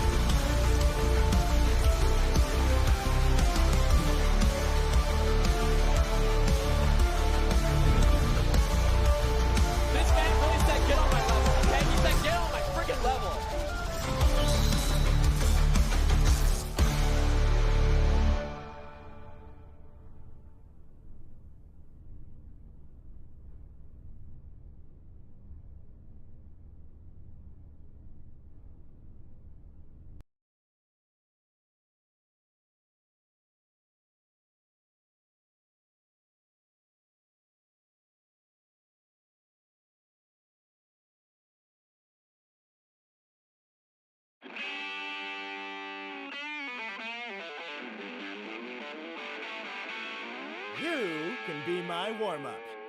Come on, let's go! How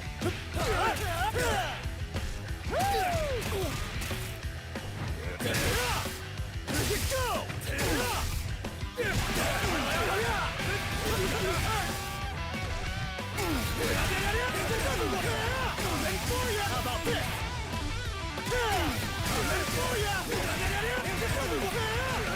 Coming at you!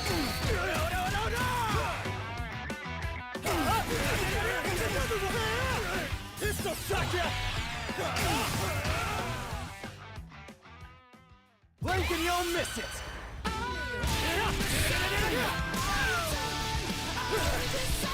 Here we go! Gotta tell ya!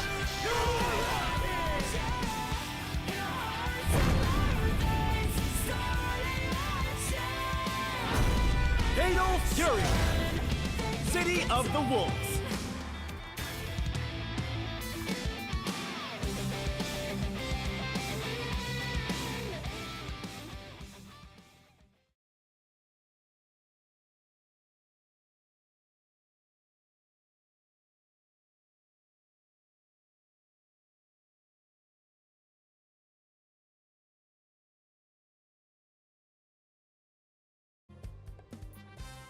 Winning in-game is great, but keeping your car on the road, that's a whole different level. Welcome to Tony Graham Auto Edge, where expert service keeps you on the road. Tires worn out? We handle swaps, alignments, and replacements so you stay in control. Oil changes, brakes, diagnostics, we do it all with expert care and honest pricing. No matter what level you're at, we've got your back. Are you ready for your next service?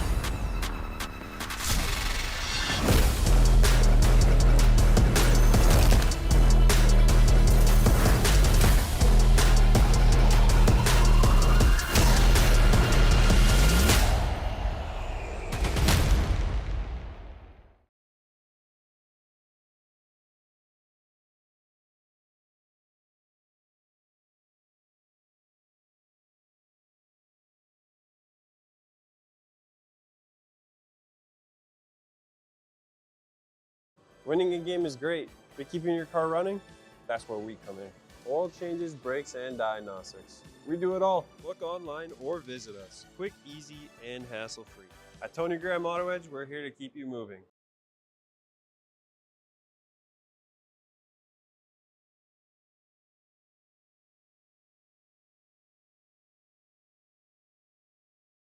Hey guys, it's Alex from GT Games. We are the hottest LGS in the West End and Valley area. GT Games started around 2 years ago, going from garage to making a splash into the heart of Carlton Place. We specialize in video games, both modern and retro. We also specialize in trading cards, whether it be Pokemon, Magic, Lorcana, or any other TCG. You name it, we got it. My favorite part about what I do here at GT is, honestly, it's like Christmas every day. The customer interaction, getting to see all the new products and sharing them with other people, ripping packs with customers, and seeing the energy whenever they pull something good or get a big win in a tournament.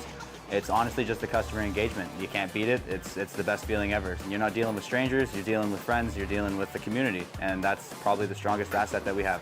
We have events 6 out of 7 days a week, every evening except for Tuesdays, and then on weekends we are going all day full bore. We are just going crazy with them. So some of the events we do, we got Pokemon TCG, Magic Commander, Magic Draft, Disney Lorcana, One Piece, Yu-Gi-Oh!, Flesh and Blood. We even have an open TCG night that's also board game friendly for those who want to play just a normal casual board game or some Dungeons and Dragons.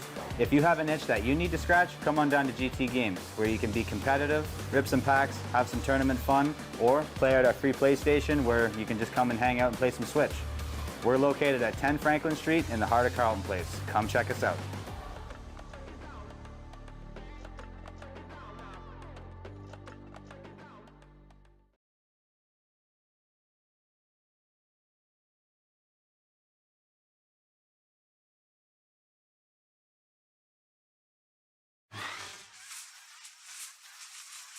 I can safely say that Eddie from Andromeda has helped us travel to more events because of the savings that he's gotten us for these majors. As an event organizer, the last thing I want to do is worry about things outside of the actual event on the day of.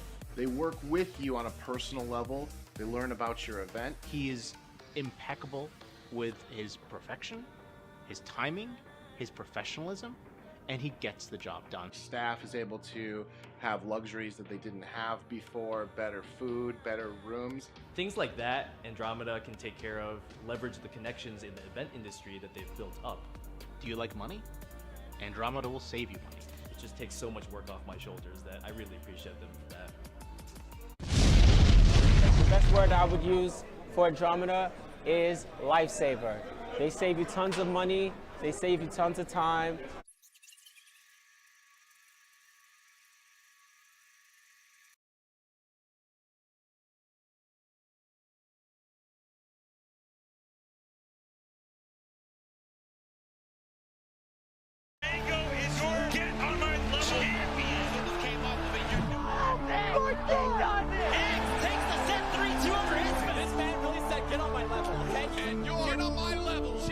The back-to-back Gumball champion won it.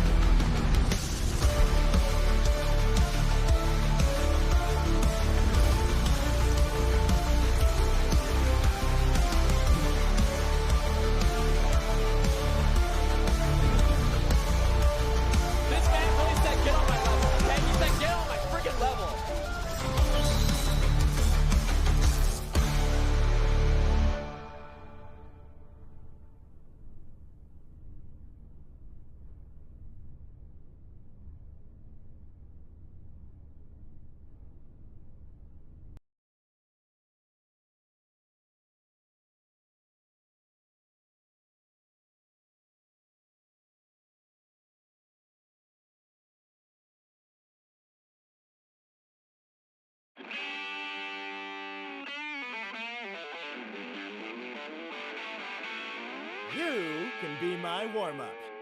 Come on, let's go! How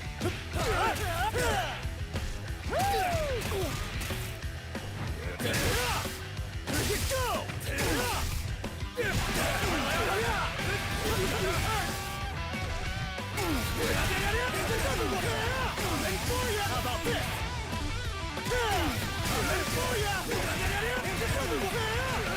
Coming at you!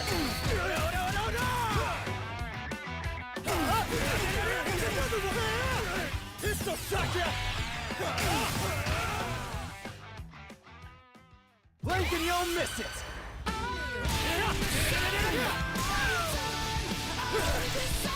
Here we go! Gotta tell ya!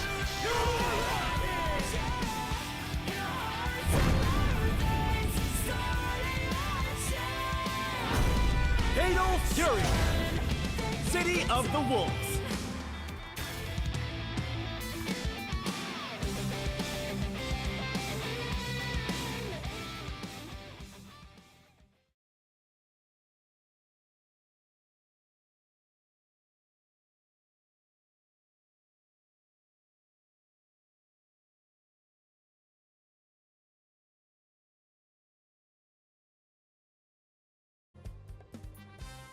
Winning in-game is great, but keeping your car on the road, that's a whole different level. Welcome to Tony Graham Auto Edge, where expert service keeps you on the road. Tires worn out? We handle swaps, alignments, and replacements so you stay in control. Oil changes, brakes, diagnostics. We do it all with expert care and honest pricing. No matter what level you're at, we've got your back. Are you ready for your next service?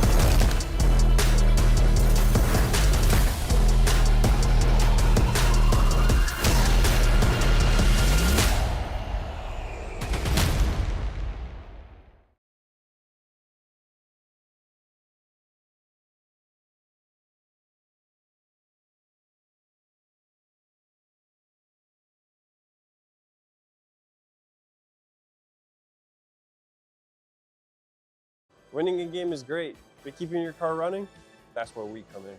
Oil changes, brakes, and diagnostics. We do it all. Look online or visit us. Quick, easy, and hassle-free. At Tony Graham Auto Edge, we're here to keep you moving.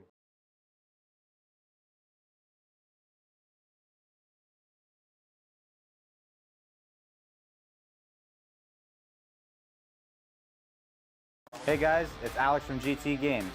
We are the hottest LGS in the West End and Valley area. GT Games started around 2 years ago, going from garage to making a splash into the heart of Carlton Place. We specialize in video games, both modern and retro. We also specialize in trading cards, whether it be Pokemon, Magic, Lorcana, or any other TCG. You name it, we got it. And my favorite part about what I do here at GT is, honestly, it's like Christmas every day. The customer interaction, getting to see all the new products and sharing them with other people, ripping packs with customers, and seeing the energy whenever they pull something good or get a big win in a tournament. It's honestly just the customer engagement. You can't beat it. It's the best feeling ever. You're not dealing with strangers, you're dealing with friends, you're dealing with the community, and that's probably the strongest asset that we have. We have events 6 out of 7 days a week, every evening except for Tuesdays, and then on weekends we are going all day full bore. We are just going crazy with them. So some of the events we do, we got Pokemon TCG, Magic Commander, Magic Draft, Disney Lorcana, One Piece, Yu-Gi-Oh, Flesh and Blood. We even have an open TCG night that's also board game friendly for those who want to play just a normal casual board game or some Dungeons and Dragons. If you have an itch that you need to scratch, come on down to GT Games, where you can be competitive, rip some packs, have some tournament fun, or play at our free PlayStation where you can just come and hang out and play some Switch. We're located at 10 Franklin Street in the heart of Carlton Place. Come check us out.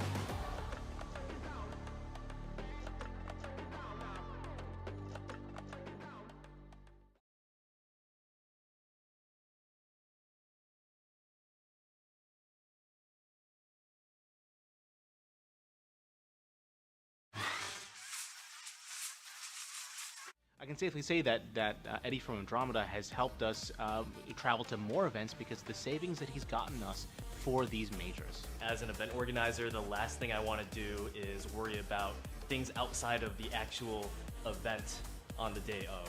They work with you on a personal level. They learn about your event. He is impeccable with his perfection, his timing, his professionalism, and he gets the job done. Staff is able to have luxuries that they didn't have before, better food, better rooms. Things like that, Andromeda can take care of, leverage the connections in the event industry that they've built up. Do you like money? Andromeda will save you money. It just takes so much work off my shoulders that I really appreciate them for that. best word I would use for Andromeda is lifesaver. They save you tons of money, they save you tons of time.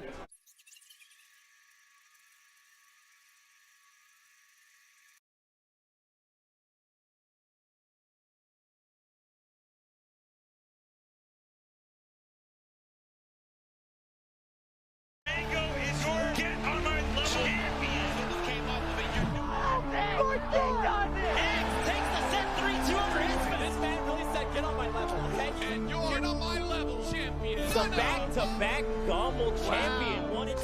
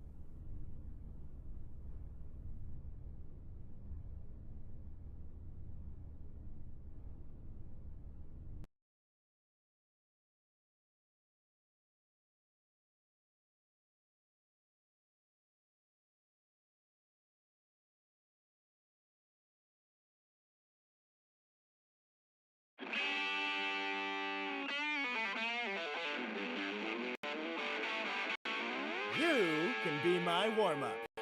Come on, let's go! How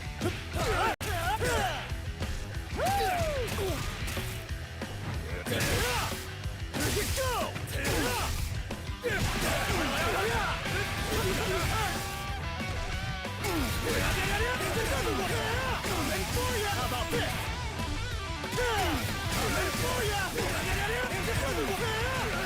Coming at you!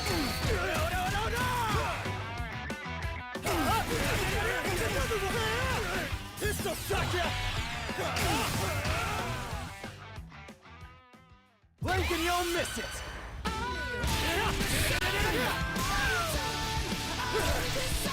Here we go! Gotta tell ya!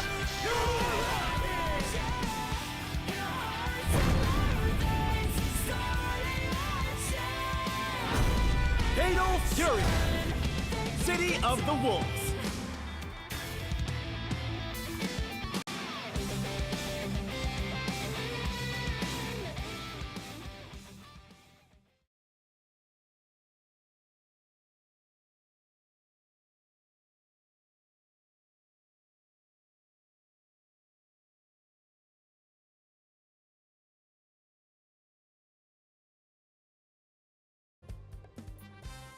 Winning in-game is great, but keeping your car on the road, that's a whole different level.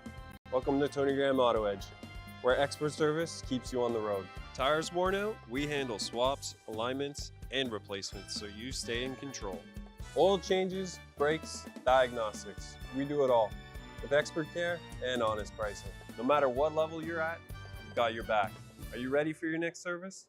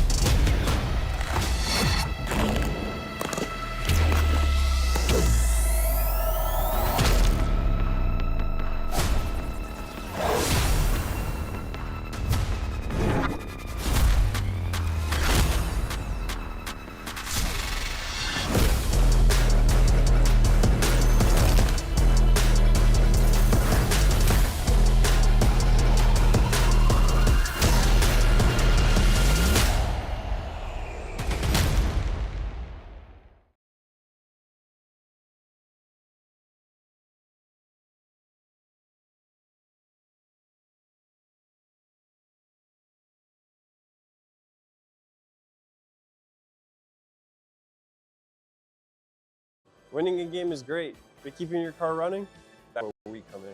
Oil changes, brakes, and diagnostics. We do it all. Book online or visit us. Quick, easy, and hassle-free. At Tony Graham Auto Edge, we're here to keep you moving.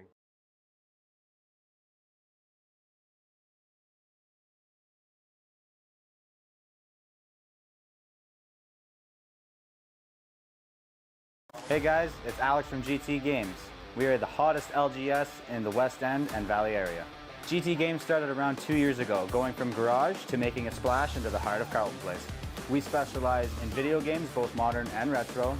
We also specialize in trading cards, whether it be Pokemon, Magic, Lorcana, or any other TCG.